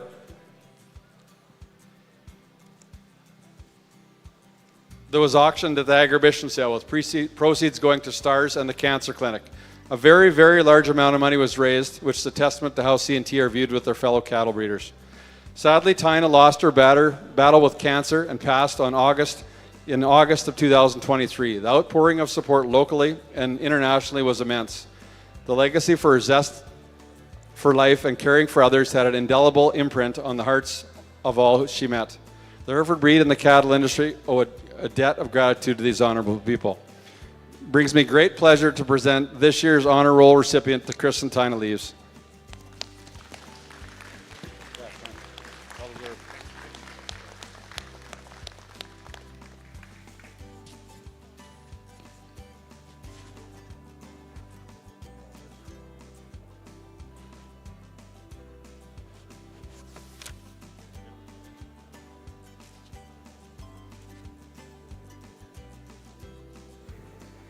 Well, congratulations to the award recipients on the other side, and the speech gave me time to deliberate on these two really high-quality bulls, and I think they deserve the limelight for a little while because there's a lot of good in these two, and they are contrasting in their type and kind, but I think what the most deceiving thing is their color patterns obviously are very different, and the dark red, solid-colored bull from afar appears to be the stouter, wider, just heavier structured bull.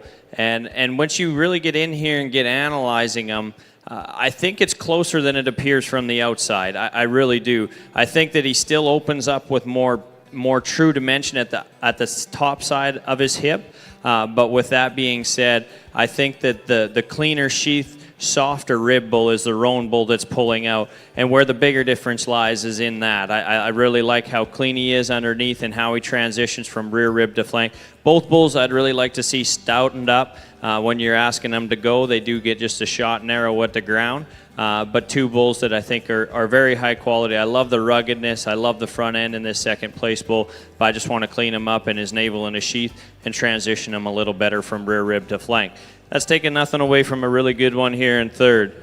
When you compare him to the two above him, he's just a little more refined in his bone work, maybe offers some more calving ease properties. A calf that balances up really nice and gives you a really nice look from the side, being elevated from his shoulders forward. Gets out and motors good with some really good shape to him. Just a little more refined in his bone work, as we said. The bull we come to next, a sound structured kind of a bull. He's long and level. A bull from a muscle standpoint, we just like to stouten him up in his rear third. And then the hairiest bull in class comes at the end of this class, a bull that I really like that about.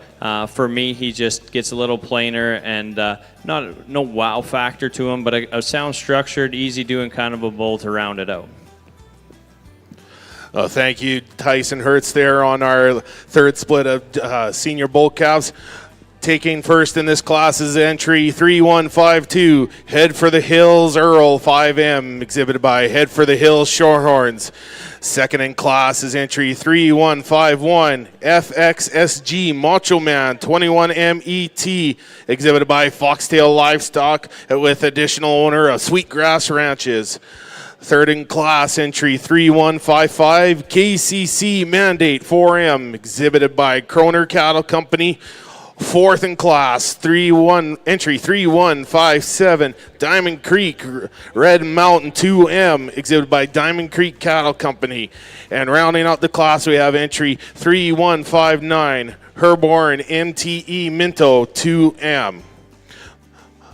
And at this time, we're going to have our top two winners from each division come out for our senior division bull calf class. Over on our Hereford side, we're just going to get some comments from Chris Lees and on the honor roll. Congratulations, Chris. We're going to turn the microphone over to you. Thank you. I would like to just say thank you to the Canadian Hereford Association for this induction, and my speeches are usually fairly short. I guess this one will be fairly short too, because I know Tina's looking down on us. Usually she's in the back of the barn fitting cattle and saying, what the hell's going on now? Let's get going. Get the show on the road. So that's really all I'm going to say, and I very much appreciate it. Thank you very much.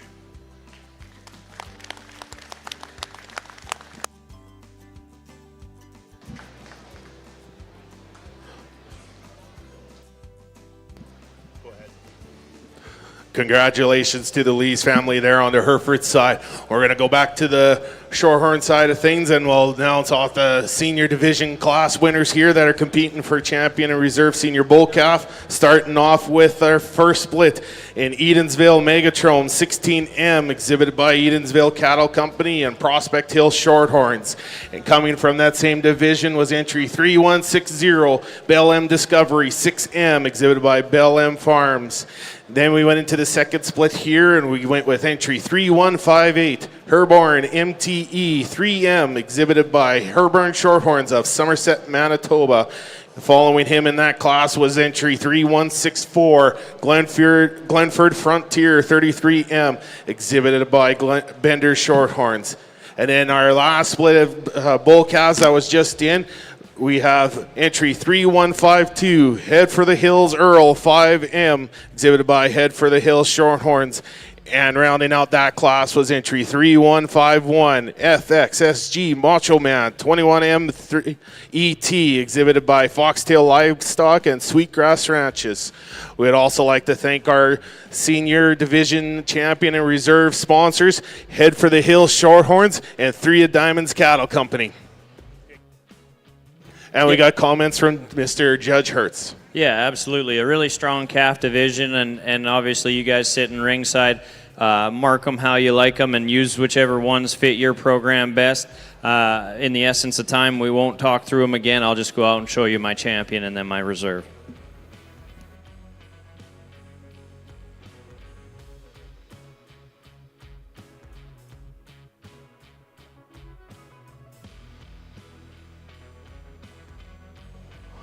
Well, we're going to go into the last split here for our senior bull calf champion.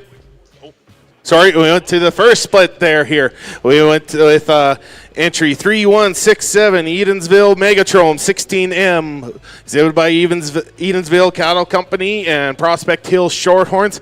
Then we went to the third split of bull calves here. The class winner there for Head for the Hills Earl 5M, exhibited by Head for the Hills Shorthorns. Congratulations to both exhibitors there.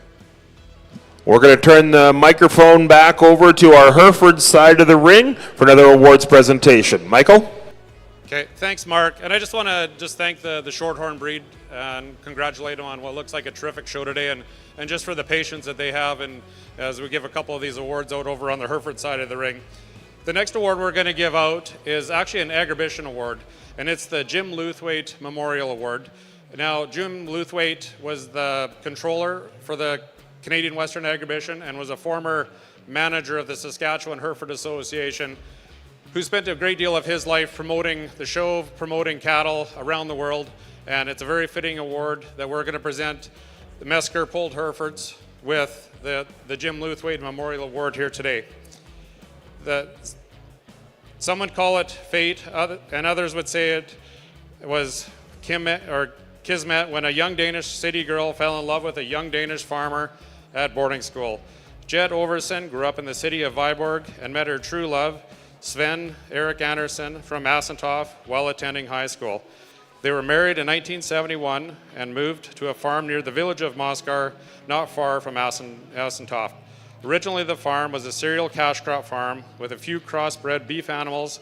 Sven Erik and Jet had 2 children, oldest Henrik, who's here with us today, and daughter Dorothy. At his peaks, Sven Erik was farming over 1,500 acres of land, mostly for crops, while also working as an accountant and a financial advisor for farmers in the area. Now the farm is around 200 acres, with all the land being used for pasture or high production forages and silage. In 1985, the birth of Moskar Polled Herefords came to life when Sven Erik and Jet Andersen started into the Hereford breed, and the rest, they say, is history. They organized travel for a group of 40 Danish breeders to Canada to tour herds in Western Canada. Attending shows in Canada, like Agribition and the Toronto Royal, has always been a key component of how the Andersens source genetics. Jet has been known as the face of the Danish Herefords in Canada for 40 years, making countless friendships. 1986 started with the purchase of animals in Canada, which were then flown to Denmark for importation.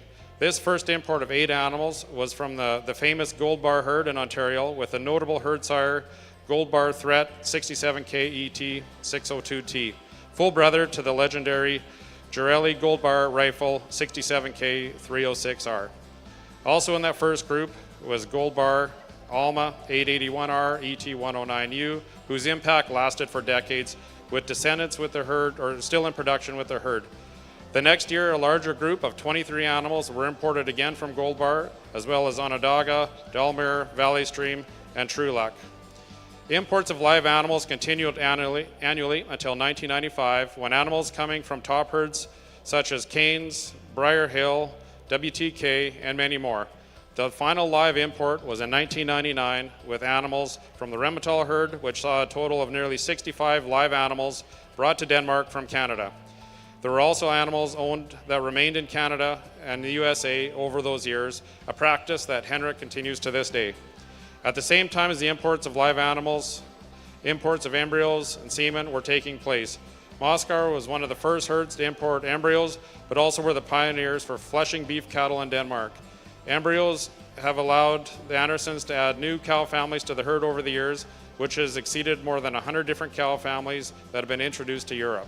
Semen imported was purchased for herd use, but also became a business to selling to other breeders in Denmark and Europe. This business has grown extensively over the past 2 decades, and Moskar has distributed semen from 60 bulls throughout Europe, as well as their own bulls to Australia, USA, Canada, and Asia. In total, Moskar has sold genetics live or frozen to around 55 nations globally. Moskar has been working with other breeds to help import genetics for them, as they're the only beef breeder licensed as an importer and the only purebred beef breeder in Denmark to be a certified exporter for live animals.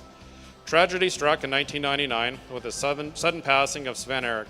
Faced with a monumental decision what to do at the farm, Jet and Herrick decided that at age 25, Herrick would continue with a focus on cattle, giving up crop production side of the farm. Henrik works off the farm full-time in agriculture research. Henrik made the decision knowing his parents set him up with the foundations of a great herd of cattle and has had many mentors in Canada that would help guide him if he had any questions. Many of these mentors are still found today at Agribition. The goals of the herd have been the same over these years: to produce sound, structurally correct cattle, growth and performance for purebred and commercial industry, which include females that have correct udders, good milk production, and still have muscle shape and development while being easy keeping. For the bulls, the aim is high performance, yet moderate birth weights and unassisted at calving. This has been achieved in a unique way as an entire herd or North American genetics, the only herd like this in Europe. Henrik now runs a farm with his partner Carrie and their 3 children, Lisa, Mikkel, and Mas. The herd now consists of 65 purebred female and about 30 embryo recipients, which are dairy cattle.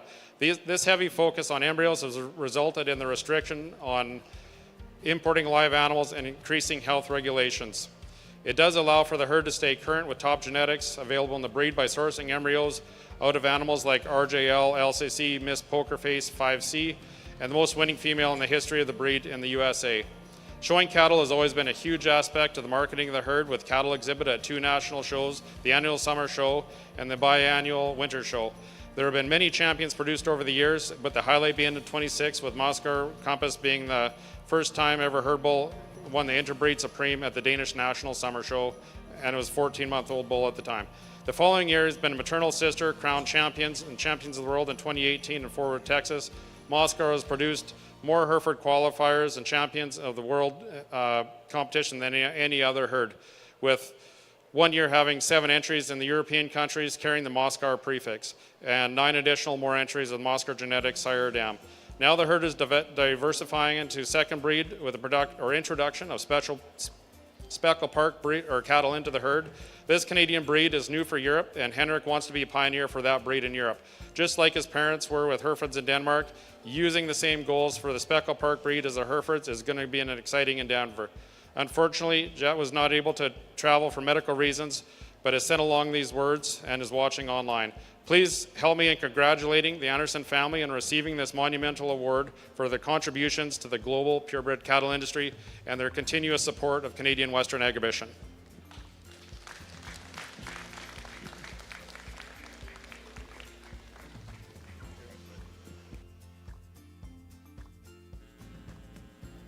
A big hello. Anyone can surely understand my deep sadness at not being here in person today. Everything was otherwise planned and organized for my trip, but knee surgeries has unfortunately prevented this. No words can express my gratitude to be considered and awarded this honor. What a true honor is it for us to be recognized by fellow cattle breeders at Canadian Western Agribition. I never could have imagined 40 years ago that Hereford cattle and people in the breeding industry would become a second family. I wish that Sven Erik could experience this unique honor. He would be so proud of what Henrik has done with the herd over the past 25 years. The Canadian cattle became the foundation for our herd. All of our cornerstones came from here. It has been a labor of love that has kept us going all these years. And this is because of you. Those who are still here and those who are no longer with us.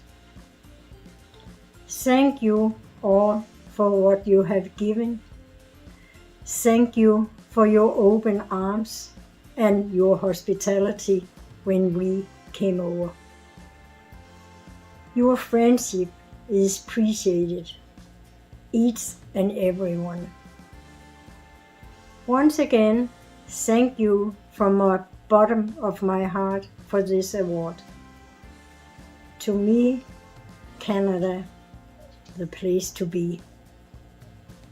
God bless you all. Thank you. Well, let's put our hands together on a tremendous award. Congratulations. We're going to turn the mic over onto our Shorthorn side of the ring for some comments on, looks like, our yearling bulls. Yeah, absolutely, and two really good ones too, and I'm glad they got the chance to stand out here and be evaluated for a long time because they are very high quality, and I actually think the placing's close between the two. There's a deep-bodied, good-looking, stout enough one that wins here. Is there things I'd change about him? Absolutely. I'd tuck him up a little bit in his navel and then maybe just give him a shot more reach when he gets out and goes. But I think that's a big-bodied, good-looking, easy-doing one that wins the class. And then the bull that comes to us in second is definitely the stouter constructed calf. You know, when you analyze him from behind, he has more genuine width and muscle expression from his center to his lower stifle. A calf that's more masculine and mature from his shoulders forward. For me, I'm more comfortable with our class winner from a testicular development standpoint, and then that elite show ring presence that he possessed is what gravitated him to the top of the class. Well, thank you, Tyson. Here in this class of yearling bulls first split, we have first place entry 3174 Hatfield Flex 12L, exhibited by New View Cattle Company of Elm Creek, Manitoba, with additional owner Monty Thompson. And rounding out the class there, we had entry 3168 Sask Valley Legacy 288L, exhibited by Sask Valley Stock Farms of Rostern, Saskatchewan. Next class we have here is our senior yearling division class. We got one entry for this class here.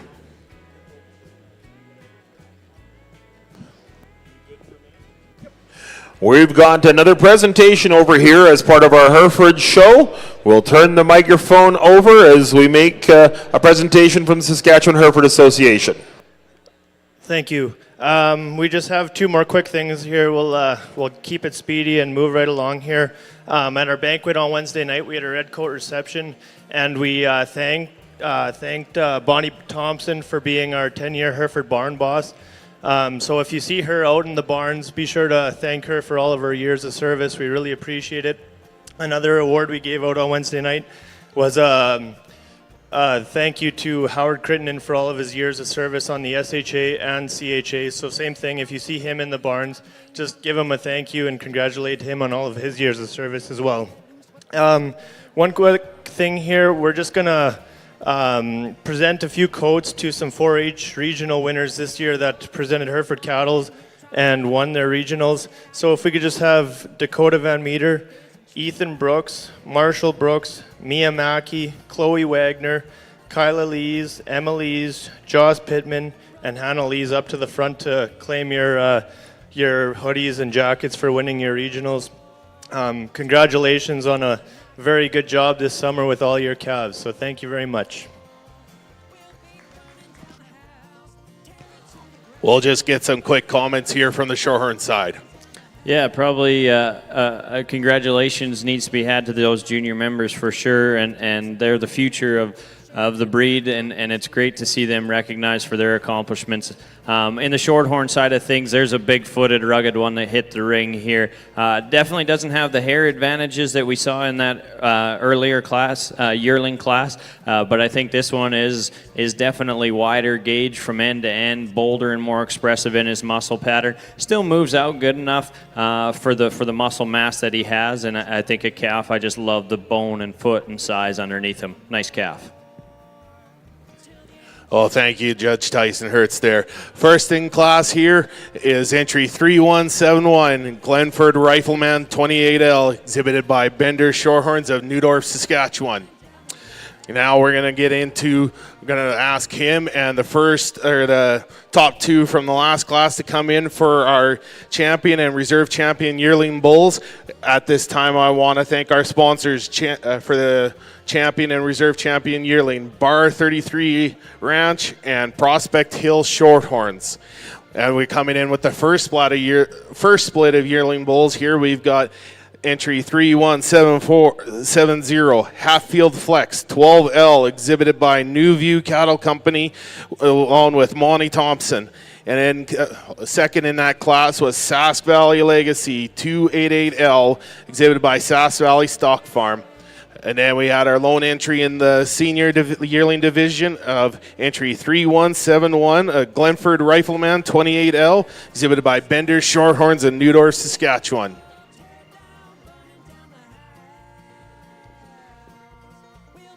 Obviously not a huge division in terms of numbers, but I always like to joke that it's because they scared all the competition away. And I think three really useful bulls with all different types and kinds represented here. And what you guys just ringside, I always encourage you to visit with these breeders and see what's available for genetic opportunities on these bulls. I know it's not easy getting them through the ring, especially when they get to this weight and age. So congratulations to the exhibitors, and I'll go show you a champion and then a reserve.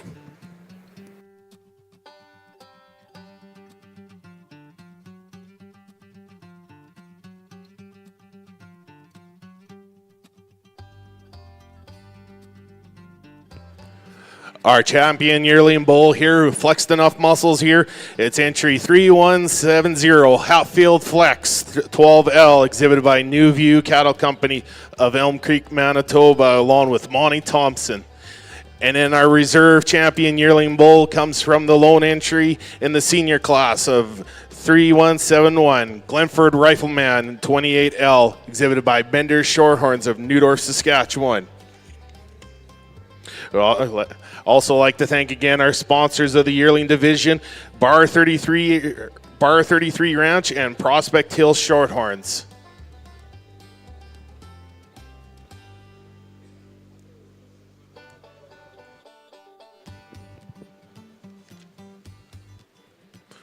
As we wait for a little bit of pictures here, the Canadian Shorthorn Association is pleased to host the 18th World Shorthorn Conference and Tour in Canada. It'll take place July 3rd to 20th, 2025. The Canadian Shorthorn World Shorthorn Conference will include 12 purebred and commercial beef Shorthorn farm visits, 4 beef Shorthorn shows, including the Alberta Junior Shorthorn Show and the Canadian National Junior Shorthorn Show. 6 stops of interest include Lake Louise, the Calgary Stampede, the Royal Tyrrell Museum, and Niagara Falls. And we'll have several iconic Canadian attractions, as well as some great Canadian scenery across the Western Prairies and Southern Ontario. If you would like more information about the 2025 World Shorthorn Conference, please contact Ann Proctor, travel consultant with Marlin Travel out of Walkerton, Ontario. Sure to be a good exhibit and good time to have by all. Well, now we'll get into our big boys, the 2-year-olds, the senior bull class. We have 3 entries in this class, aging from April 29th to January the 9th.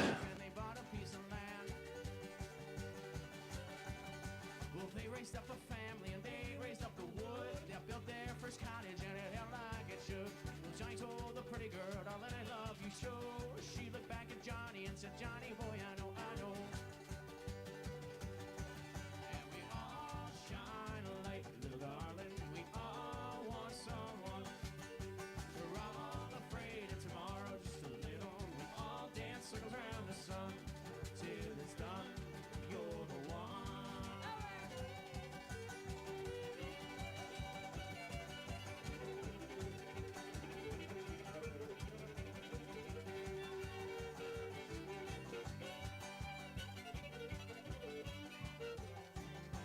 Johnny went out one day with a shotgun by his side. His family, they did trust him to keep them all alive. He stumbled upon a black bear who knocked down his gun.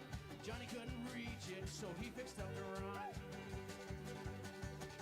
The bear caught up to Johnny and knocked him to the ground. Johnny thought it was a little girl, Lord, he beat that bear down. Moral of the story, if there's a woman by your side, there's nothing that a man will do. Just stay alive, stay alive.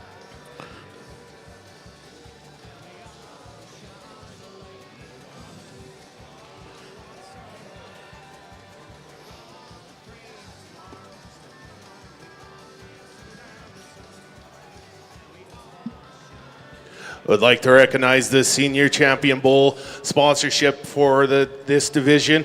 I'd like to thank Sass Valley Shorthorns and Mirrodale Shorthorns for being sponsors of this division.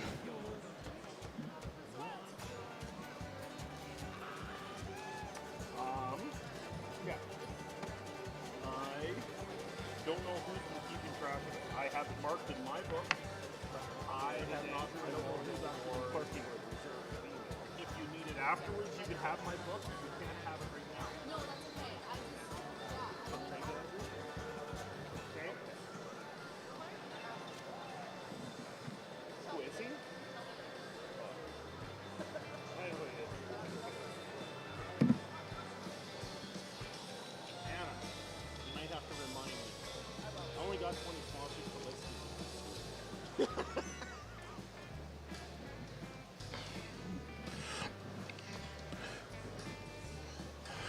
We'd like to welcome everyone back to our Canadian National Hereford Show as part of Canadian Western Agribition for 2024.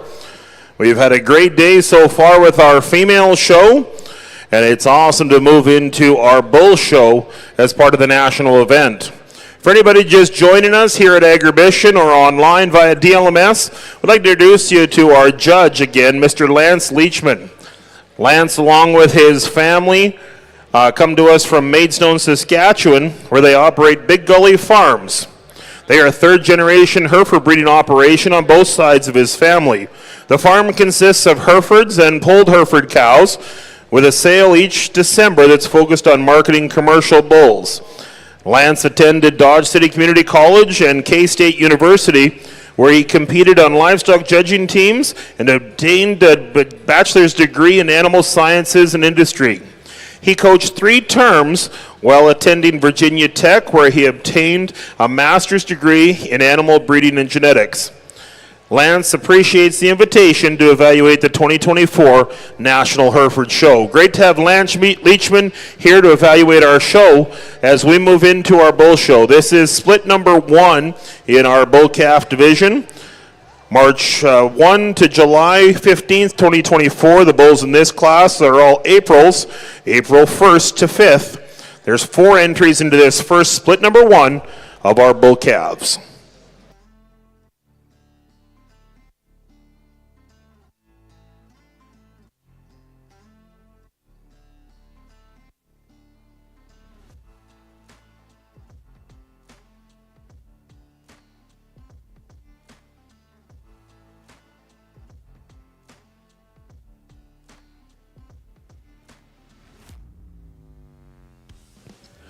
Once again, we're live here from the Chevrolet GMC Stadium here for the Shorthorn Show. And Chevrolet GMC, as official partners of Canadian Western Agribition, GMC and Chevrolet trucks are built for the toughest rodeos and the smoothest rides. Once again, thanks to Chevy and GMC.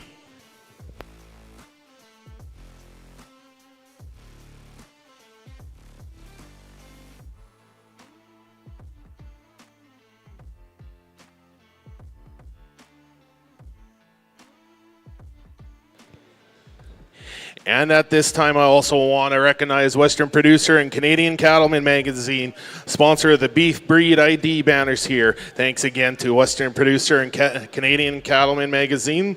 And it looks like Mr. Tyson Hertz has some comments for this powerful set of 2-year-olds.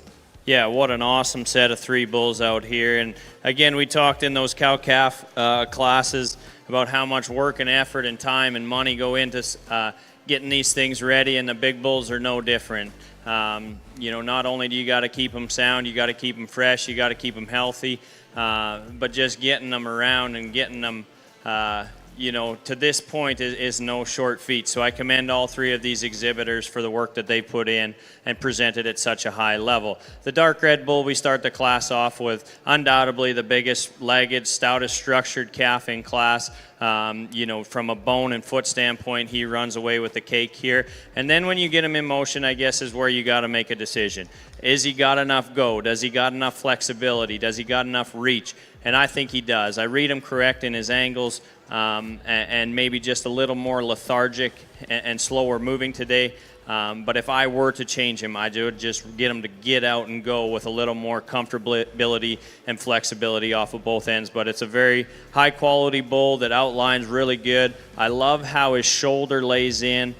And that's probably one of the direct advantages I see in him over our second place bull, is I prefer his shoulder and crest build. The second place bull maybe is just packing a little more condition on him than our one that wins the class, and that's evident when you analyze him through his shoulder, directly behind his shoulder and down into his chest. I like the freshness of our class winner. And then our second place bull, we talked about how good he is when he gets out and goes. He's flexible at the ground off his hock and his ankle. A bull that profiles really well too, with actually probably more genuine muscle shape in his stifle. But with that being said, I do see him as coming up just a shot higher into his rear rib and flank. And then we talked about just a shot staler from his shoulders forward. And then the third place bull, again, you want to talk about class advantages. If I could put the structure in this one in our top 2, I would. I think he's the squarest and longest striding off of both ends. For me, though, I take criticism on him and when you compare him to the 2 above, he's flatter and plainer in his hip shape and just a little more nondescript in his stifle. And then when you analyze his skull, I just like to see him a little wider jawed and a little more masculine in his skull shape. But 3 really unique individuals. Again, I want to encourage you guys ringside to go out and visit with these exhibitors and incorporate whichever one best fits your program. Congratulations. Well, thank you, Tyson here. First in class, and he will be also our champion senior bull. Entry 3173, Gilman's All In 6K, exhibited by First Class Shorthorns, Allotment, Saskatchewan, along with Gilman Shorthorns. Second in class, and he'll be our reserve senior champion bull. Entry 3174, Coldstream Pendleton 9K, exhibited by Edensville Cattle Company, along with Prospect Hill Shorthorns. Third in class, and rounding them out, is entry 3172, Foxtail Magnum's Legacy 84K, exhibited by Foxtail Livestock of Velero, Saskatchewan. I would also like to thank again our sponsors for the senior champion bull class, Sass Valley Shorthorns and the reserve Marydale Shorthorns.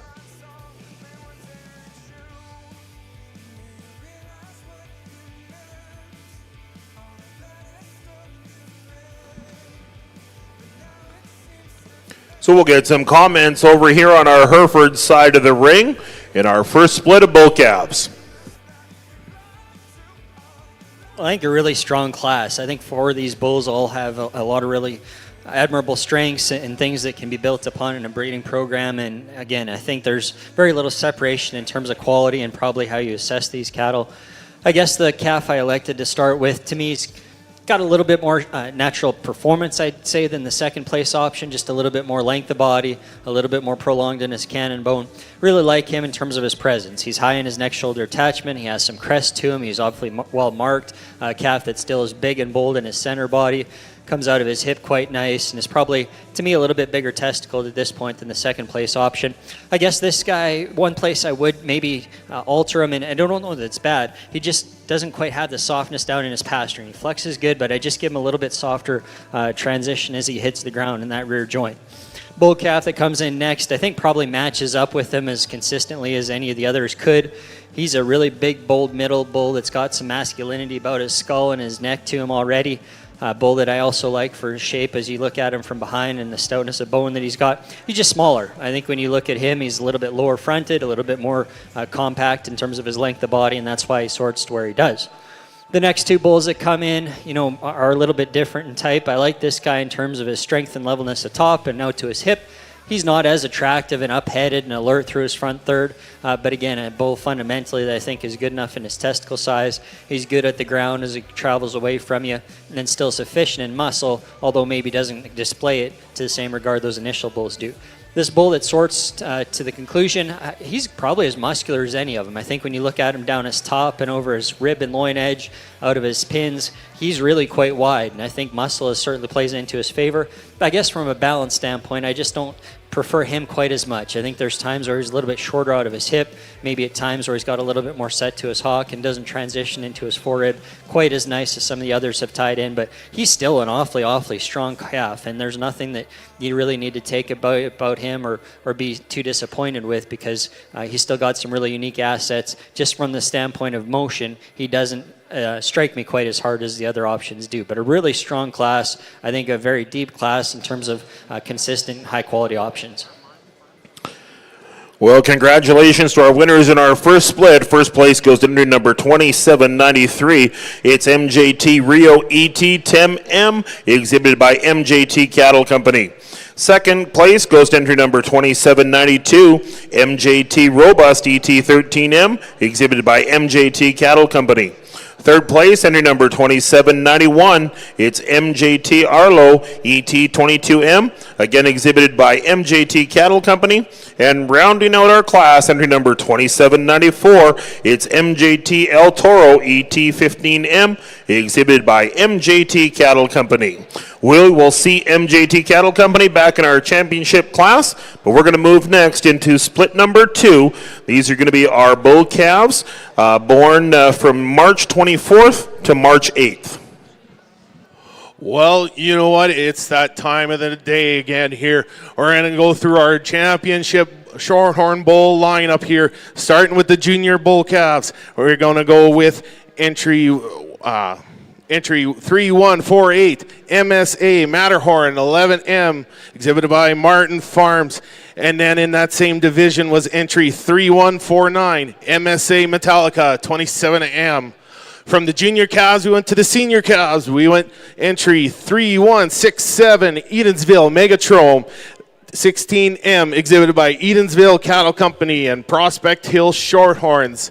Following him in that same division was entry 3152 Head for the Hills Earl 5M, exhibited by Head for the Hills Shorthorns. From the calves, we went to the bulls, the yearling bulls. And we end up with our entry 3170 Hatfield Flex 12L, exhibited by New View Cattle Company, along with Monty Thompson. And following him was entry 3171 Glenford Rifleman 28L. Then from the yearlings came the big 2-year-olds. And we have our senior champion there, entry 3173, Gilman's All In, 6K, exhibited by First Class Shorthorns and Gilman Shorthorns. And following him was entry 3174, Coldstream Pendleton, 9K, exhibited by Edensville Cattle Company, along with Prospect Hill Shorthorns. How about a big round of applause for these exhibitors?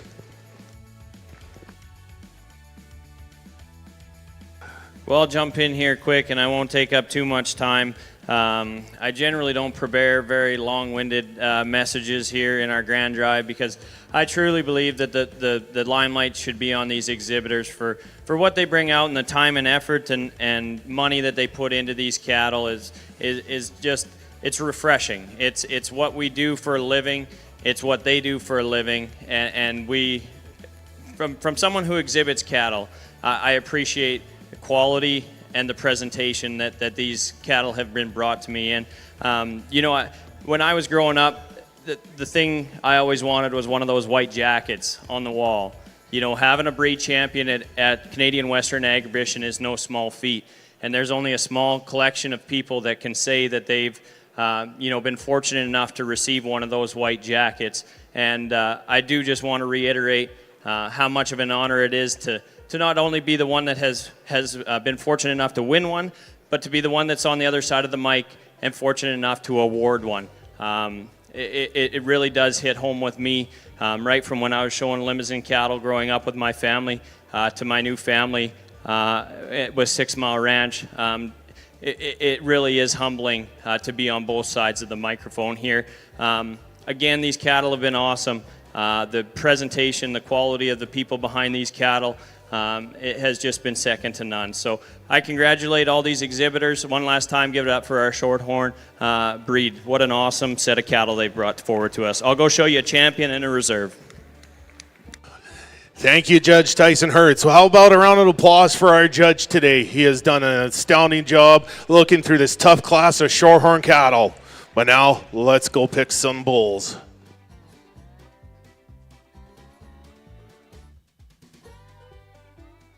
And he's going all in with Gilman's All In here, your grand champion bull.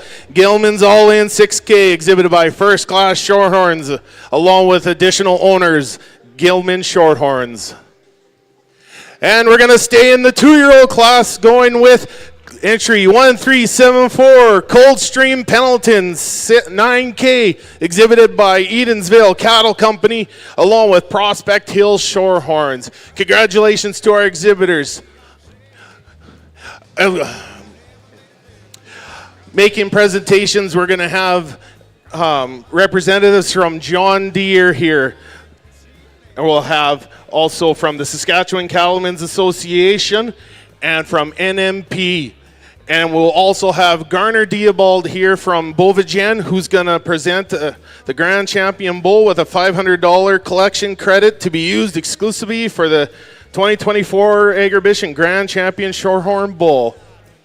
And we'll also got a presentation here to make of a lantern to the Champion Shorthorn Bull in the Andrew Memorial Award in honor of our good friend, Mr. Craig Andrew here. We'll get some comments over here on the Hereford side of the ring on our second split of bull calves. We'll get a nice class, and I think a high-quality individual to tie into that start the class.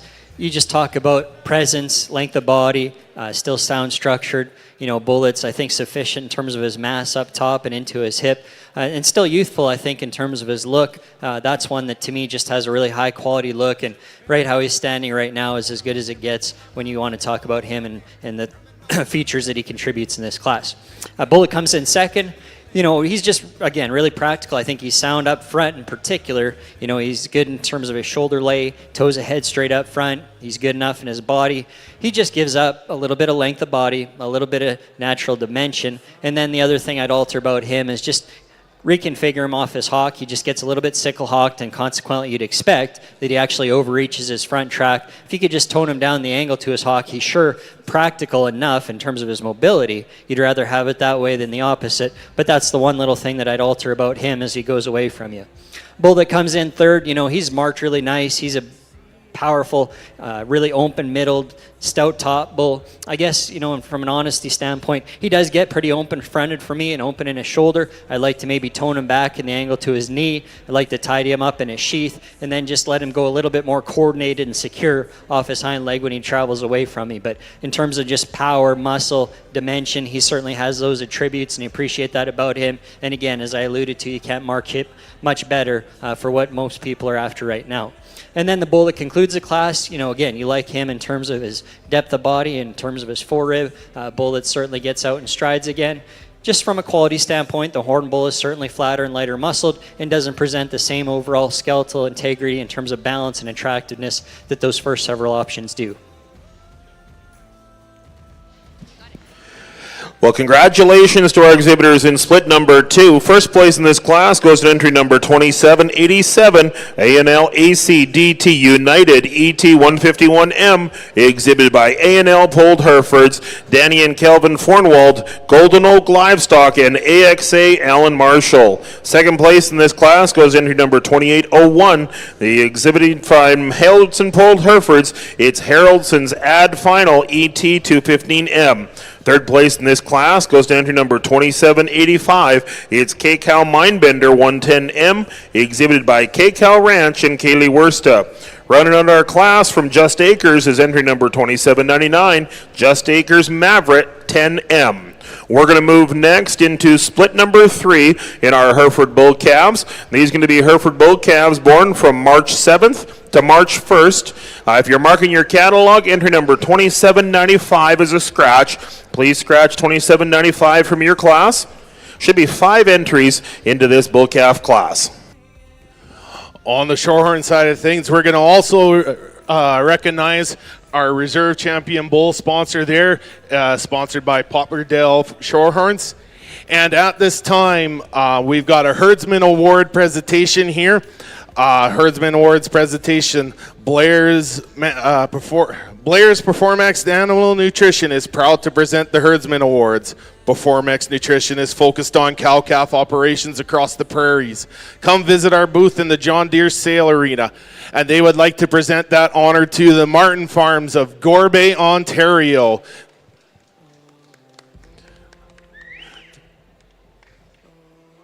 Do we have somebody from Martin Farms here to make the presentation with?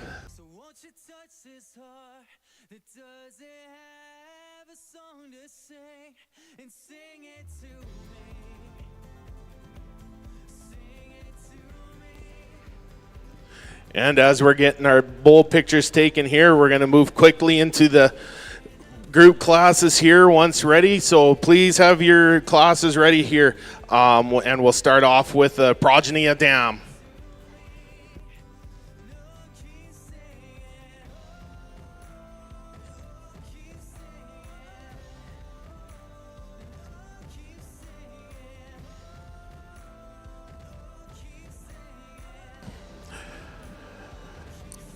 Over on our Hereford side of the ring, we're going to announce a few more of our Red Coat Classic raffle sponsors.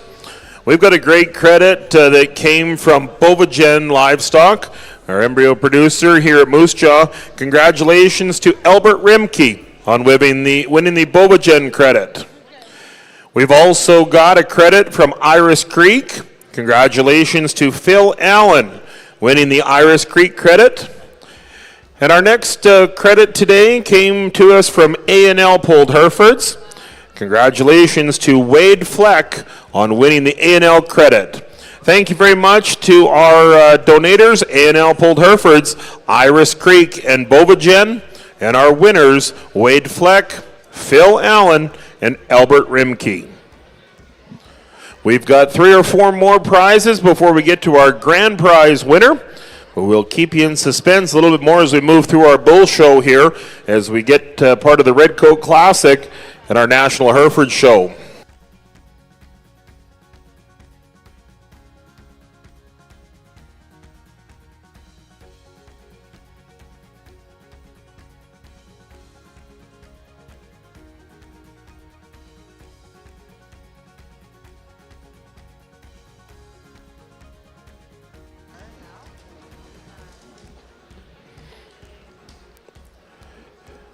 A few of our Canadian Western Agribition sponsors that we want to recognize. We just saw him over in part of the Champion Bull, but MMP Accounting are your agricultural specialists that have deep roots in the industry. They're proud to partner and meet with you at the MMP Breed Champion Bars following each one of the shows throughout Canadian Western Agribition. So for you Shorthorn exhibitors, head over to the Champion stall for the MMP bars. Following the Hereford show, MMP will be in the Hereford barn at those Champion bars. Thank you very much to Chubb and Mackenzie and our sponsors here as part of MNP. The Western Producer and the Canadians Cattleman magazine are sponsors of all of the Beef Breed ID banners. So congratulations to all of our beef breeds for being here as part of Canadian Western Agribition.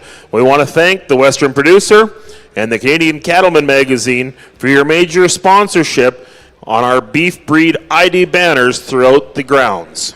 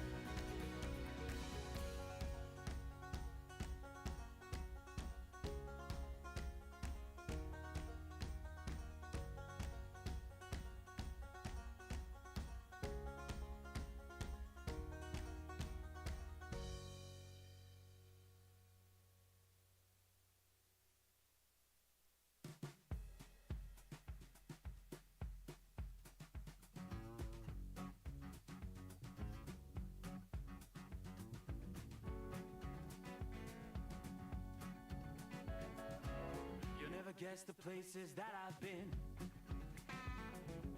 You never guess the places that I've been. 'Cause everything is like. We'll get some comments here. Don't worry, I'm sure it's only glass. We'll get some comments here from split number 3 in our March Bull Calves.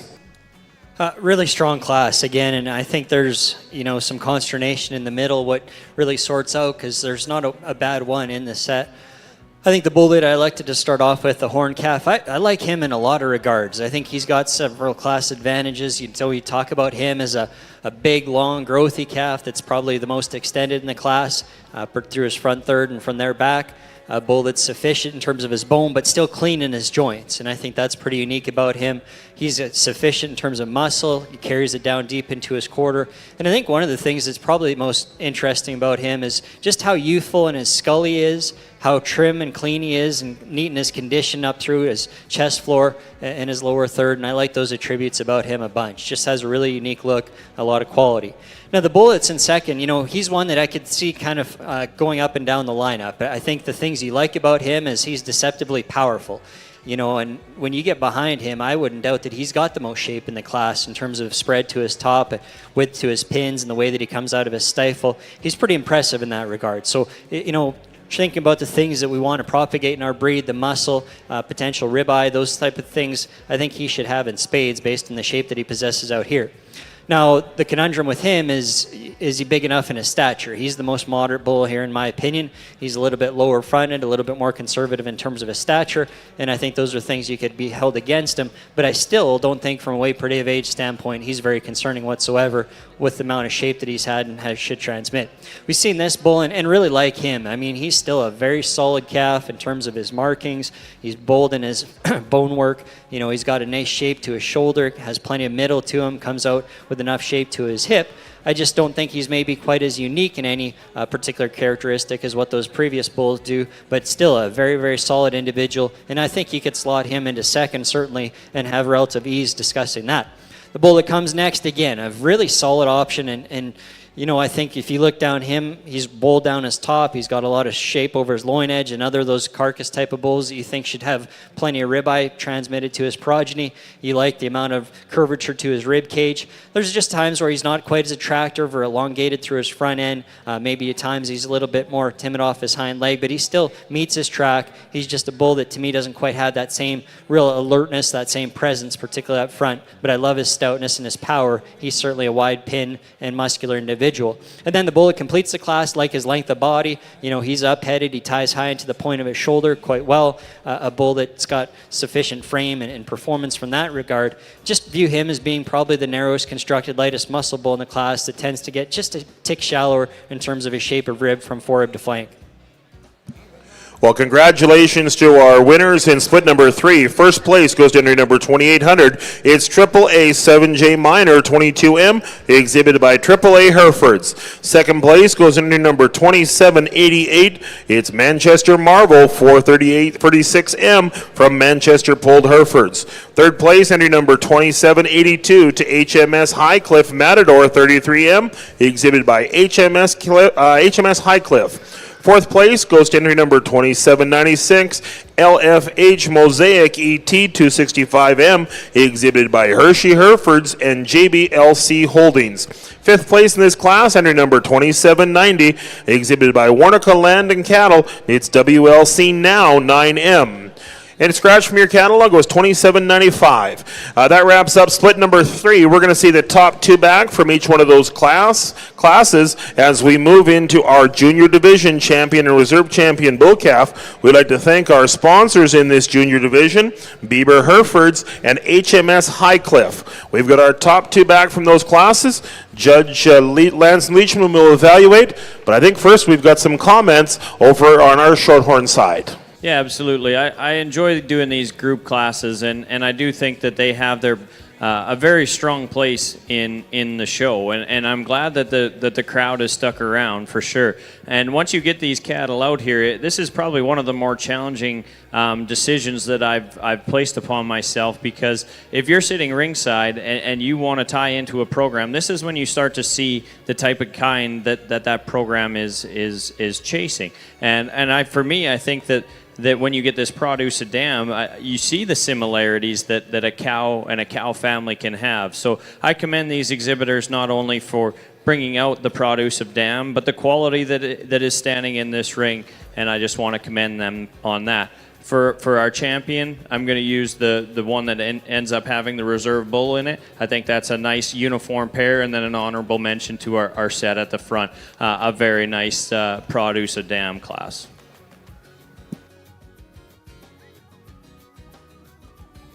Alrighty, our champion progeny of dam here, proudly sponsored by Ann Wender Cattle Company here. We'll go to Cold Street Farms, Flesherton, Ontario here.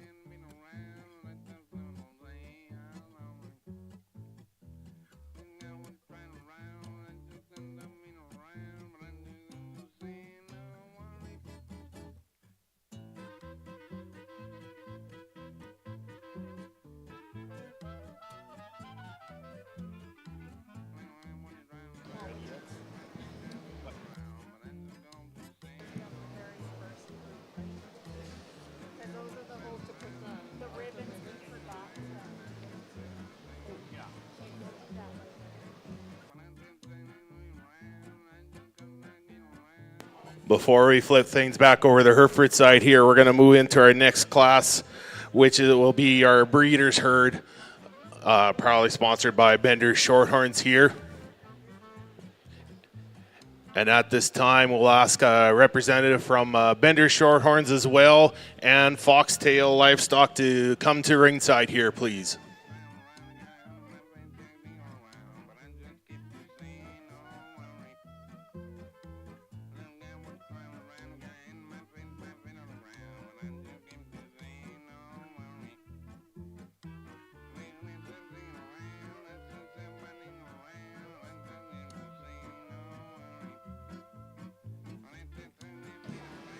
We'd like to thank again our sponsors in our junior division, Bieber Herefords and HMS Highcliffe. Looks like we've got some comments from Judge Lance Leachman on our junior division bull calf class. Well, again, I think a really strong division, and I think I've got a clear-cut option that I prefer to start, but after that, I think it becomes close between 2 or 3 different bulls, and so that's a testament to the quality of the calves that have came out in this junior division. I think they've all done a really nice job in terms of presentation, and I think in this class, there's really some neat options as far as just how they've been managed, a little bit more conservative in condition than what some of the heifers have been throughout the day, and that's certainly nice to see and reaffirming to kind of have that commitment to doing it, because it takes a lot of security and a lot of confidence to not push the shit out of them compared to what some people do. So with that, I'll go pick out a champion, and then the reserves I think are very similar, really high quality calves that I think have a lot of promise and could be implemented in some very diverse breeding scenarios based on the multitude of strengths that they present.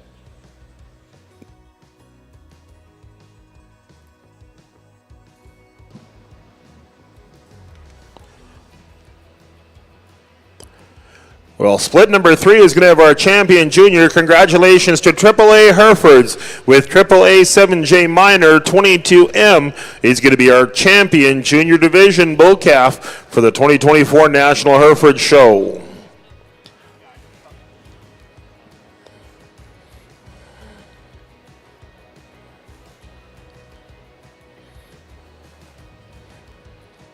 Again, an awesome set in our Shorthorn show on the breeders' herd side of things. I again want to reiterate how important these classes are to me and my family when we're exhibiting. And I don't want you guys to think that these guys are just coming in and going through the ropes. This is an example of what these exhibitors feel are their best quality stock that they can bring out. So I do think that they deserve a tip of the cap, not only for exhibiting here at Agribition, but for bringing out quality stock year in and year out, and a group like this is sure impressive. Please give these exhibitors a round of applause. For my champion breeders herd, we'll go for the group here on the end, and then an honorable mention to the group here in the middle, but a very consistent set of cattle all the way through. Congratulations to these exhibitors. Well, thank you very much there, Judge Hertz. First, and our champion breeders herd goes to Coldstream Farms of Flesherton, Ontario. At this time, we're going to ask Ryan Bender as well to come up here too, because we have presentations for Premier Breeder and Premier Exhibitor. Sponsored by the Saskatchewan Cattlemen's Association.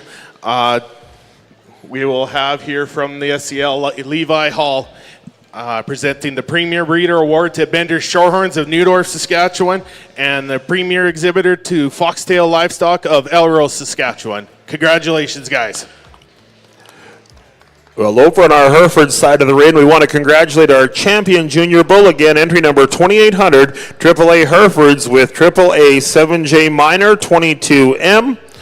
And our reserve champion coming out of split number 1, entry number 2793, MJT Cattle Company brings us MJT 10518 Rio ET 10M, our reserve champion junior bull calf. Congratulations to AAA Herefords and MJT Cattle Company. We'd like to really thank our sponsors in those divisions for our banners, Bieber Herefords and HMS Highcliffe, our junior division banner sponsors. We'll see those top 2 calves back in our championship class, but with the Hereford side of things, we're going to move into split number 1 in our February born bull calves. These are going to be bull calves from February 26th to February 15th. If you're marking your catalog, please scratch entry number 2817. He will not be racing today.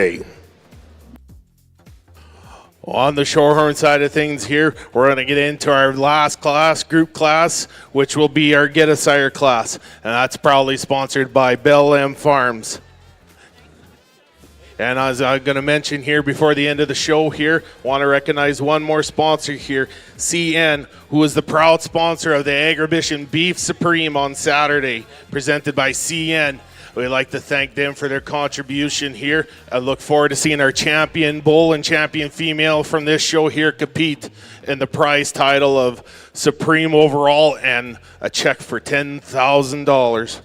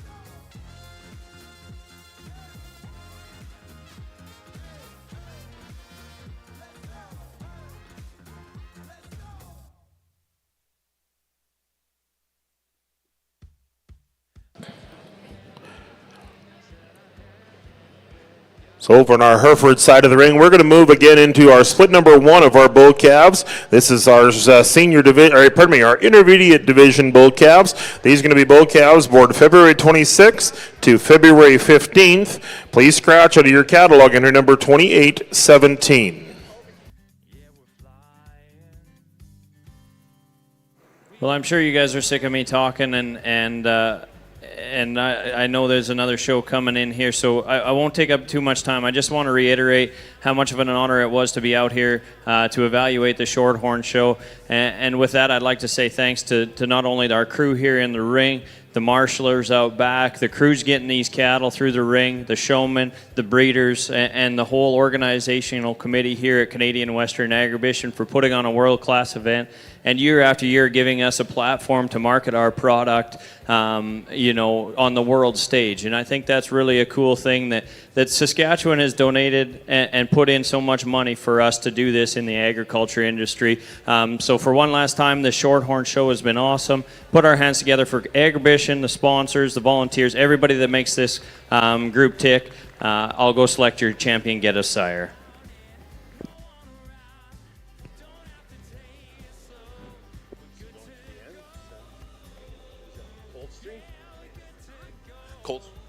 All right, it looks like we're going to go back again to Coldstream Farms for your champion get a sire here. Congratulations. At this time, I want to thank Mr. Judge Tyson Hertz for coming out here to exhibit the cattle. He's done a astounding job informing everybody and evaluating some good quality cattle. Also like to thank everybody that's helped out from ringside to in the ring to the back. And I'd like to thank the Saskatchewan Shorthorn Association for asking us to help them out here with this day. And that'll do it for the 2024 Canadian Western Agribition Shorthorn Show. Thanks again to the sponsors.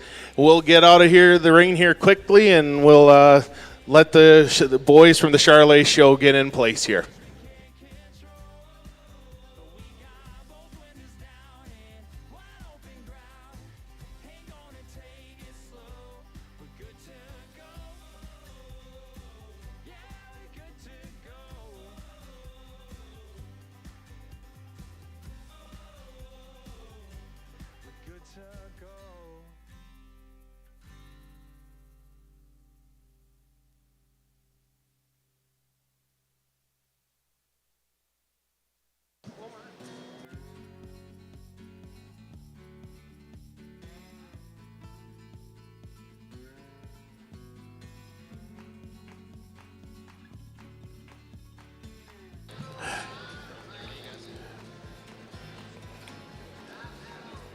We've got 3 more winners of our Red Coat Classic raffle winners we want to announce.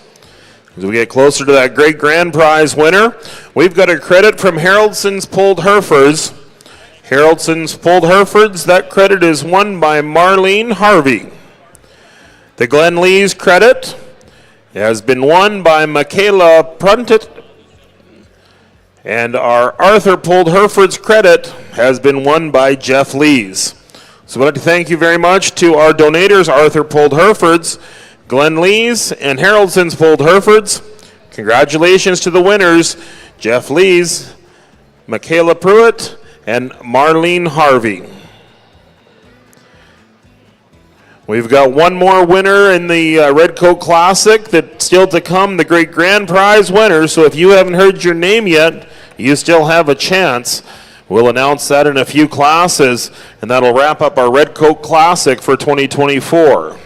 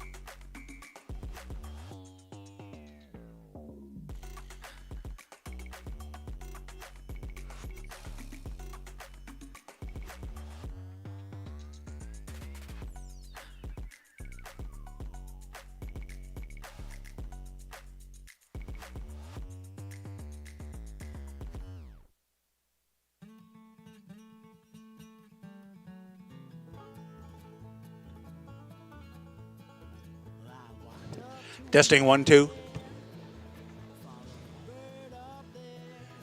Good afternoon, ladies and gentlemen. Give us a few short moments and we'll have the Charlet show underway. Our cattle are being marshaled towards the show ring as we speak. Just stand by and we'll be on going very shortly. Over on our Hereford side of the ring in split number 1 of our intermediate bull calves, we're going to get comments from Judge Lance Leachman. Well, this is a relatively challenging class. I think there's, again, a lot of compromises, and you're going to have different outcomes based on where your priorities are aligned. I think in this class, a calf that, to me, rises, and I'm not going to say that he's convincing in the way that he wins the class, but I think he's just a relatively fault-free calf. Now, he makes some compromises, I think, from a performance standpoint, maybe a length of body standpoint, but the fact that he's still big-bodied, he's still got some shape to him, he's good in his testicular kind of development,